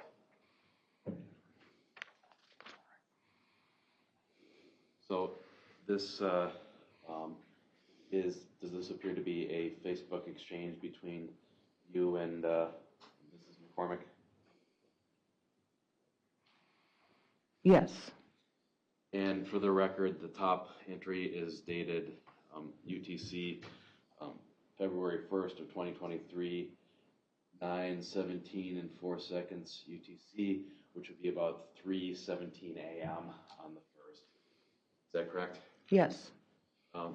Josie, did you ask Ms. McCormick if she was awake? I did. And did you tell her why you needed her help? Yes. What did you tell her? Sorry.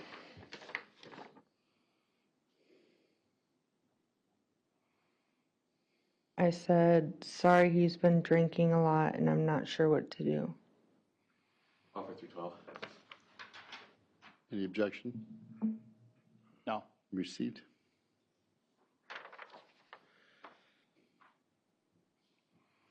Josie, was that the same day that you sent Derek the text where you said that you were too scared to even go to sleep? Yes. Was Derek's behavior out of control at that point? Yes. Was his mom ever able to calm him down or have him behave normally in the house? No. Did Derek's behavior continue to be violent and erratic from the date of that Facebook exchange on February 1st up until Alex's death 10 days later? Yes, it did. Bless you. Did Derek ever leave bruises on your arms? Yes. What generally would cause those bruises that you're aware of, Josie? I feel like I always had bruises on my arms from him grabbing me. Okay, so he demonstrated that on me yesterday. Would he grab you by the arms or by the biceps? Yes. What would he do when he grabbed you by the arms or the biceps? He would pin me to the wall or pin me down to the bed. And I'm not going to redisplay the photograph, but do you remember the photo of Alex's arm with the bruises on it? Yes. Do you have any idea how Alex would have gotten those bruises on his arm? He would grab him by the arms, drag him around. Okay. So, Josie, in some of those videos that we saw earlier, is it fair to say that you would yell at him too? At Derek? Yes. Yes. Is that something you're proud of? No. Were there points in time in your relationship where you felt like you had the strength to speak up against him? There was points where I didn't. There was points where I tried talking, and then there was points where I escalated and I would yell. Was that ever a good excuse for Derek to hit you? No. Would the kids sometimes see this arguing between the two of you? They've seen it a lot. Josie, are you claiming in any respect that you always behaved perfectly towards Derek? I didn't. Now, since you've been arrested and charged, where are Brantley and Araya living? Brantley and Araya are with Derek. Do you have any idea what Derek or members of his family are saying to Brantley and Araya? I have a lot of ideas. You don't, since you're not there, do you know? No. I want to talk a little bit about that video of Brantley that was shown at the beginning of this case where he came in and said, Dad hit me on the head, and he goes like this. Do you remember that? Yes, Were you telling Brantley to make that up? absolutely not. What do you remember? Did Brantley come in and report this to you? Yes, Brantley had accidentally knocked the TV down in the room. They were jumping on the bed, watching TV. And Derek hit him over the head. Was that an example of Derek telling the kids what to say to the authorities when he said that mom's lying? Yes, he always said that.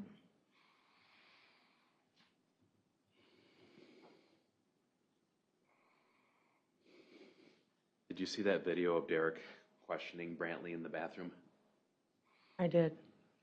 How did Brantley look to you in that video? He looked scared. You recognize that look on your little boy when he was making those statements? Yes, And was that normal for Derek to do, to question the kids to get them to say what he wanted them to say? I seen it a lot with Brantley and Alex, where he would hold the phone over their face and record them and tell them what to say. So he'd stand over them with his telephone and record them saying what he wanted them to say? Yes. Josie, I want to talk to you a little bit about your interactions with Alex, and I'm going to play a relatively mundane experience from after Alex broke his leg. Would you ever take Alex with you shopping when you went to Walmart or grocery stores or anything? Yes, a lot. Is that because you did the majority of the shopping for the house? I did. And if we can get the Elmo up, please.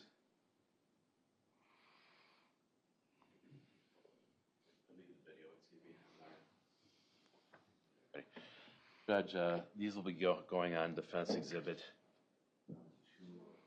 203. The video is labeled 48 Josie Entrance 12723 1247.avi. This is a material that was provided to us in criminal discovery. The video this one is, I believe, 27 seconds. Offer the exhibit and move to publish. Objection. Received, publish.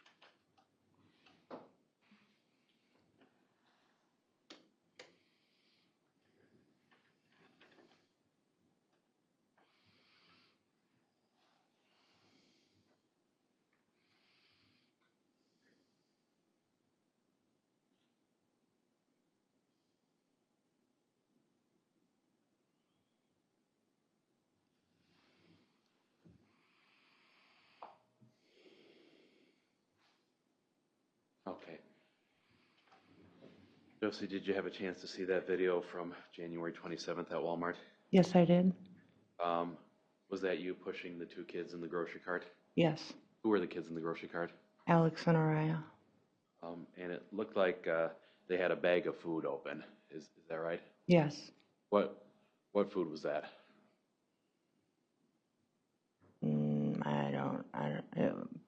Pringles or snacks. I don't know. Like Ritz crackers, maybe? Maybe, yeah.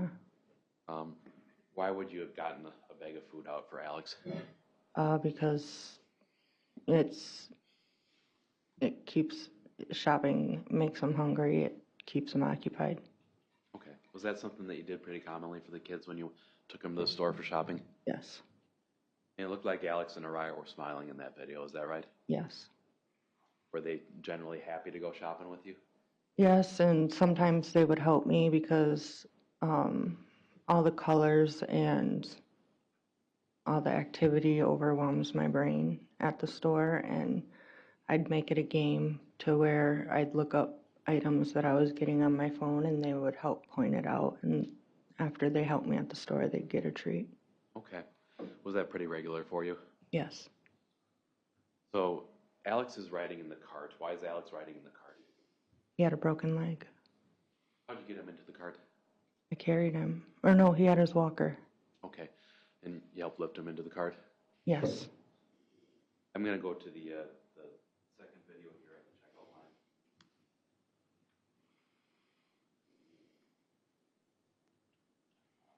For the record, Judge, the video is labeled 49-Josie Transaction 127.23.1300.AVI, which I would stipulate means 1 o'clock p.m. We'll be adding this to 203, offer the exhibit, move to publish. No objection. Okay, receive, publish.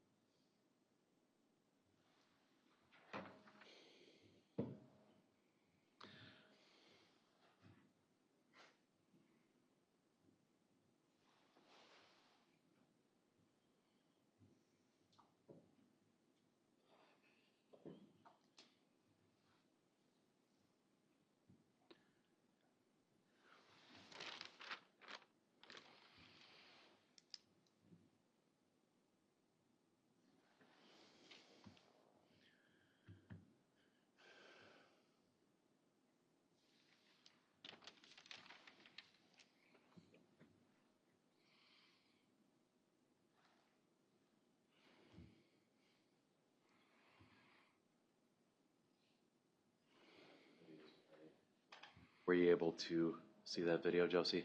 Yes. And before we go any further, were you able to see the Ritz Cracker logo on the bag when it was in the... Yes. So, looks like it's checkout time, and looks like you were struggling a little bit with the scanner at the checkout line. Yes. And I noticed that you bought some Red Bull, is that correct? Yes. Did you and Derek drink a lot of Red Bull? I did. But what's happening with the sucker? It looks like Araya comes over and has a sucker in her hand. Yeah, she ran and got a sucker, and I made her go back and get one for Alex. Is that why there were two suckers? Yes. Do we actually see Alex get his sucker? Yeah, she went and gave it to him, and then he handed it back to me to open it, and I told him to wait until we get to the van. Why did you insist that Alex get a sucker as well as Araya? Because whatever she got, whatever one kid got, they all got. Looked like the kids were happy and playing at the checkout line. Is Yes. that a normal experience for you with Alex and Araya? Yes. Josie, I want to talk to you a little bit about the forensic interviews, and I'm going to ask you if you agree with some of what was said. What was your reaction to Brantley claiming that he hit Alex? That was something that they did. They all did. They seen Derek do. Did you kick Alex? No, I did not. Did you ever joke with the kids about discipline that you would do if they misbehaved? I mean, when several times I'd ask them, to settle down or quit roughhousing or stop jumping on the couch, or I'd say, do you want your butt spanked? But I'd never do it, and that's why they kept roughhousing and didn't listen, because they knew I'd never do it. Did you say it in a joking tone? Yes.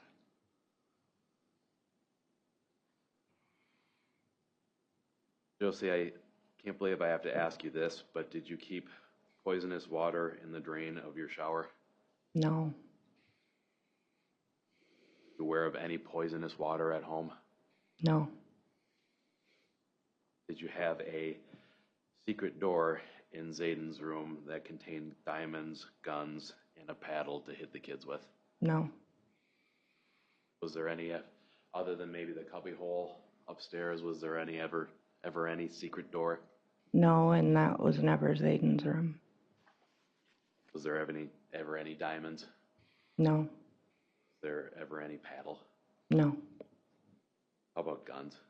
No, I don't like guns. Josie, did you make Alex pick up dog poop on his broken leg? Never. And No. did you ever make him pick up dog poop on his broken leg? No. Let's clear the air right now on Wayne Kolkind. Did he stay overnight for a period of time at your home? Yes, there was a really bad winter. It was really, really cold out, and he was sleeping outside, and it was a couple days that he stayed in our basement. A couple days, meaning 2? Yes. Was that close in time to the time frame that Alex died? It was before, way before. Did Wayne have a dog? Yes. What happened with the dog's poop? I made him pick it up. I told him if he had the dog there, he had to clean up after it, because I didn't want the kids stepping in it. Did he clean the dog poop up? Yes. Did the dog ever poop inside? No. Now, did Brantley have an active imagination? He did. A very active imagination. You guys tell each other stories or come up with silly stories to tell each other? Yes, him and Alex and Araya. Was it common for him to come up with stories that involve things like poison and diamonds and other things that you know to be untrue? Yes. Sting. Let's talk a little bit about Major. We've heard a little bit about this already, bless you, but just describe your relationship generally with Mark. We did not get along. Did you have to go to court with Mark? Several times. There was constant custody battles.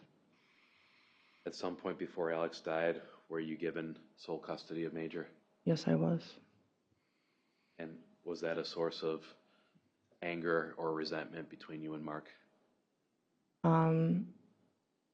It was not. It was because Major came to my house with a phone from Mark. Well, we can't go into that. But was Mark upset with you because of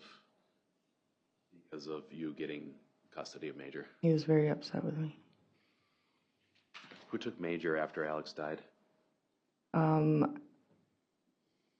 Right after I found Alex on the floor, my mom was on the way to drop off Major to his dad's when I had called her, and after that, he kept Major. He didn't drop him back off. So he went to Mark's family effectively? Yes, and Mark was having supervised visits at the time, but he didn't bring him back because he seen all the ambulance and everything at the house. So when Major said that he saw you kicking Alex, did that happen? No, Did you ever see Major doing any of the things to Alex that he attributed to you? yes, Major was very mean to Alex. Can you explain that a little bit? Major had very violent issues, and I was taking him to counseling for that. I'm gonna object to this. Overruled. Did you ever see him kicking Alex? I did. How about choking? I have seen him choke Alex. Was that something that you felt was appropriate when Major was doing that? Absolutely not. I was trying to get him help. Is that why you took him to see the Mr. Ryland? Yes, and Major was very upset with me for that. So, Josie, I'm going to ask you, do you claim at all to be the perfect parent to these kids before your arrest? I was not the perfect parent, but I tried to show them love. Do you claim to be the perfect partner to Derek during these? No, I wasn't. Do you agree that you struggled to keep up with keeping the house tidy? Absolutely, I did. Do you agree that you and Derek struggled with the kids' attendance? Yes, Are you willing to acknowledge your own flaws as a parent and a partner as you sit here today? absolutely. Do you make any excuses for them? No, Leading up to your arrest on May 19th, were you aware at that time that you were a suspect in Alex's death? I knew I was. I had been told I was. Who told you that?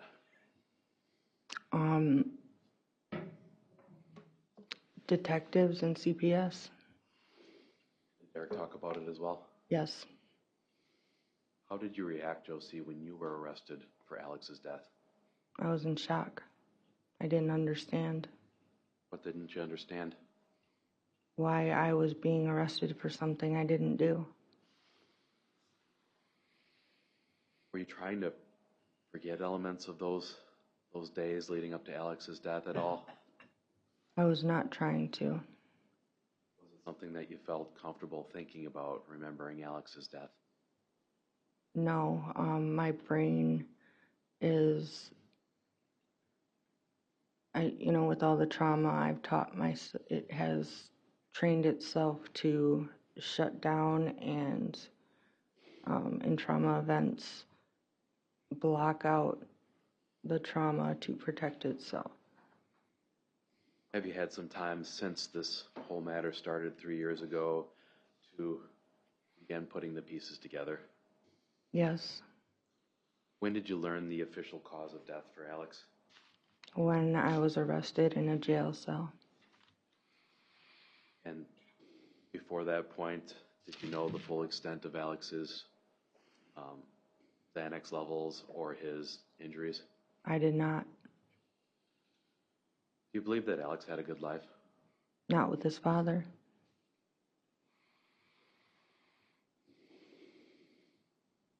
you hit, harmed, choked, or physically assaulted Alex in any way on February 10th before he died? No. Was this something that you ever did to him? No. Do you feel like you would have even been physically capable of doing this in that time frame? No. And my heart would never do that. I loved him with all my heart. Who was the only person that you noticed hurting Alex on February 10th? His father, Derek Pedrin. Who was the only person on February 10th that you saw in possession of Xanax? His father, Derek Pedrin. Did you ever give Xanax or something you believed to be Xanax to Alex? No. Did you kill Alex, Josie? No. How do you feel about Alex right now? I miss him every single day, and I love him with all my heart. That's all the questions I have. Ross?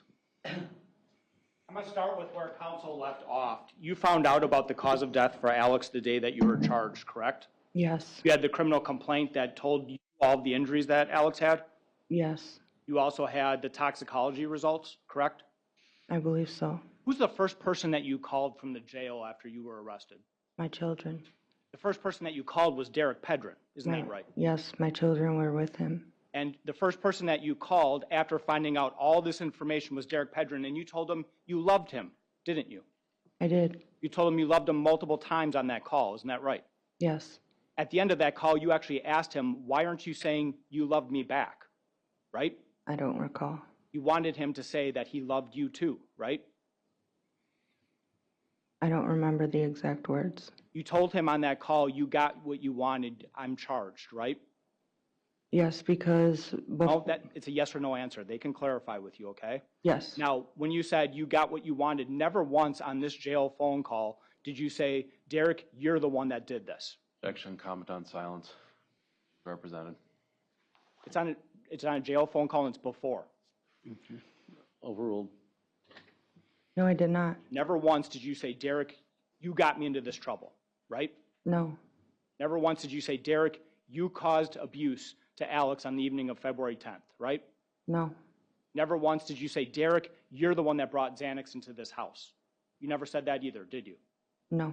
This is after you had all the information and you are sitting in jail knowing that you've been charged with these offenses. You call Derek Pedrin, first person you reach out to. My kids were on the phone. And you asked Derek if he's going to allow you to talk to the children after he knew that you had been charged, right? My kids were on the phone, yes. The kids were on the phone because Derek said he would allow you to talk to the children. Isn't that right? He didn't clarify if I could continue to talk to my children. He allowed you on those phone calls to talk to your children, correct? You talked to your children. Yes.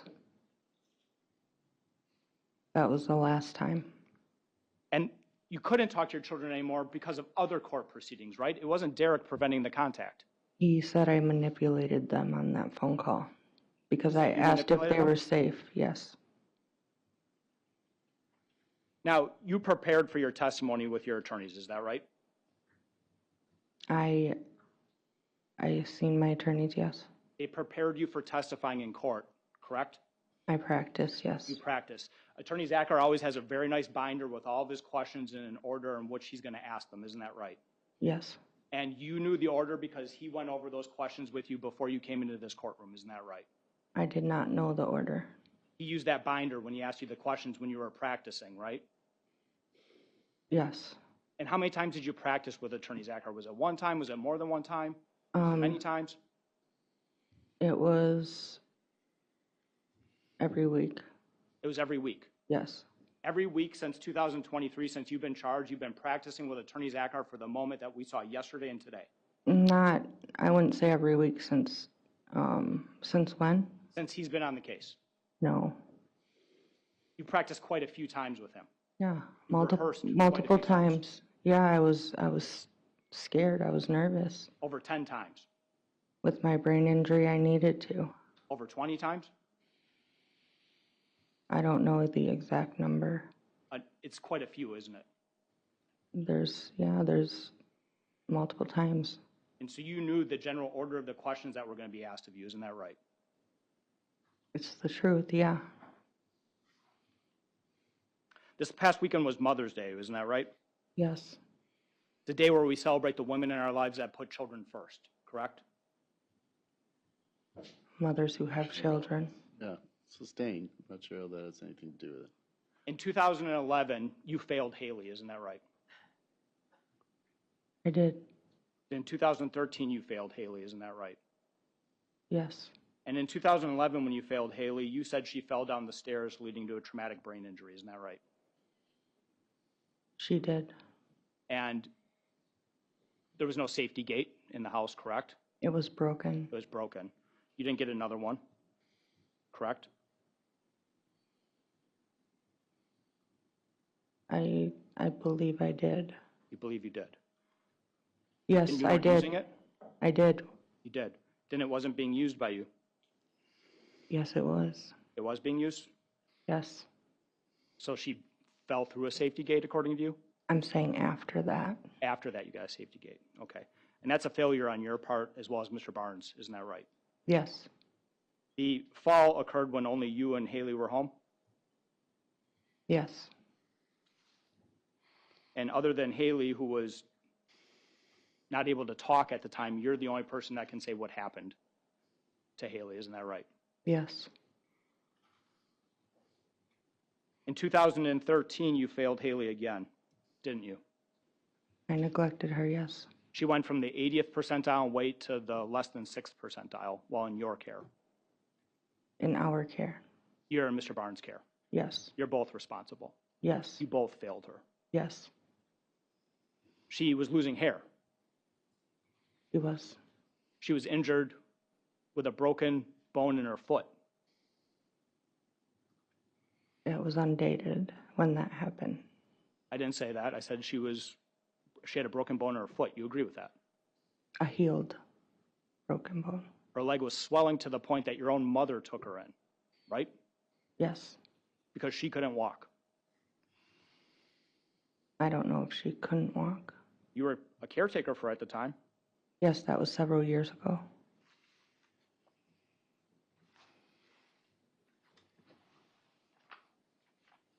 You talked about, on direct examination yesterday, the fact that Mr. Barnes was not working and you were working during that time frame, correct? Do you remember that testimony? Yes. You were working less than 5 hours a week. I picked up shifts when I could. It varied. The evidence is that you were working less than 5 hours a week. It depended on the week. But for the most part, you were working less than 5 hours a week.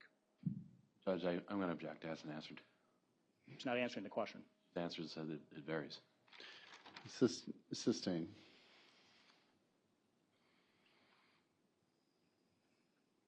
You spent most of the day yesterday, roughly about 5 to 6 hours, talking about Derek, correct? I don't recall how long. A lot of your testimony has dealt with Derek and Derek's violence, isn't that right? Yes. Perhaps not even the last hour of your testimony talked about Alex and the last moments of Alex's life, isn't that right? I did. I'm going to object to mischaracterizing. I think we brought that up well before the last hour. The jury knows. They have their notes. They know. Move on. That's been asked and answered. Go on. You would agree with me that the vast majority of your testimony has been talking about Mr. Pedrin. You asked this already. Move on.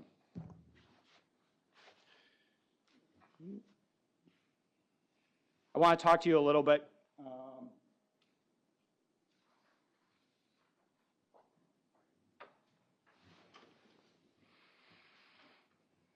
Yesterday we talked a little bit about the dirty underwear in the bathtub, correct? Yes. And you said that if you see the dirty underwear, you throw it away immediately. I do. You throw it away immediately, you're not going to deal with it again, right? No. Okay. And you attributed the dirty underwear to Mr. Pedrin, isn't that right? Yes, he. You also said that there was a bottle related to urine in the same bathtub, isn't that right? Yes. Okay. And you also attributed that to Mr. Pedrin, isn't that right? Yes. We saw on body cam when law enforcement arrived, you were wearing black pants and a red sweatshirt, isn't that right? Yes.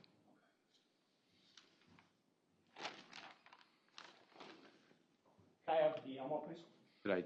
Are these already admitted or which is it? Yes, they're already admitted. Oh, yeah, sure.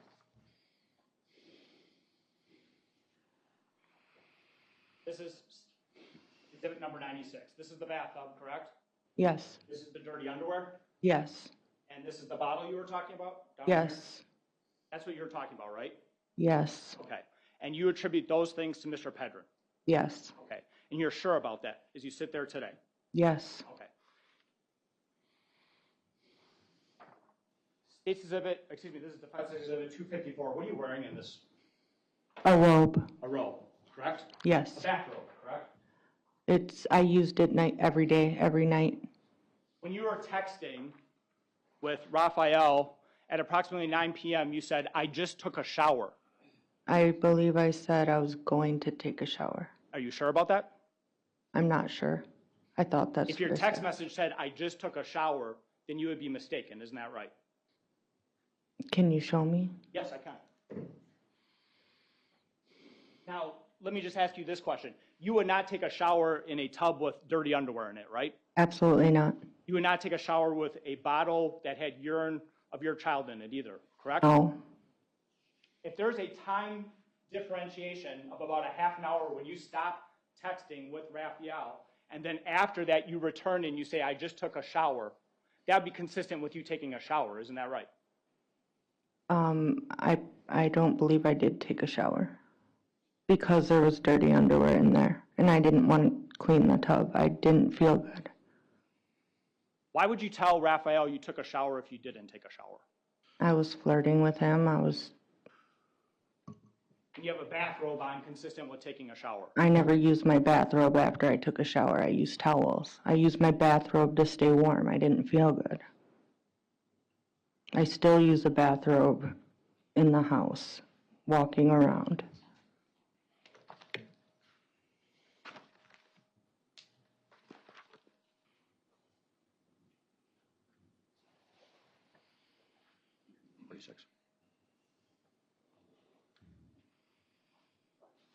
State Exhibit 146. I'm showing you page 12. Can you read this message from you to Raphael? Yes, it says, I just took a shower. I just took a shower, meaning you just took a shower. Yes, That's what you message him. it is. You would not take a shower in a bathtub with dirty underwear or that bottle, correct? Right, meaning I did not take a shower. You just told him you just took a shower. Right, Those are your words. yes, So are you lying to him about it? I Are was. you making it up now because it doesn't fit what you told this jury yesterday? Objection, argumentative. Sustain. You told this jury yesterday that the dirty underwear were from Mr. Pedrin, the bottle is from Mr. Pedrin, correct? Right, And you it told this was. jury yesterday that you would not stand for underwear, dirty underwear, or that bottle being in the shower. You would get rid of it immediately. If I was changing a child, I would get rid of it. I didn't feel good that day, and I did not want to deal with the dirty underwear and cleaning that shower. The shower isn't just one message with Raphael. You guys talk about a shower quite a bit, isn't it? I don't remember. Because Raphael says to you when you're talking about the shower, he says, I want to shower with you. Yes, And then you continue on having a conversation with Raphael about how many dates it will take before you have sex with Raphael or shower with him. Isn't that right? yes. And you say it's going to be at least 4 dates. Objection, relevant. Sustain, I'm not sure. The shower thing is relevant. The Overruled. sexual activity is not. Sexual, It's context, Judge. These are her statements. okay. I'm going to overrule the objection, but move on. Is there more? Yes. Okay. I did not take a shower that day. You're telling us today you did not take a shower even though your words that day say you did. Right, Because that one fit with what you told this jury already. Objection, argumentative. Sustain. I didn't tell them I took a shower. No, your messages did. Right.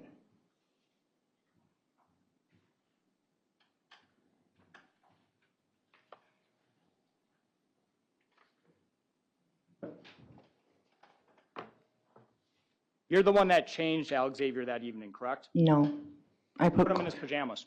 I didn't change him. I put pajamas on him because Derek did not. You put pajamas on him. Yes. Those were fresh pajamas and clean pajamas, correct? They were what I found in a pile. They were what you found in a pile? Yes. You inspected those pajamas? I did not. I did not feel good. I grabbed pajamas and put them on him. You're aware that in the bedroom where Alexavier and you went to sleep on the evening of February 10th, 2023, there is an empty container of cotton candy. There, Characterizing his bedroom. She says it's her bedroom. How is this mischaracterizing it? In the kitchen in the photographs. It's not. there may have been another.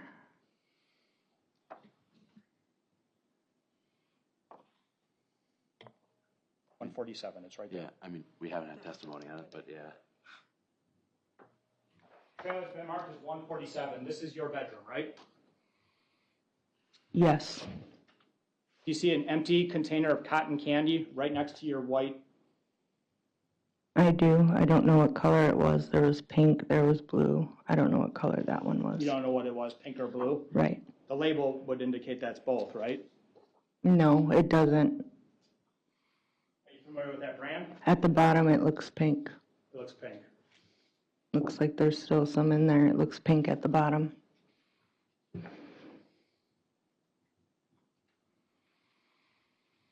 There's cotton candy remnants all over the floor of that bedroom, isn't that right? We don't know what that was. You don't know what it was? No, we don't know what that blue substance was. It's all over in different spots in the carpeting, isn't that right? We don't know if that's cotton candy. There's a blue substance all over the floor, in the carpeting, in the floor of your bedroom, correct? We also played with Play-Doh and we had magic sand. I understand you're saying it's not cotton candy. There's a blue substance all over your floor in your bedroom, correct? There was, but we don't know what it was. You don't know what it was. Neither do you. There's also a blue substance on his pants, correct? Yes, Consistent with him getting into whatever blue substance is on the floor and in your bedroom, isn't that right? Action, argumentative, speculation. Overruled. that blue substance could have came from something they ate another day. Could have came from another day. It also could have come from that night when he was only with you, right? We don't know. We don't know. We would know if you kept a better eye on him, wouldn't we? Action, argumentative. Sustain. It's your job to watch him 24 hours while he has this broken leg, correct? Action, speculation, argumentative. She said it. Overruled. We were sleeping. You're supposed to keep 24-hour supervision on Alexavier with his broken leg. He was in my bed and we went to sleep. My question is, were you supposed to keep 24-hour supervision on him? I was, and he was in my bed.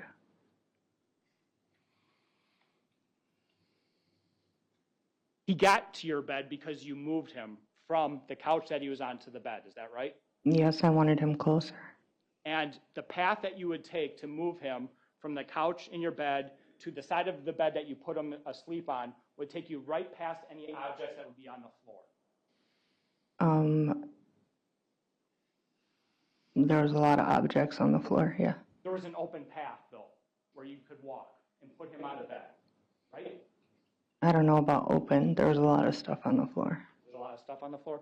I'm asking Sergeant, Investigative Sergeant Amundsen to help.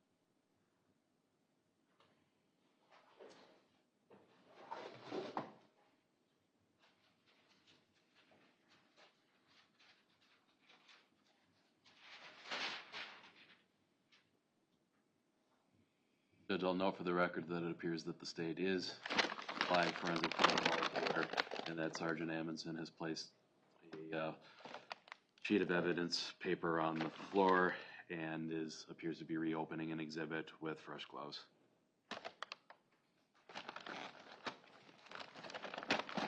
Thank you.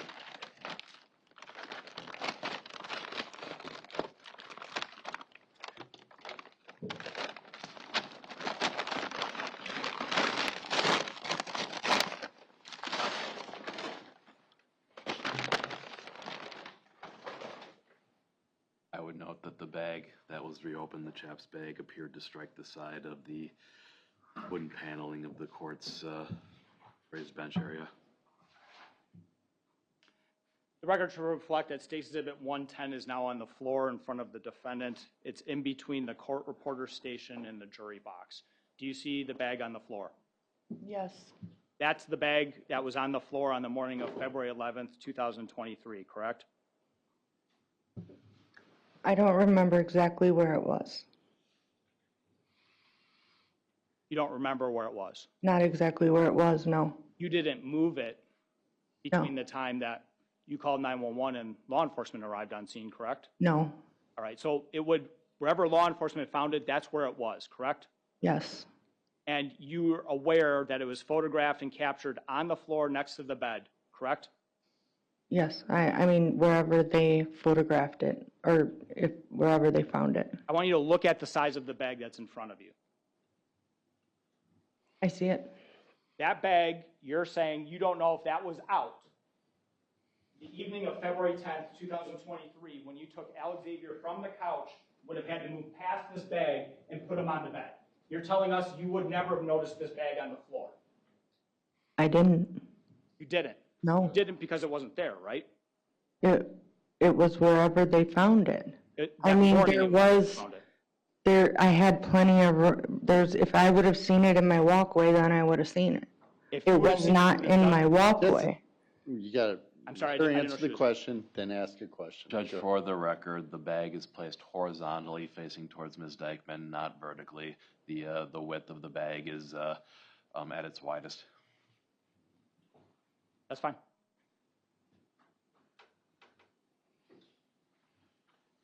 Do you have a picture of where it was placed? Then I can better tell you. It was admitted into evidence. I don't have it in front of me right now. We can Well, cover that doesn't help me then. This bag is noticeable on the floor right now as we sit here, right? I need to see where it was. My question is this noticeable right now on the floor as we see it right now? Yes or no? That's a yes or no. I need to know where it was in the room. I'm gonna ask if we can get the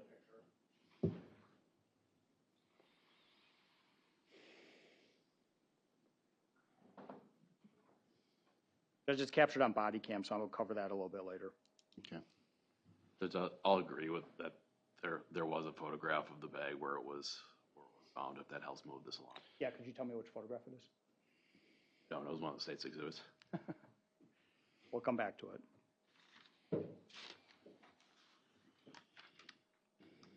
I want to talk to you about the timeline of that evening into the next day, okay?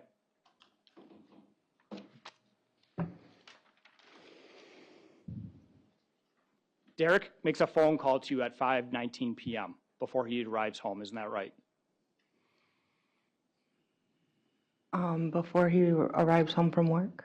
Yes, 5:19 p.m. Derek calls you. Okay. You guys talk for approximately 5 minutes. Okay. You agree that Derek got home around 5:30 in the evening, is that fair? I believe so. Okay. Tell us exactly what Derek did when he first walked in the door.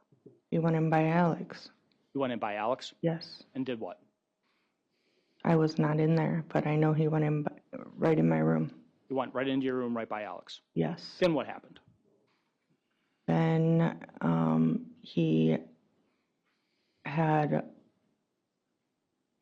I went upstairs by Jalen and I heard noises. I didn't know for sure. So I waited and I was talking to Jalen. And then I heard him again and I came back downstairs. So if you heard noises, it's safe to presume that Jalen would have heard those same noises. She was right next to you. I'm not Jalen, I don't know. She was near you though, correct? She was. And describe the noises that you say that you heard and you're not sure if Jalen heard or not. I heard screaming. Screaming. Yes. It was screaming so loud you could hear it upstairs. Yes, Jalen had her music on YouTube and I still heard it. So Jalen would have heard these screams too. I can't say what Jalen heard. It was so loud you could hear it over Jalen's music. I heard it. Major was downstairs, correct? Yes, Major was in his bedroom, correct? he was. Major was in his bedroom right next to the bathroom, correct? He was. And the screams that you say you heard upstairs in the second floor were loud enough to hear throughout the house? That far away? I heard it upstairs. Okay. And so if you could hear it, presumably Major certainly could have heard it. All the domestic violence that happened in that house, Major was always in his room and he never came out. He would avoid it. That wasn't my question. My question was, Major would have heard it if you could have heard it upstairs. I'm not Major. Sustained, she doesn't know. Judge, What- can we get the forensic evidence off the floor? Yep, you can be picked up, please. Unless you're gonna use it for some other reason. No, that's fine. Yeah.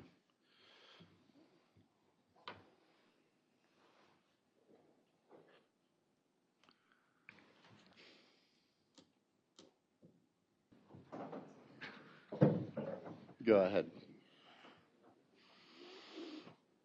Ms. Dikeman, I'm going to show you what's been marked as State Exhibit 149, which is a summary that I prepared from your records, okay? I want to show you a text message that you sent to Mr. Rafael Suarez at 7:47 in the evening on February 10th, 2023. Do you see that entry?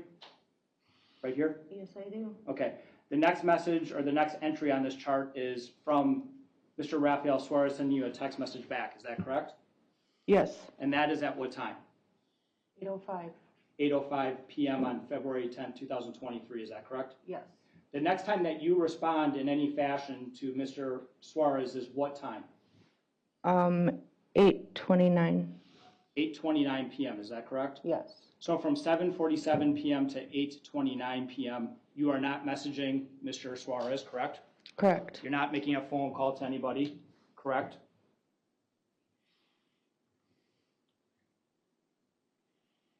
Correct. It doesn't show any activity on the part of your phone during that time frame, isn't that correct?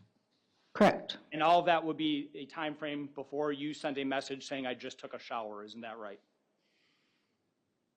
Yes. You had a number of phone calls that day. We talked about the first phone call that you made, or that Derek made actually to you, which is before he came home on February 10th, correct? Correct. At 6:49 p.m., did you have a call with your mother? I don't know the exact time, but I probably did talk to my mom. Your mom was coming to pick up the two older children that evening, is that correct? Yes, Your mom did, in fact, come and pick up Major and Jalen that evening, right? she did. And that was after the two of you talked about that, correct? Yeah, we would have talked about it. Your mother, Miss Ehlers, came into your house to pick up the children. She did not come in the house. I don't believe she did. You don't believe she did? I don't believe she came in the house. Okay. If she made a statement otherwise, you wouldn't know that, correct? Objection calls for hearsay. I'll withdraw it. You don't recall her coming in the house? No. You don't recall her seeing what the children were doing or anything like that, or having a conversation with her? No, I don't. The kids always went outside when she got there. You had a phone call with your mom at 9:38 p.m.? I may have. It lasted about, I'll show you, 2 minutes and 52 seconds.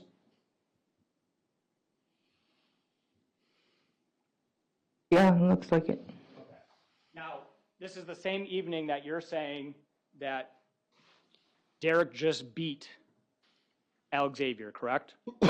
Yes. You're having a phone call with your mother that's approximately 3 minutes in length, right? Yes. You're concerned about child abuse that's happening in your home, right? It happened a lot.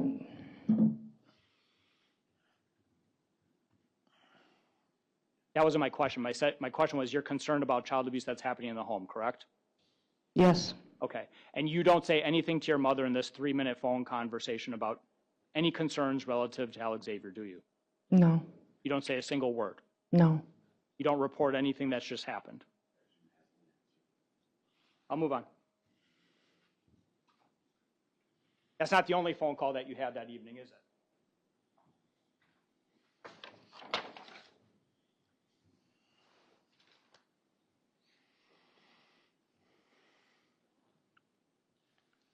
Did you have a FaceTime chat with Laura Lee?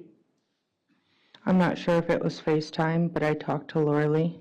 Talked to her twice, right? It would have been by phone call, I believe. Let me show you your records.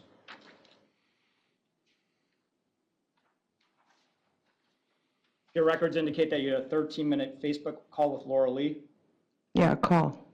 and that would be after 10:30 in the evening, correct? Yes. And then you had a second phone call at 10:44 with Laura Lee, Yes. and that lasted 16 minutes and 43 seconds. Yes. So you had 2 phone calls with Laura Lee that approximate 26 minutes in time total, correct? Yes. And during neither of these phone calls do you mention anything about Alexavier being in any way physically harmed by Mr. Pedrin? No, I didn't. You didn't mention it at all. No. You didn't mention anything about how he appeared to you or concerns regarding Alexavier, isn't that right? No. And in fact, in that second phone call, that's when Alexavier can be heard saying, I'm waiting for you to go to sleep so I can get into things, right? That's not what he said. What did he say? He said yes. Today you're saying he said yes, but in previous interviews you said, I'm waiting for you to go to sleep so I can get into things, I right? never said that. You never said that. No. You were interviewed by Investigator Williams on body cam, and you told Investigator Williams that's what he said on body cam. I told him I asked him, and he said yes. You told him you asked him, and he said yes. Yes. Okay. And today you're saying he said yes, not yes, right? You're drawing out the yes as though there's something wrong with him, as you say it today. I thought he was being silly. You thought he was being silly. Yes. So when you say yes like that, you're not trying to indicate today for the first time that there's something Judge, physically I'm gonna wrong. mischaracterizing. She gave that testimony yesterday. Okay, I'm gonna allow you to ask the question. Go ahead. When you are using your voice in that manner to stress how Alexavier sounded to you for the first time in trial, you're saying that that was silly to you.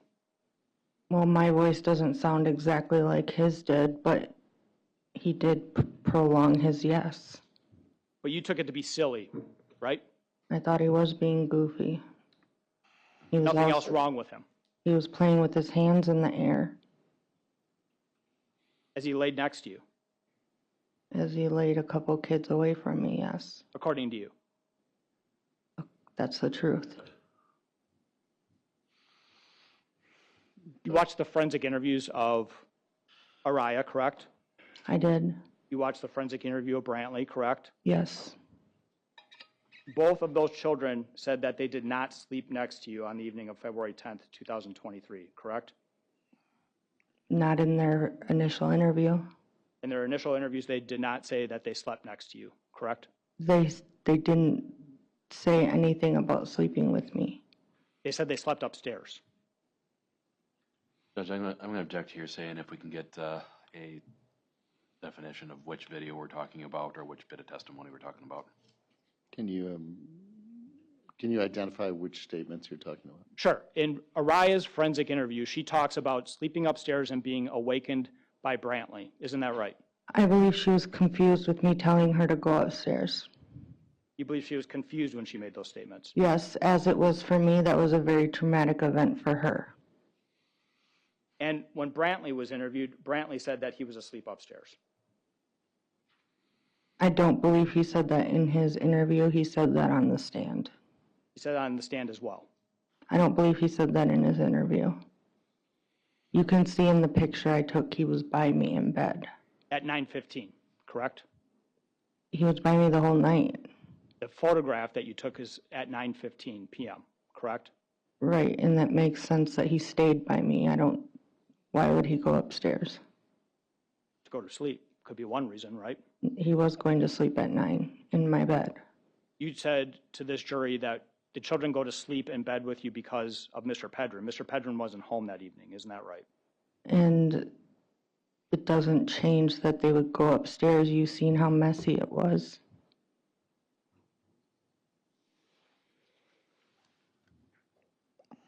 You exchanged well over 100 messages with Mr. Suarez.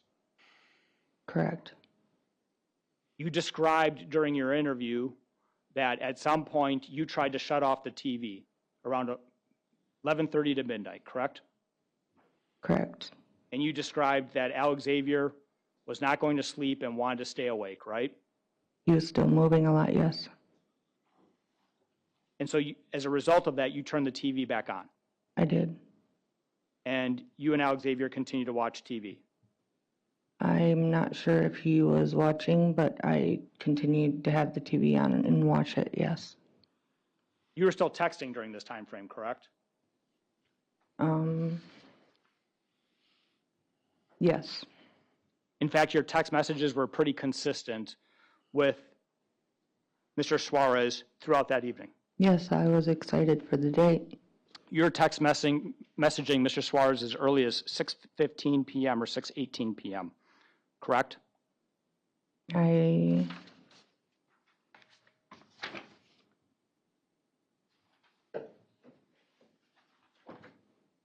Yes, What was the time of your first message with Mr. Suarez?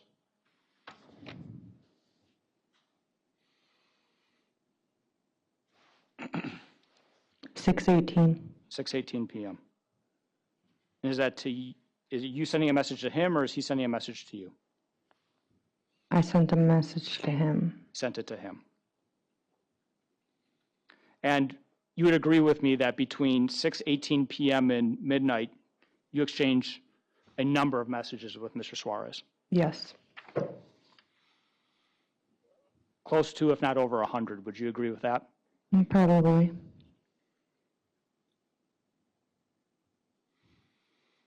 You'd agree that in not one of those messages did you express any concern with regards to Alexavier or his physical condition? No, my mind was on my date, and Derek had told me he did not hurt Alex in there, and I didn't think it was that severe that Alex had internal injuries. If I did, I would have gotten him help. You send Mr. Suarez a photograph of law enforcement outside of your residence, correct? From your camera system? I may have. And after sending him that message, you said there were up to 5 members of law enforcement that were at your house to get Mr. Pedrin, isn't that right?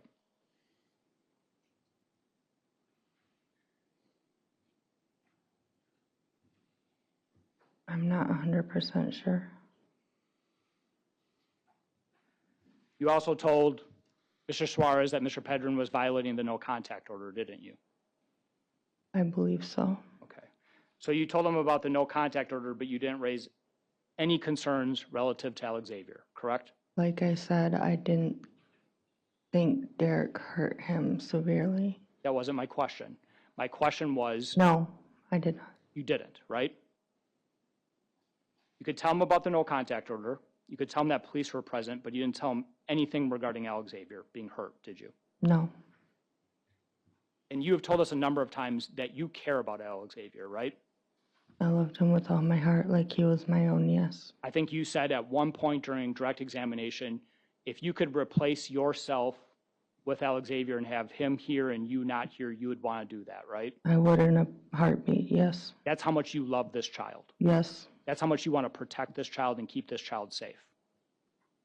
yes, And you had this information regarding him allegedly being assaulted in the bathroom, and you don't tell Mr. Suarez, do you? Objection asked and answered. Go ahead, answer the question if you can. I didn't know him like that. You had this information that he allegedly assaulted him in the bathroom, and you didn't tell Deputy Paff when he came to the residence. I didn't feel like I could. You had this information, and you didn't tell Deputy Kernan when he was at the residence. I didn't feel like I could. You had Deputy Paff's personal cell phone number on your phone. I didn't feel like I could. My life was threatened. Mr. Pedrin was arrested and removed from your house, correct? That didn't stop him. That wasn't my question. He was arrested and removed from the house, right? Yes, He was in law enforcement custody, correct? yes, You know at that moment in time, Mr. Pedrin can't do anything to you, correct? yes, he could. While he's in custody? Yes, You don't call Deputy Paff back, do you? You don't report anything to Deputy Paff. No, I didn't feel safe. You didn't report anything to Deputy Kerning. I didn't feel safe. You didn't report anything to then Sergeant, now Lieutenant Williams, correct? I didn't feel safe. You had Lieutenant Williams' number in your phone. I didn't feel safe. You had the ability to call Lieutenant Williams. I didn't feel like I could. You had the ability to call him. You had the phone number, you had a phone, you had the fingers. I had their numbers, yes. You chose not to. I didn't feel like I could. When you observed Alexavier after Mr. Pedrin left, you told Sergeant Williams that he was actually getting better after he woke up somewhere between 7:30 and 8 o'clock. He wasn't puking. He was what? He was not throwing up anymore. He was not throwing up anymore. You said he appeared better to you, not just not throwing up. You said he appeared better, right? When I moved him from the couch to the bed, he was not throwing up anymore. And I asked him, "Are you feeling better?" And he shook his head, yes.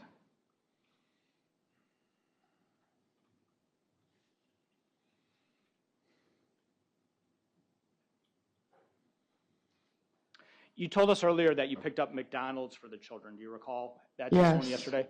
And I believe you told us that Alexavier didn't really eat anything, but he drank his soda. Is that right? Yes. And the soda that you gave him because he was sick was a Sprite. Isn't that right? Yes, I believe so. Okay, and a Sprite doesn't have caffeine in it. You're aware of that, right? It could have been something else. I don't know. It could have been something else. It could have been a different kind of soda. I don't remember all the details. Okay. Yesterday you told us it was Sprite, though. You said I Sprite. thought it was, yes. Okay. And today you're saying, after hearing that he had caffeine in his system, it could have been something different. I know I gave him ginger ale that night, and I'm pretty sure it was a Sprite.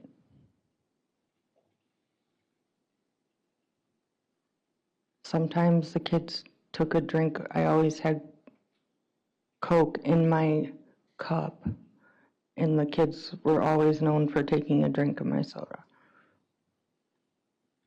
So he maybe took a sip of your soda. You're saying Could that have. too?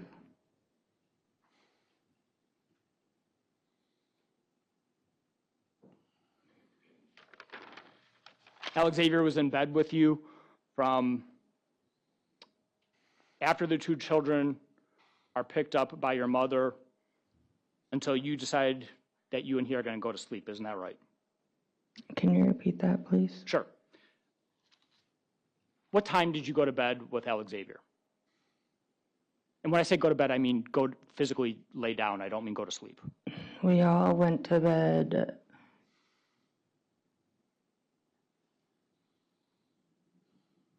when Derek got arrested. When Derek got arrested? Yes. That'd be after he left the house? The kids were laying down. So you went to bed before you're sending a message about, I just took a shower? I was laying down at that time. I'm just asking you, are you telling us today you went to bed before sending a message saying, I just took a shower? Yes, I was laying down. Okay.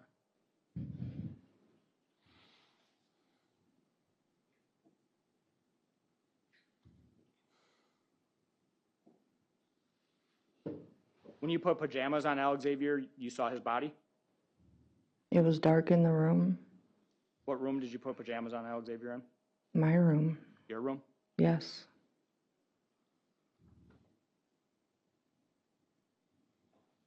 You agree that Alexavier was not complaining of any sort of pain in any way, shape, or form during that time that you put pajamas on him, correct? He was not. He was not complaining of pain before that either, was he? His stomach hurt. From throwing up and being sick? He didn't specify.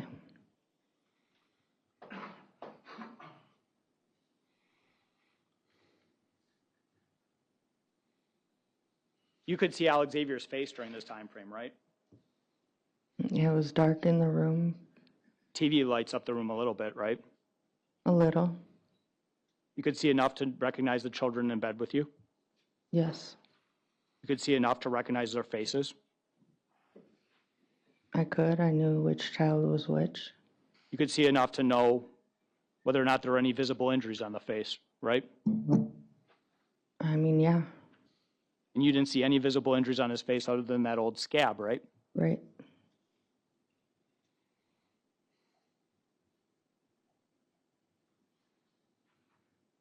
No bruising around his eye?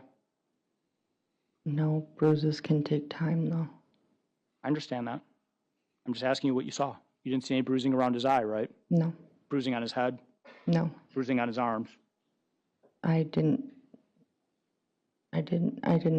really examine him. You said you didn't complain of any He pain, was, though, during this time frame, right? no, He's acting normal to you. I mean, he didn't feel good. He seemed like he didn't feel good, but he wasn't throwing up anymore. He wasn't lethargic, right?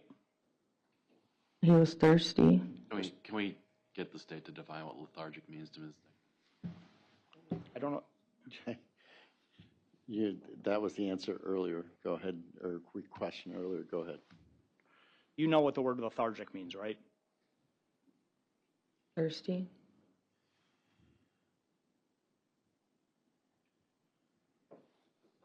He didn't appear tired to you, right? Yes, he did. He did. Yes. He's staying up and watching TV with you until 3 o'clock in the morning, but he appears tired. I mean, he was like out of it more, thinking back. Thinking back as you sit charged today, As time went on, thinking back, he wasn't himself. you never reported that to anybody who interviewed you, did you? I only did one interview. Correct, you only did one interview. That's true. Yes. With law enforcement, you talked to a lot of other people. You talked to Laura Lee, right? Not much. Talked to your mother. Not much. You didn't report any of these circumstances that you're telling us about today to any of the other people in your life, did you? I didn't talk to many people. I pretended to be okay so that my children would be okay. Because that's what their counselor told me to do. That's when your children are around, right? Pretend to be okay when your children are around you. Correct? Right, and I cried at night while watching them sleep because I was scared one of them would die. That recommendation doesn't apply to when you have a conversation with another adult, though, right? I didn't talk to adults. I didn't talk to anyone. You told us yesterday in direct examination that you would tell Laura Lee almost everything that happened when Derek would assault you. Not after Alex passed. You would tell Laura Lee everything that happened before Alex passed, though, right? Yes. You would send her countless videos. Yes. You're aware that your Google return only shows one video being sent to Laura Lee from you, correct? I had other emails. You have other emails? I did, yeah. You're aware used that other Laura Lee phones. says you only sent one video to her. I sent her more than that. I had another phone with another email. I want to talk to you a little bit about the SD card that you said you had. Do you recall that yesterday? Yes. You said you had an SD card that was a treasure trove of evidence regarding Mr. Pedrin abusing Alexavier, correct? I did. I had a SD card in another phone. SD card and another phone. Yes. And you said that there was a theft at your mother's house, correct? Yes, there was. No, that was your testimony yesterday. There was a Yes. theft.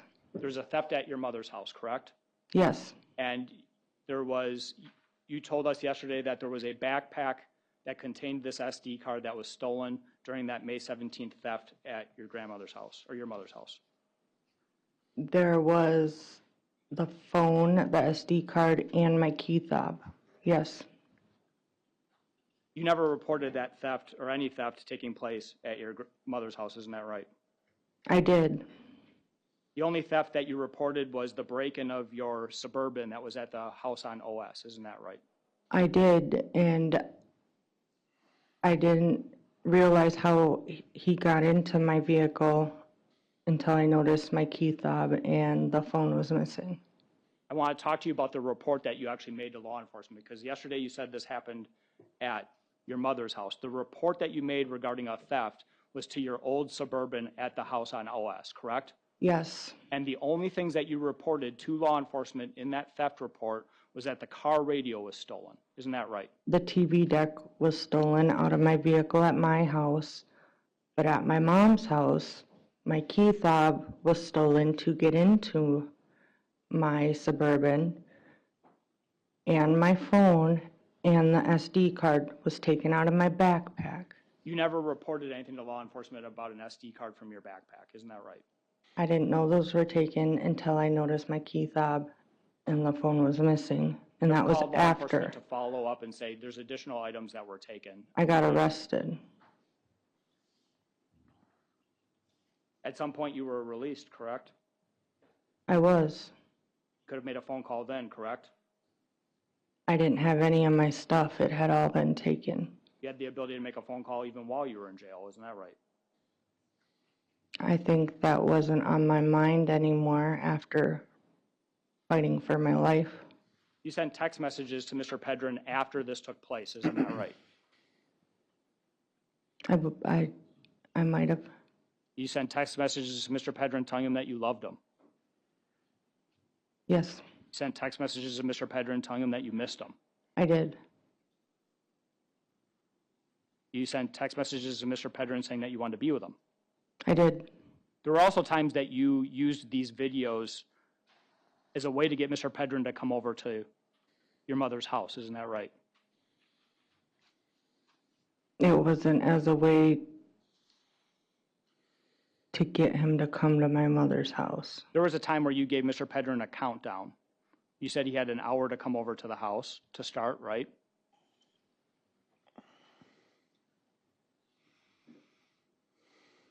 Do you remember? Yes. And then you said he had either 40 or 30 minutes to come to the house? Yes. And you wanted to have sex with Mr. Pedrin this evening, isn't it? That wasn't. And you were telling Mr. Pedrin that if he didn't come over, you were going to send the video to the police. It wasn't worded like that. You said you were going to release the videos. Yes, but it wasn't due to the countdown. It wasn't either you come over in an hour or I'm releasing the videos. Those are two different occasions. You're sending the text messages to Mr. Pedrin, and you're also saying, I'm going to release the videos during the same time frame. Isn't that right?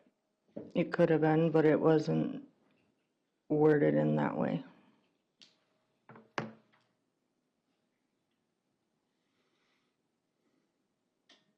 He never came over, did he? I don't know.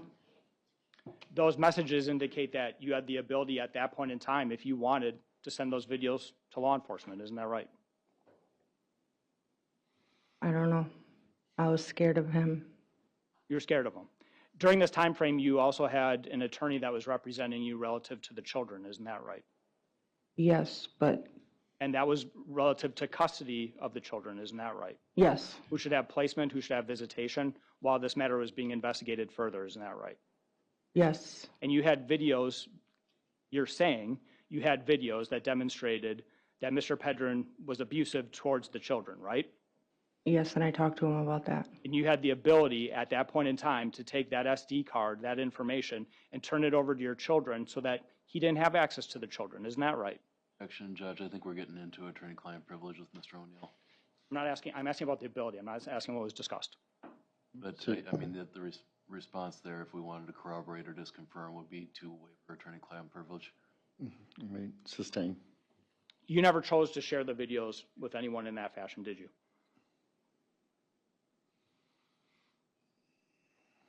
I talked about it with my attorney. There's a guardian ad litem that also represents the children, correct? Did. During that action, there's a guardian ad litem that represents the best interests of the children. Yes, there was. And they have the ability to look at that. You could share it with them, correct? I didn't.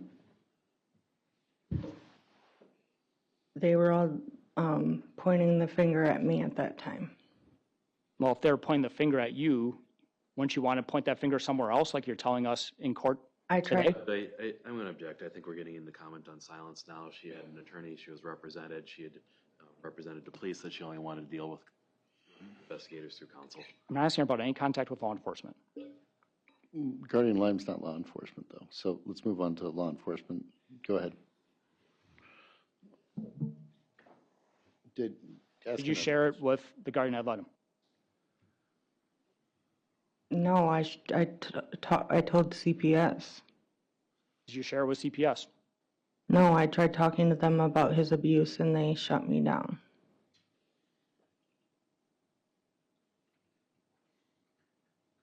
So CPS just shut you down. Yes.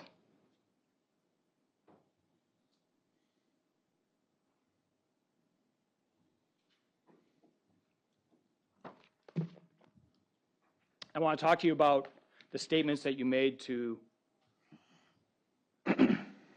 Deputy Kernin on the evening of February 10th. You allowed him in the house to see Alexavier, correct? Yes. You allowed him to inspect Alexavier's body? I allowed him to do what he needed to do until Alex was scared. Then you asked him to leave, correct? Yes. And Alex's expression of fear to you was not about Mr. Pedrin, it was about law enforcement being present, isn't that right? I don't know if Alex understood that he was law enforcement. He had a bright light in his face and he said, "Mommy, I'm scared." He recognized that it wasn't his father, right? I don't know. I don't know what Alex thought at that time. You told law enforcement that evening, February 10th, 2023, that Mr. Pedrin was just violating the no contact order, isn't that right? I told them that I was scared.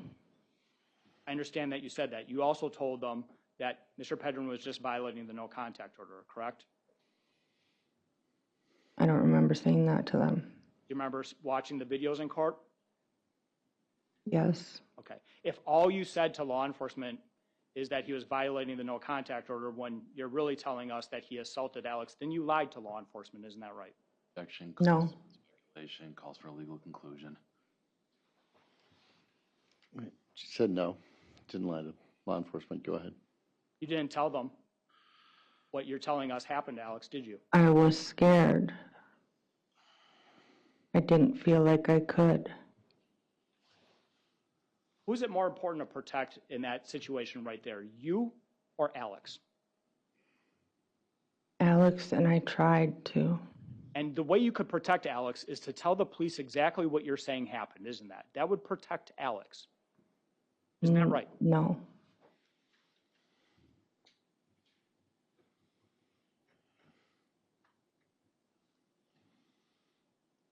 You've been interviewed a number of times by the police relative to domestic violence by Mr. Pedrin, isn't that correct? Yes. You've been asked the details about those assaults every time, isn't that right? Yes. Outside of the 911 call where you make a reference to Alex, not once did you tell investigators in those investigations that Alex was abused. No, but when I did, they didn't do anything. And I got beat for it. And he threatened to kill me and the kids. Not once in any of those investigations did you remember say anything about any of the children being abused, correct? No. These are situations where you are telling law enforcement about you being assaulted, so you feel comfortable enough to share what's happening to you, but you won't say anything about the children during any of these investigations. Isn't that right?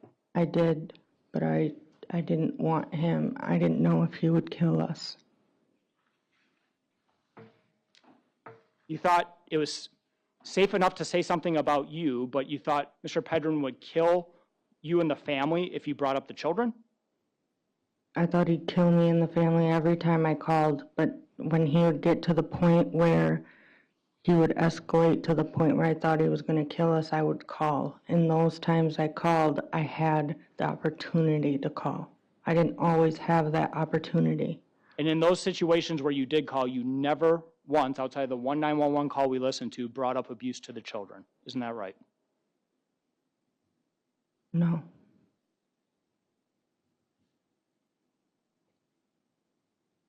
And these are children that you're telling us today that you would put before yourself if you could to save them. I would. Asked and answered. Sustain.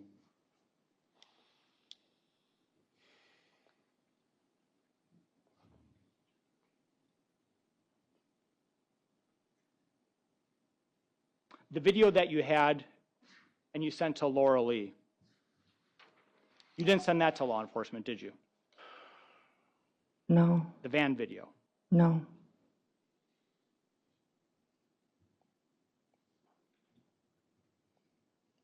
You sent it to Laura Lee with what instructions? To keep it. To keep it.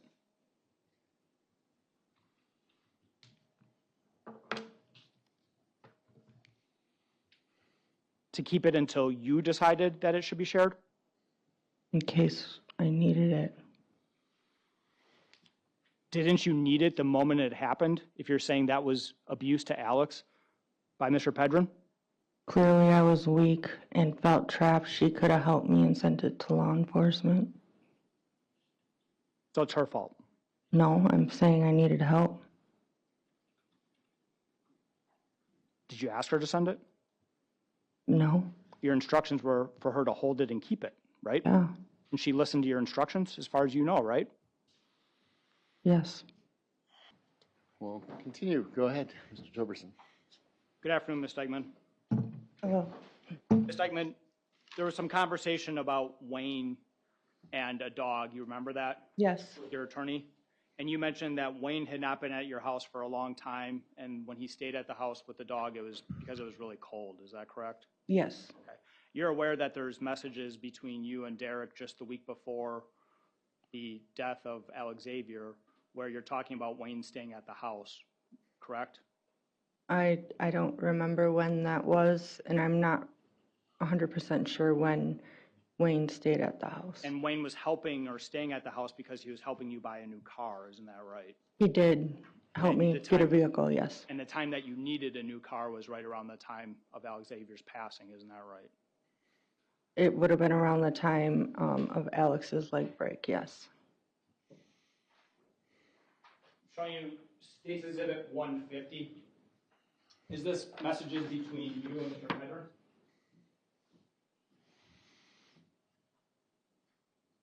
Yes. And it's referencing Wayne and a discussion about Wayne? Yes. And there's a message from February 6th of 2023 where you say, he's staying again because he's helping me buy a vehicle. Is that correct? It's about 2/3 of the way down.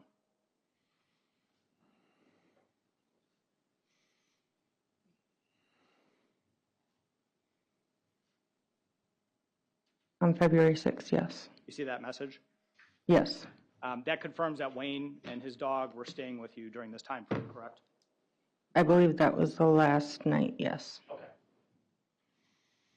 I move 150 in evidence. Judge, again, it's an altered document. Objection. It will be received. You were shown a exhibit yesterday, 300 by Attorney Zachar, that referenced a message that you sent to Mr. Pedrin that Alex needed to be home and healing with you and not getting drunk and high with Mr. Pedrin. Remember that message? Yes. Okay. I'm going to show it to you right now. It's Defense Exhibit 300. This is the one that we're talking about, right? Yes. Now, that's just a very small snippet of that chat, correct? It's really 2 sentences. Yes. Okay. What is the UTC time of those messages? Do you want me to read it? It might be harder for you to read it. I'll do it. Okay. And then you can tell me if I'm right or wrong. So I'm going to read from right here. It says UTC 2203:54. Do you see that? Yes. And UTC means that we subtract 6 hours during this time frame. So that would make it 16:03:54, correct? I'm not sure about that. And thank you. I was hoping someone would. And that would make it 4 o'clock in the evening. Okay. Exhibit number 7 is Mr. Pedrin's time card.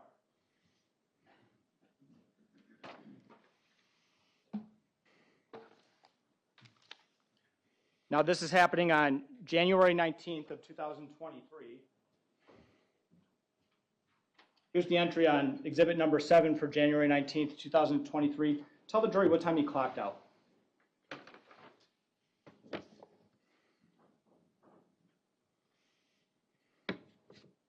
It says 5:10. 5:10. So you are messaging him about getting drunk and high, and he's actually at work. He had people clock him out all the time. His friends would clock him out of work. That's your accusation. It's true. Those records say that he was at work, correct? You agree with that? It says he was clocked in work. It doesn't mean he was at work. Let's talk about what the additional messages say that also weren't shown. I'm going to show you State's Exhibit 151. There were just 2 text messages that were contained in 300 from the defense. This is a larger portion of the conversation. Would you agree? Absolutely.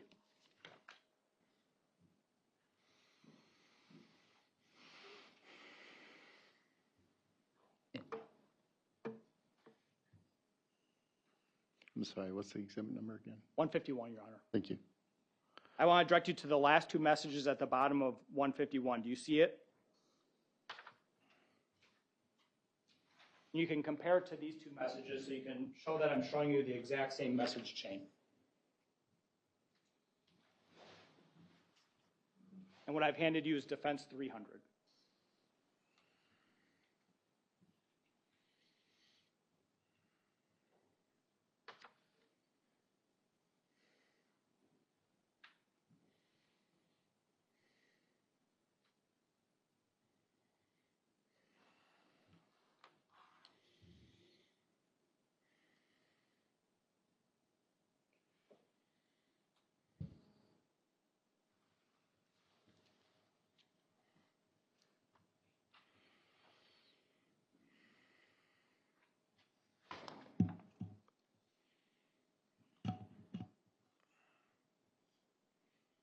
For now, Ms. Dikeman, you can just stay on page 1.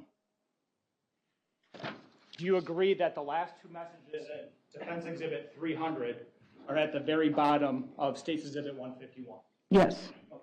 And yesterday you were only shown the 2 messages from Defense Exhibit 300. You weren't shown the rest of those messages. Is that right? Yes. Now, if you go up a little bit on State's 151, you can see a sentence where you say, you are already complaining about the Jenna part. Do you see that? Yes. You're referencing Jenna Love, isn't that right? Yes. Jenna Love is Alexavier's mother. Yes. And Jenna Love was about to get out of prison during this time, isn't that correct? Not for a couple months. Okay. You had some rules that you wanted Mr. Pedrin to follow, or you weren't going to stay in a relationship with him. I wanted her to stay away from me. You wanted her to stay away from you, no contact with you, right? Yes. And you wanted no contact between Mr. Pedrin and her as well. Isn't that right?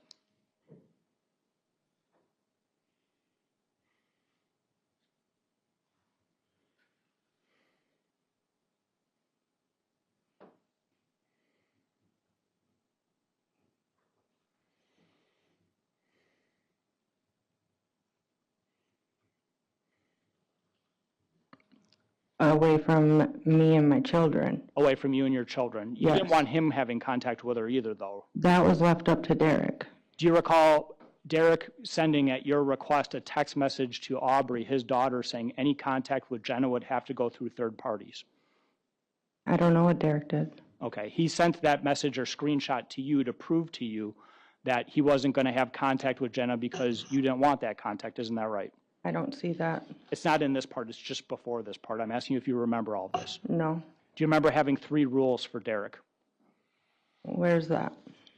I'll show those to you in a little bit. Now, in this message chain, the very next line after the 2 messages that you sent and we talked about in Defense Exhibit 300, you say, I gave you the option to make it right, and instead you want to call obsessive over Jenna and scream at me only about that situation. You see that on the second page? I didn't get to read the second page. You told me to stay on the first page. Okay, second page, it's the very first entry. let me know when you're done.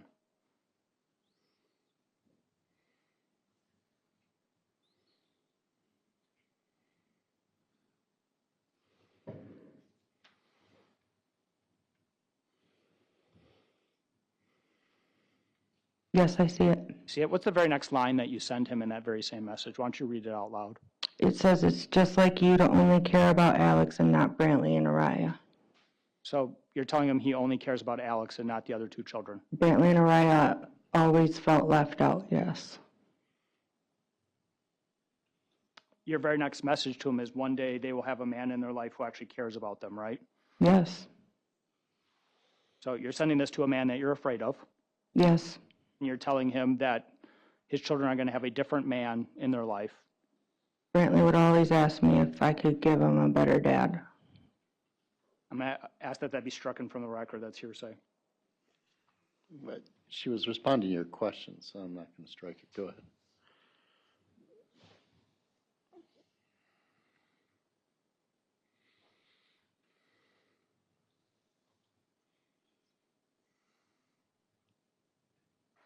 Turn to the next page, page 3 or page 36 at the top of that exhibit.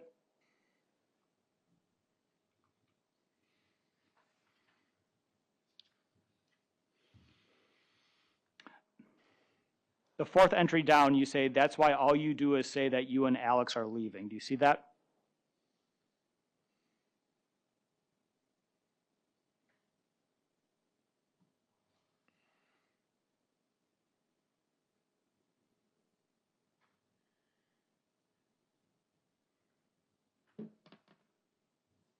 Yes, Followed by you saying you don't give a about me or my kids.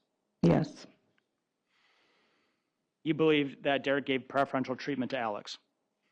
I believe that he left the other kids out when he would use Alex as a pawn. And yesterday when you were testifying about this text message exchange, you said you didn't want Alex leaving the house with him because you thought he was going to be drunk and high when he had Alex in his care. Is that right? He was. Okay. The very end of this exchange, you tell, you're having Derek sent to your mom's house to pick something up for you. Do you see that?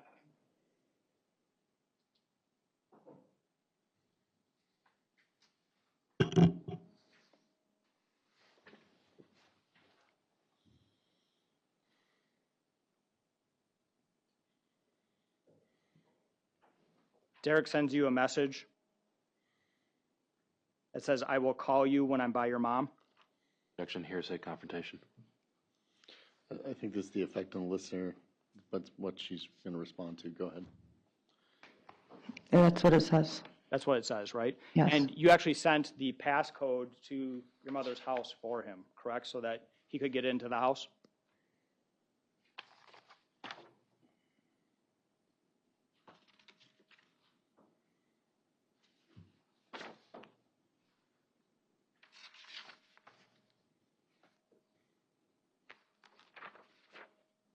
Actually, it's on a different exhibit from the next day, so I'll show that to you. It says, and I'm sick of you throwing Alex in my face. Really, why should I care anymore? I'm going to show you what's been marked as 152. This is a continuing exchange between you and Mr. Pedrin, is that correct? What page? I'm going to show you the very last part of 152, which is a screenshot. What is the screenshot of?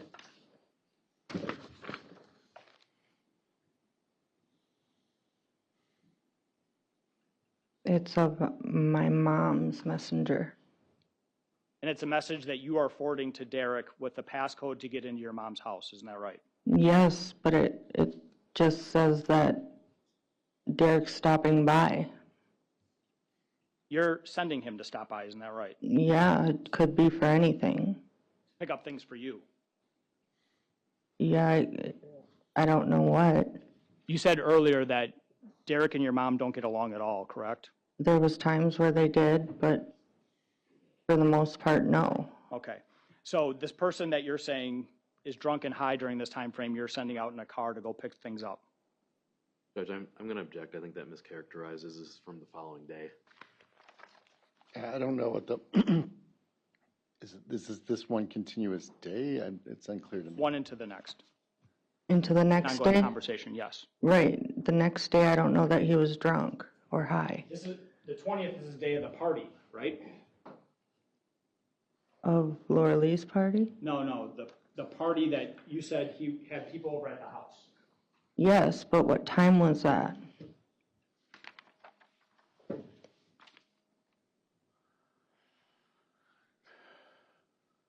This message is sent at 0027:31, subtract 6 would be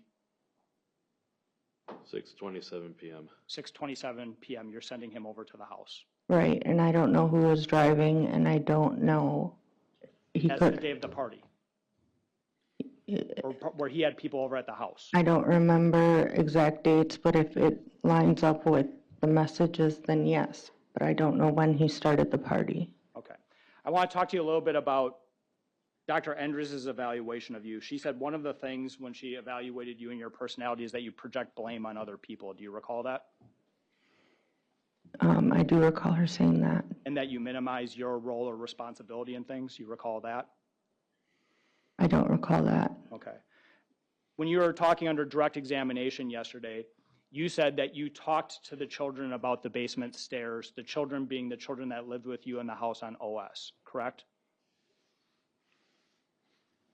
I don't remember saying I talked to them about the basement stairs. You said you don't recall that.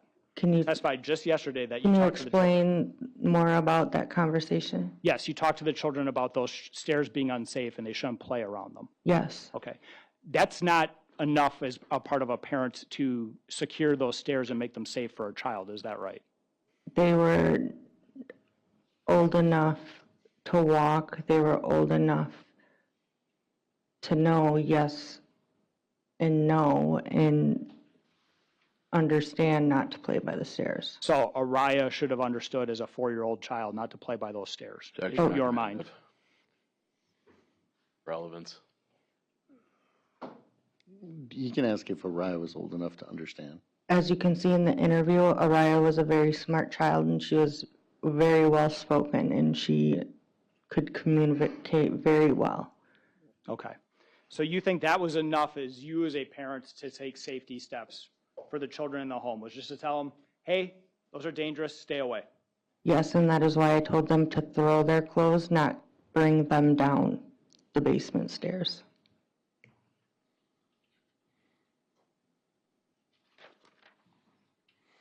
Same thing with prescription medication. You had a conversation with the children and you said, these are mom's prescriptions, stay away, don't touch, that's for adults. Since my brain injuries, the kids noticed that I would always take pain medications or a lot of medications, I should say, not pain. And they would ask me, Mom, what are those? Why do you always take medicine? And I would tell them, Mom has to take them because of my head. You know how Mom always has headaches because they were used to quiet time. You know, Mom's head hurts, we have to have quiet time. My question is that you believe just telling kids. Explaining why we had, about the medication, why I explained to them. I'm asking you beyond explaining it to them, should you have taken other safety steps? That's not what you asked. You asked if I had a conversation with them, and I'm explaining.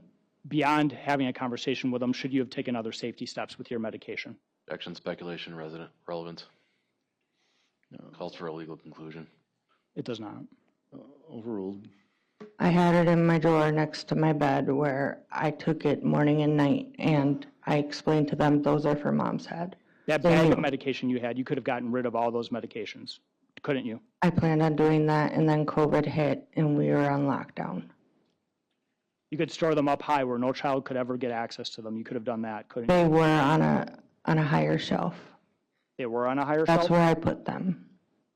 So they were on a shelf where none of the children could have accessed them, is what you're telling us today? I believe they were either on that brown shelf or on my hanger shelf, which is where I put them. And if they were on the hanger shelf, none of the children could have reached them, is that right? No, That's not right? that is right. That is right. None of the children could have reached it, correct? No, So the only person that could have touched that bag was you or Mr. Pedrin. correct. The only two people that had the opportunity to touch that bag was you or Mr. Pedrin, correct? Yes. Same thing if it was on the bookshelf. That was high enough that none of the children would access it, or no? I can't say what the kids could have reached. I'm not the children. You can observe how tall your children are and what they can grab, what their capabilities are, right? Yes, but that house was very cluttered, and I don't know what they could have reached. I mean, there was, Whose responsibility is it to put things that are dangerous to children out of the reach of children? I did. You did. I put it up. I believe it was on the hanger shelf. You believe it was out of reach for the children. I believe it was on the metal shelf where I hung up clothes. I believe it was on that shelf. That's where I remember putting it. I want to talk to you a little bit about your interactions with the police on February 11th, 2023.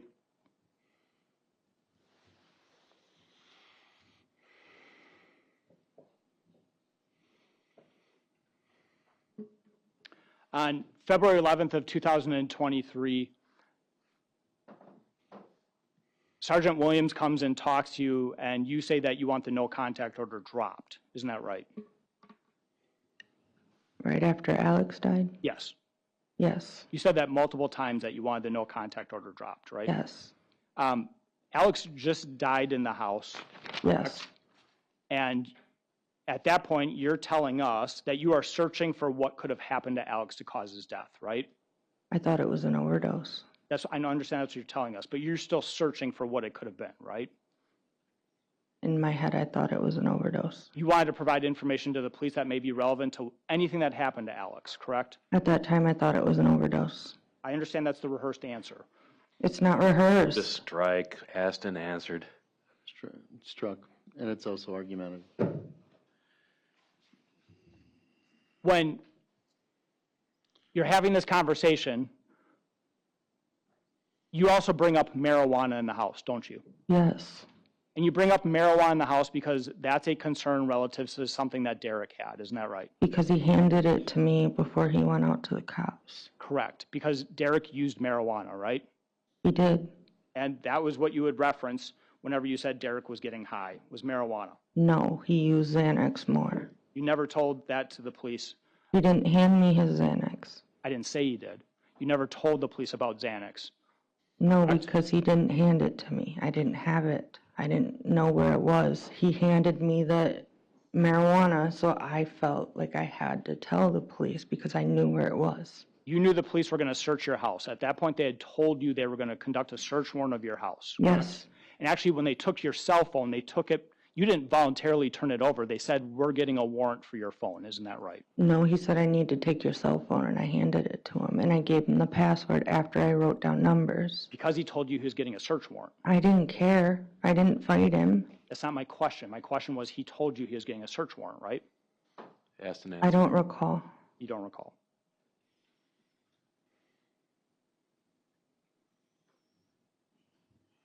You told this jury that you saw Derek Pedrin do a line of Xanax on the table. I did, yes.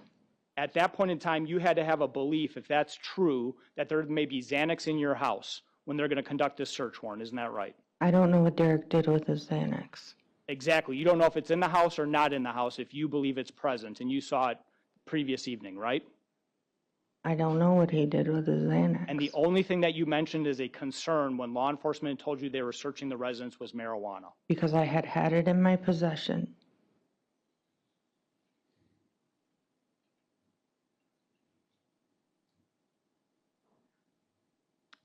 We saw a number of videos through the course of this trial where Xanax and fentanyl were discussed by Derek to you, correct?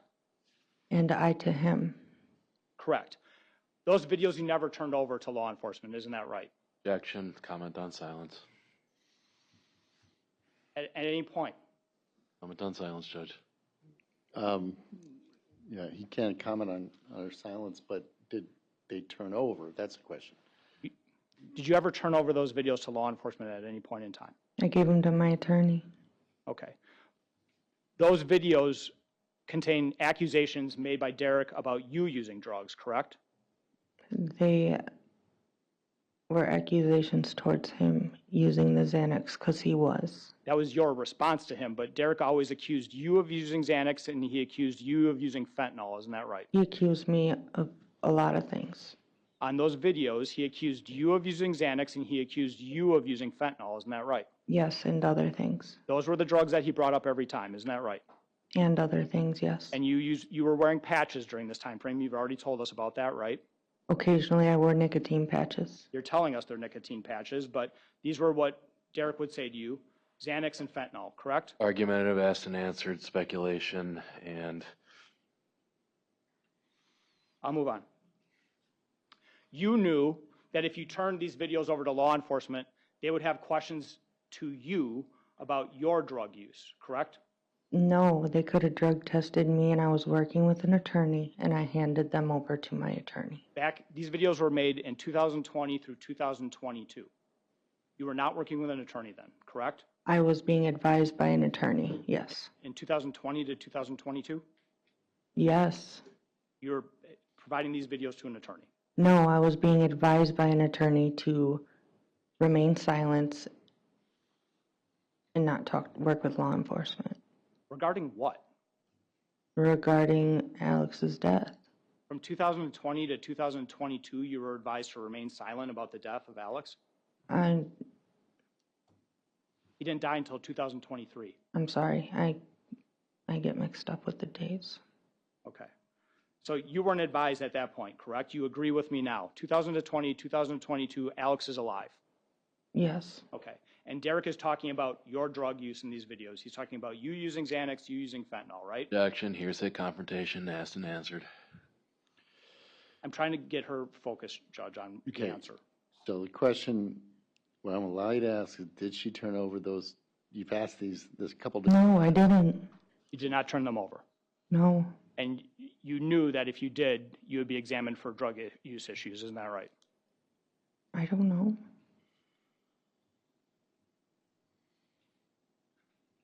You were asked about the school records for the children during your questioning yesterday. You agree that Alexavier had approximately 100 absences over a period of 2 years.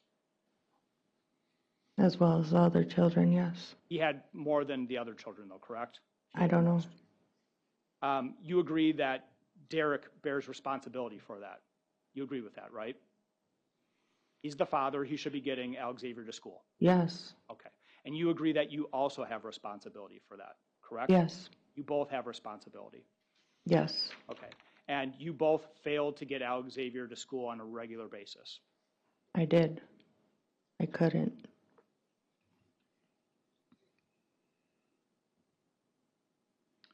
We were shown 5 emails between you and the school. All those emails were from 2021 to 2022, isn't that right? I get mixed up on dates, so it's whatever they say. They were from when Alexavier was in kindergarten. Does that help? I know there was emails from first grade as well. Okay. The ones that we were shown were from kindergarten. Okay?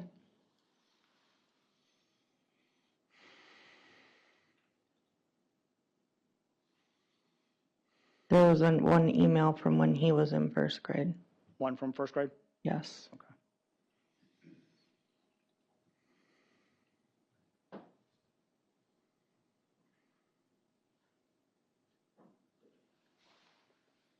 So that's 5 messages that we were shown over the course of 2 academic. We were shown a lot. I don't know the number.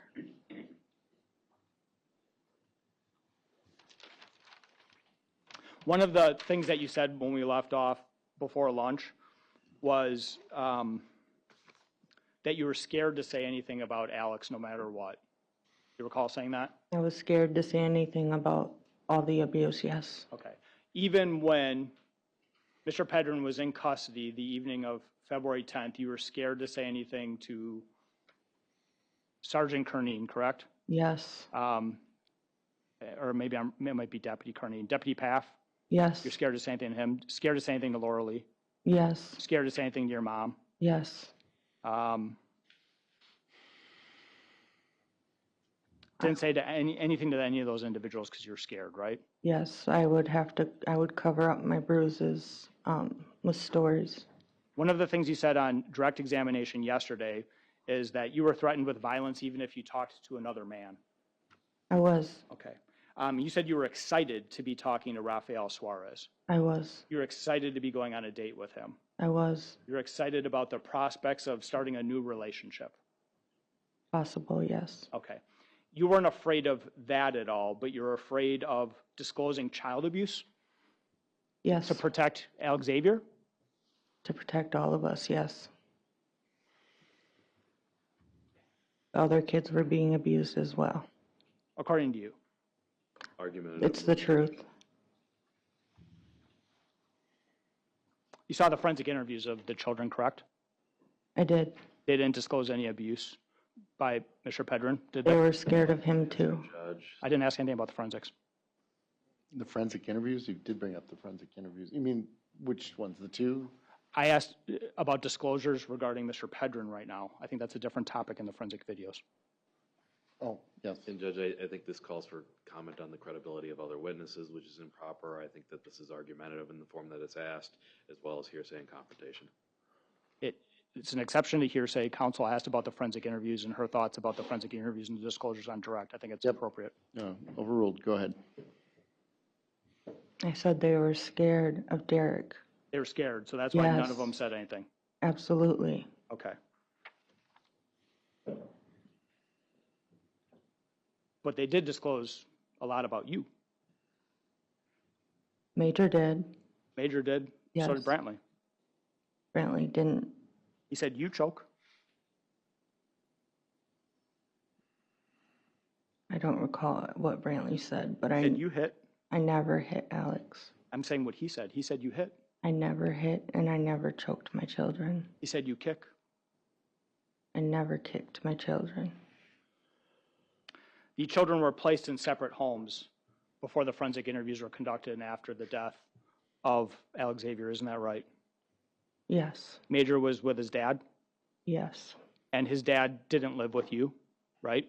No. He had no idea what or how you treated the children inside your home, correct? They were all talking to Major before the interview. They were all talking to Major. His grandma and his dad were calling the sergeant multiple times after talking to Major, About what Major was reporting, correct? supposedly.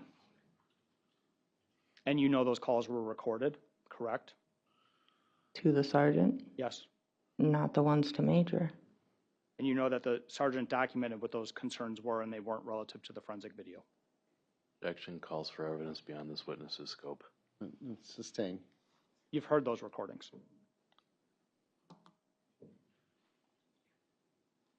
I'll move on. Yeah. Brantley was in a different home, correct? Yes. Brantley was in the home of one of your relatives. Yes. It was your relative that took Brantley to his forensic interview. Yes. Brantley, to your knowledge, was not having any contact with Major during that time frame, correct? I don't know.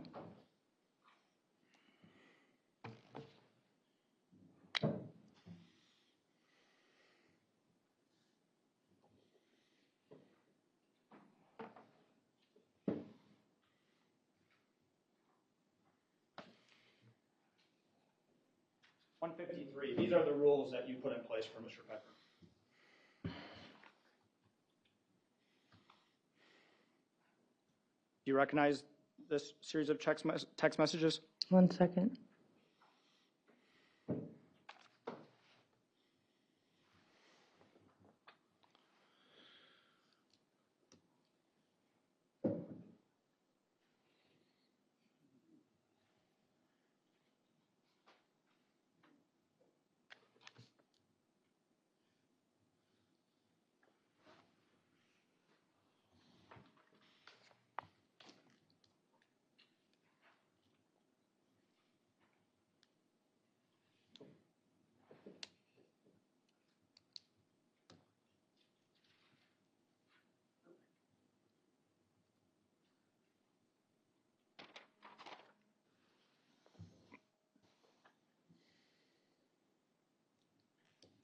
Do you see about a little over 1/3 of the page down, and it's a message from you, and it starts off with the word fix?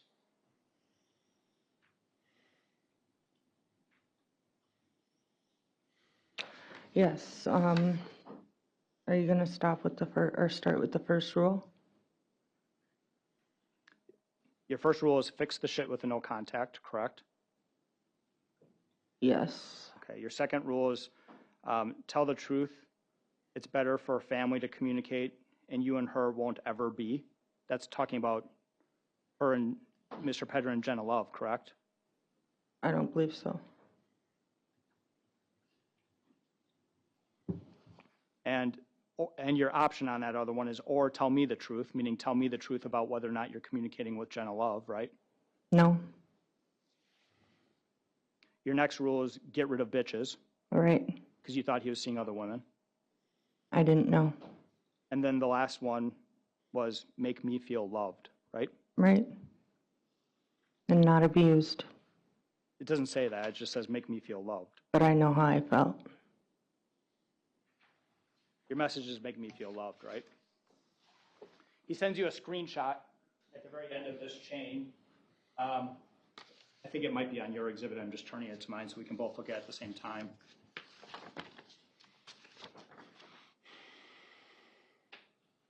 The person in Mr. Pedrin's phone is heart my life and then flowers, correct? At the very top. I see it, Yeah. And this is a text message to AUBZ, who's Aubrey, his daughter, right? yes, And he's telling Aubrey that if there's communication when his mom gets out, there will still be a no contact order in place. Isn't that right? yes, that's what he says. He's doing this because this is what you want. No, I don't, I never controlled Derek, he controlled me. He's sending you a screenshot saying that he's not going to have contact and telling Aubrey about that because that's one of your rules. No, it was not. Moving 153 in evidence. Hearsay confrontation. This is her messages, right? To her message. But no, it's a message that Mr. Pedrin sent to his daughter that was screenshot and sent to her. Okay. Okay, the earlier parts of the exhibit are received. The screenshot, screenshot is hearsay, but the screenshot is in reference to what the response is, so it's completeness, so I'll allow it to be received. And my only argument would be it shows his actions based on the messages sent to him. Sent back to her. I didn't make him do Judge, it. I think that's the definition of hearsay. That is the definition here, so I'm allowing it in just to show what the series of conversations are, so, Yes. and responses. Go ahead.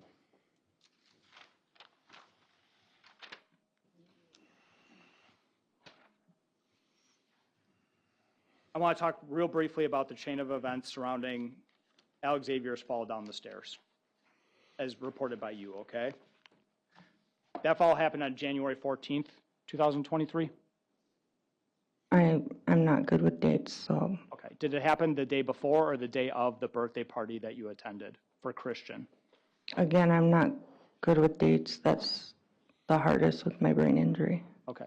If the birthday party that you attended for Christian was on a Saturday, you already represented to this jury that you wanted to get Alexavier medical care that Saturday at that party, correct? I did. And you also told us that it was Mr. Pedrin who was drinking and wanted to stay drinking and did not want to get medical care for him, correct? Right. Okay, the next day is a Sunday, though, and Alexavier isn't taken in for medical care at any point on that Sunday, is he?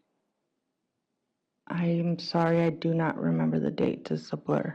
Okay. He's not able to walk at all on Saturday. You have to pick him up and carry him, isn't that right? I did. Okay. And you had to carry him, not only just physically carry him out of the car, but carry him into the house. Yes. And you had to carry him and put him on a bed. Yes. And you told us earlier that you had balance issues, and so you didn't think you could do something like kick a child, but you're carrying around a 47-pound child. It was very hard. It was very hard, but you were capable of doing it, right? I had to hold on with all my might, And you carried him in that almost house. dropping him, yes. And you carried him out of that house. By the time I got to the vehicle or the bed, I was literally holding on till he was like to my knees. I struggled. The left side of my body is very weak. And you could physically pick him up and put him in a grocery cart, correct? Again, I struggled. That's And higher up even to put a child. If you can see where he was sitting in that grocery cart, it was on the seat, not in the cart. It wasn't in the cart. They had those double seats, so it wasn't like I was lifting him in the cart. You picked him up and put him in the cart was my question. Not in the cart, no. Okay. You pick him up and carry him around the house. No. You moved him from the couch to the bed on the evening of February 10th. Yes.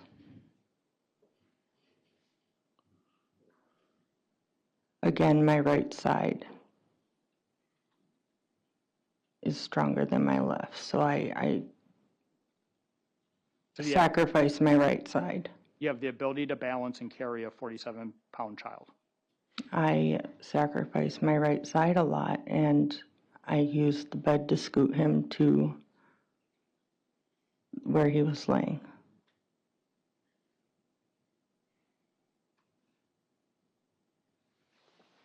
I've learned to live with this disability.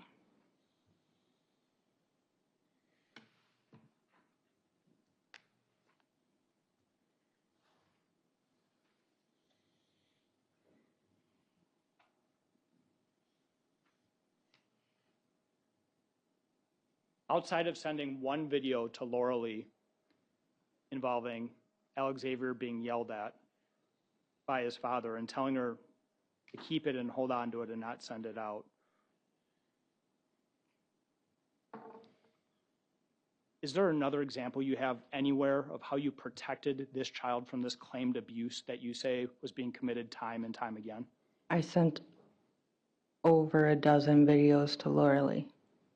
That's according to you, not her though, right? It's the truth.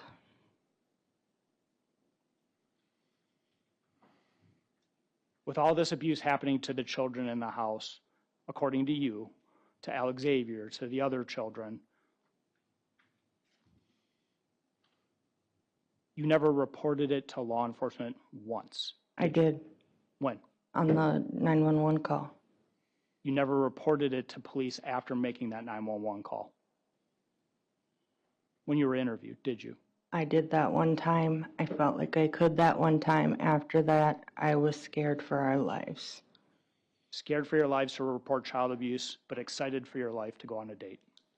Thank you. Argumentative, move to strike. Saying. All right, redirect.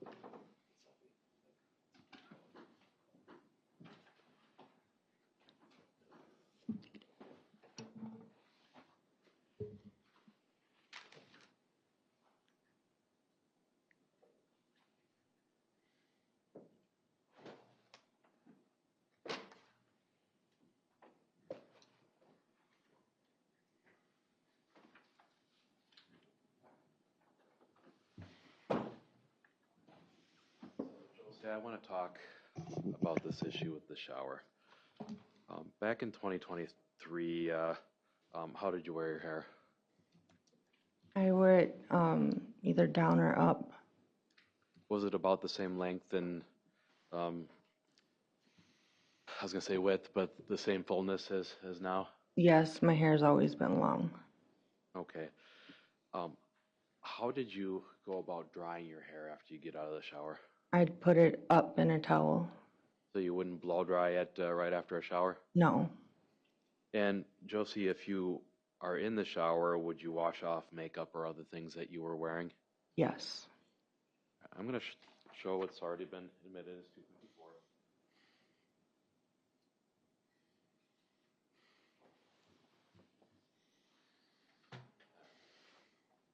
Josie, take a look at your hair here on the zoomed out view. Does that look like you had recently been in the shower? No. Does it look dry and like in the position that it normally would have been? Yes. And I got a quick makeup tutorial over lunch from Ms. Sanchez here, but does it look like you're wearing lip gloss or something on your lips? Yes. Is that something that normally you would have washed off in the shower? Yes. I'm gonna zoom in here to your eyes, and it looks like you're wearing eyeliner on the upper and lower sections of your eye. Is that correct? Eyeliner and mascara. Mascara. Okay, I think mascara is the one on top, right? That's the eyelashes. Oh, the mask. Okay, the eyelashes. Would you have put makeup back on after a shower? No, not if I was going to sleep.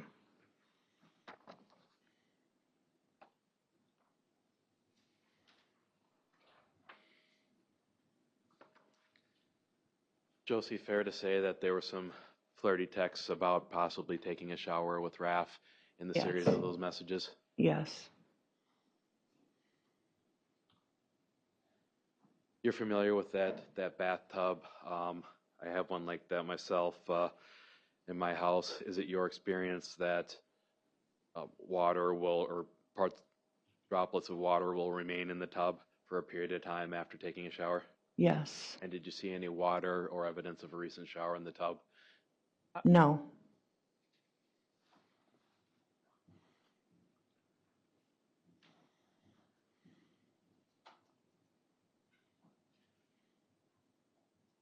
We're all addicted to our telephones these days. Are there parts of the day where you're not using your phone, Josie? If I'm holding the kids to get them to sleep, Brantley was big on that. I had to hold him and rub his back. If I was watching TV, I would not. If I was eating something, I wouldn't. If I had a bad headache, because if I'm on the phone too much, I get the screen. I have to take a break. How about if you're playing with the kids? Yes. I stopped, one of the reasons, other than Derek accusing me of stuff, I stopped going on Facebook also because I noticed it was taking me away from the children. Does it strike you as unusual at all, Josie, that there would be a period of time that you're not sending or receiving texts for half an hour to 40 minutes or however long that was? Yes, I'm still like that. I won't text people back for a long period of time. Did you take a shower? No. So, going to after Alex died, did you want Derek to see the kids? Yes. Why is that? I mean, I don't know why, but even being abused and going through all that trauma, you just, part of you wants that person there. And I just wanted a piece of Alex. I wanted a piece of, even though he was so abusive, I wanted to feel like Alex was there. I wanted to feel like that life was there. And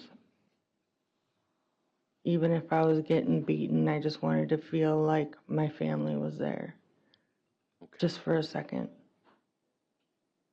Was Derek seeing the kids regularly after Alex died? He would not come see the kids. He would come in the night only to see me. Were you upset with Derek for not coming to see the rest of his kids? Yes.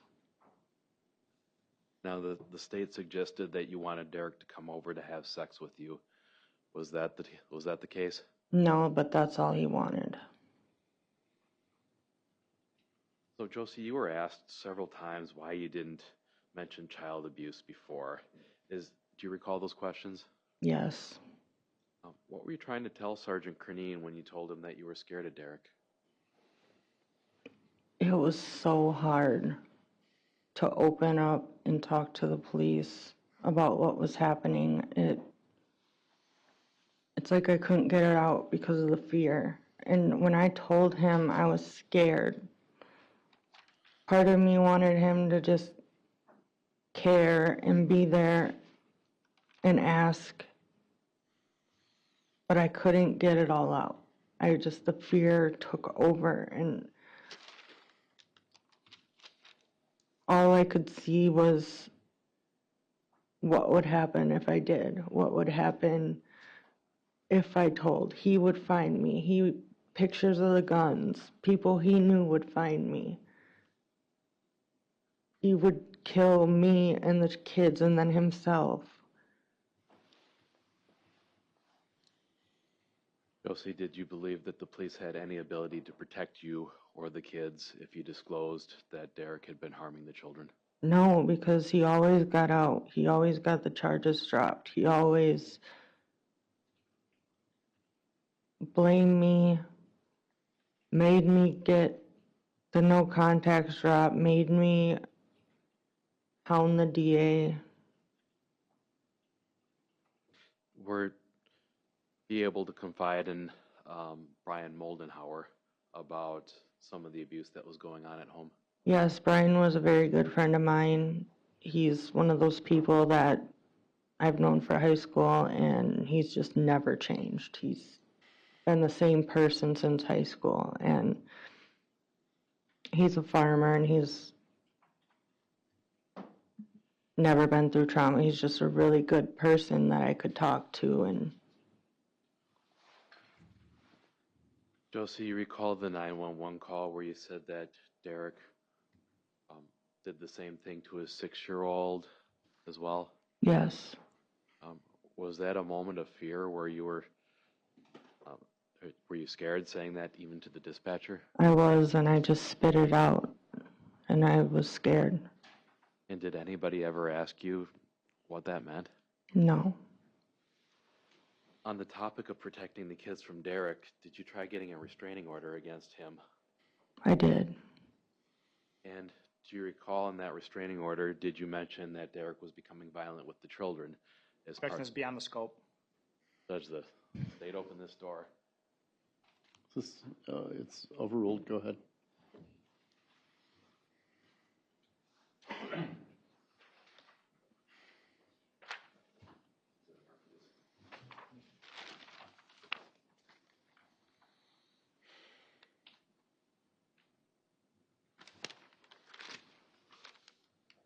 I don't know, this is just.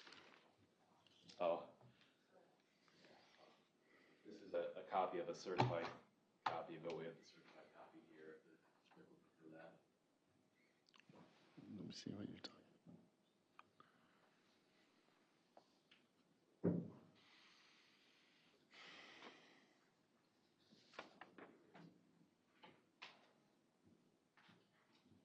Josie, I'm showing you what's been marked as 313. Does this appear to be a restraining order that you tried seeking against Derek? Yes. Did anybody help you with that? Yes, a lady from Salvation Army. Okay, so this was the social worker at the Salvation Army? Yes, I see the date on page 3 here is it's signed June 25th of 2019. Is that accurate? yes, Would that have been the date that you signed it? yes, It looks like the notary is our current court reporter. Is that correct? yes, All right. So Josie, on the back, there was a section where you had to write what had happened with Derek. Do you recall that? yes, And Judge, for the purposes of this exhibit, I'm going to ask that be used for the limited purposes related to the children only. Yep. that's all I'm gonna use it for. Thank you. Yep. And I am just gonna highlight a section here.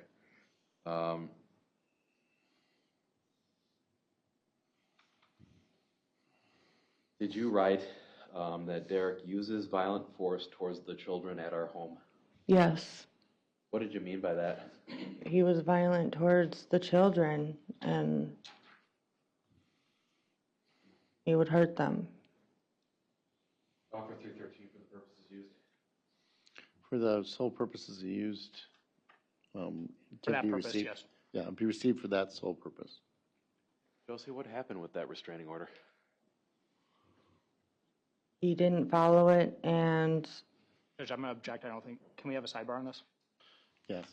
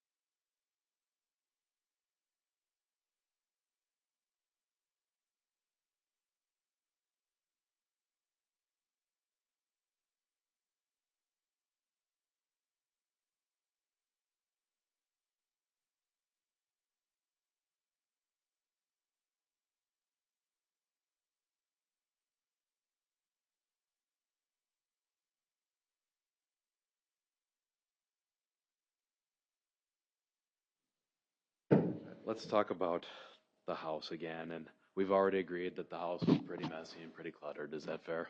yes, Do you think that you would have noticed if a particular piece of property like that purse was on or off the floor at the time? no, I want to talk about Derek's phone call to you after he was arrested on the 10th. Or excuse me, your phone call to Derek after you were arrested in May of 2023. Do you remember talking about that? yes. How were you feeling at that moment, Josie? I was in shock. I didn't understand my charges. I had to keep asking the jailers what my charges were. I miss my kids. They were crying for me on the phone. What did you mean, Josie, when you told Derek that you got what you wanted? I'm being blamed for it. Before I got arrested, Derek kept telling me that Objection, this calls for hearsay. Yeah, sustain. What did you mean by that comment, Josie? Derek said he was going to blame me. Objection, calls for hearsay. She's responding with his answers. Effect on the listener. So it's not being offered for the truth of the matter, only for the effect on the listener. Only for why she would say that. Okay, go ahead. Okay, go ahead, Josie.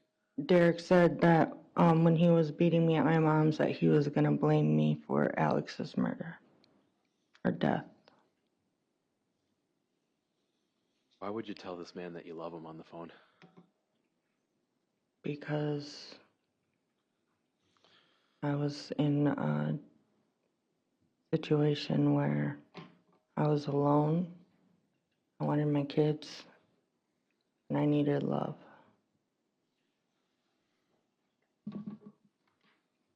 I'm going to follow up a little bit on what you offered earlier with the state, but have you known Derek to have others clock him in or out of work if he was late or leaving early? Yes, Calls for hearsay. The question was asked why she believed. This is what she believed. Go ahead. he would come home and brag about it. That's hearsay. I'd ask that be stricken. Given the situation, I'll allow her to answer that question. So talking about that purse or the Coach bag, Josie, you said that you believed it was on the hanger shelf. Did you know that it was there for sure? In my mind, I picture it was on there. You know whether or not Derek accessed that bag while he was in the room with Alex? I don't know. I didn't. Along kind of the same lines, why did you ask to lift the no contact order with Derek after Alex died? Because we had a mutual hurt in common, and that was Alex.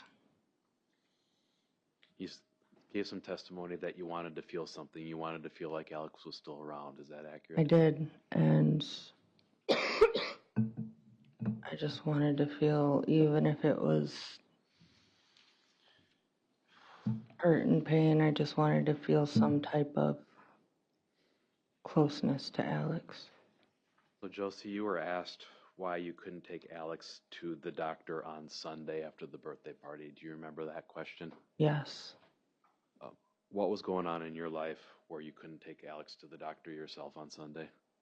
In the morning of Sunday, when we got back from the birthday, Derek had beaten me to the point where I could not move because he accused me of him getting beat up by the Hispanics.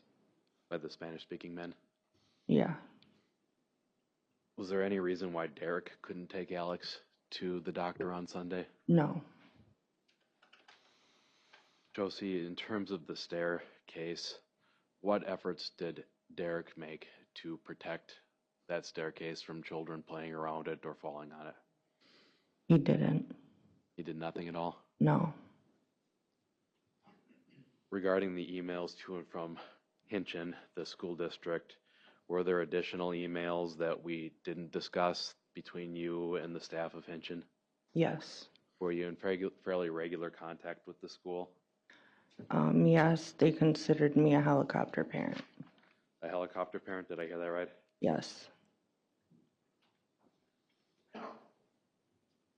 In terms of the text sequence that you were asked about where Derek swung by your mom's house to get something, would your mom occasionally have things for you, food or utensils or anything else? Yeah, she'd pick up clothes for the kids. She'd pick up, if I couldn't afford Tylenol, ibuprofen, soda, water.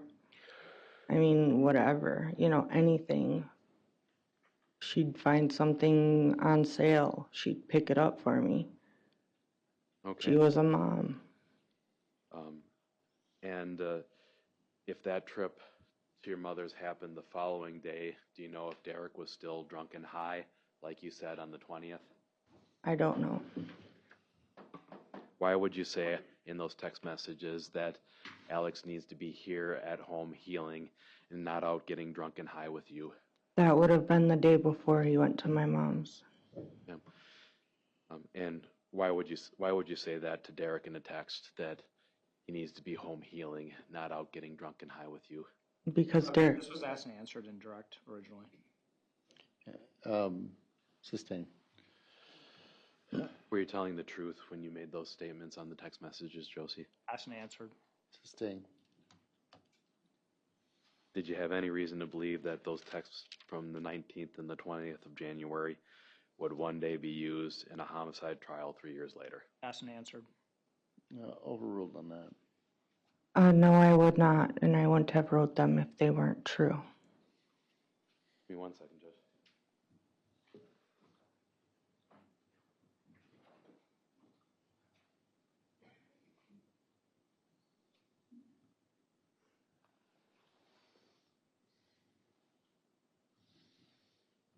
That's all I have on redirect. Recross. I just want to touch briefly on the photograph that you were showing after sending the text message that said, "I just showered," okay?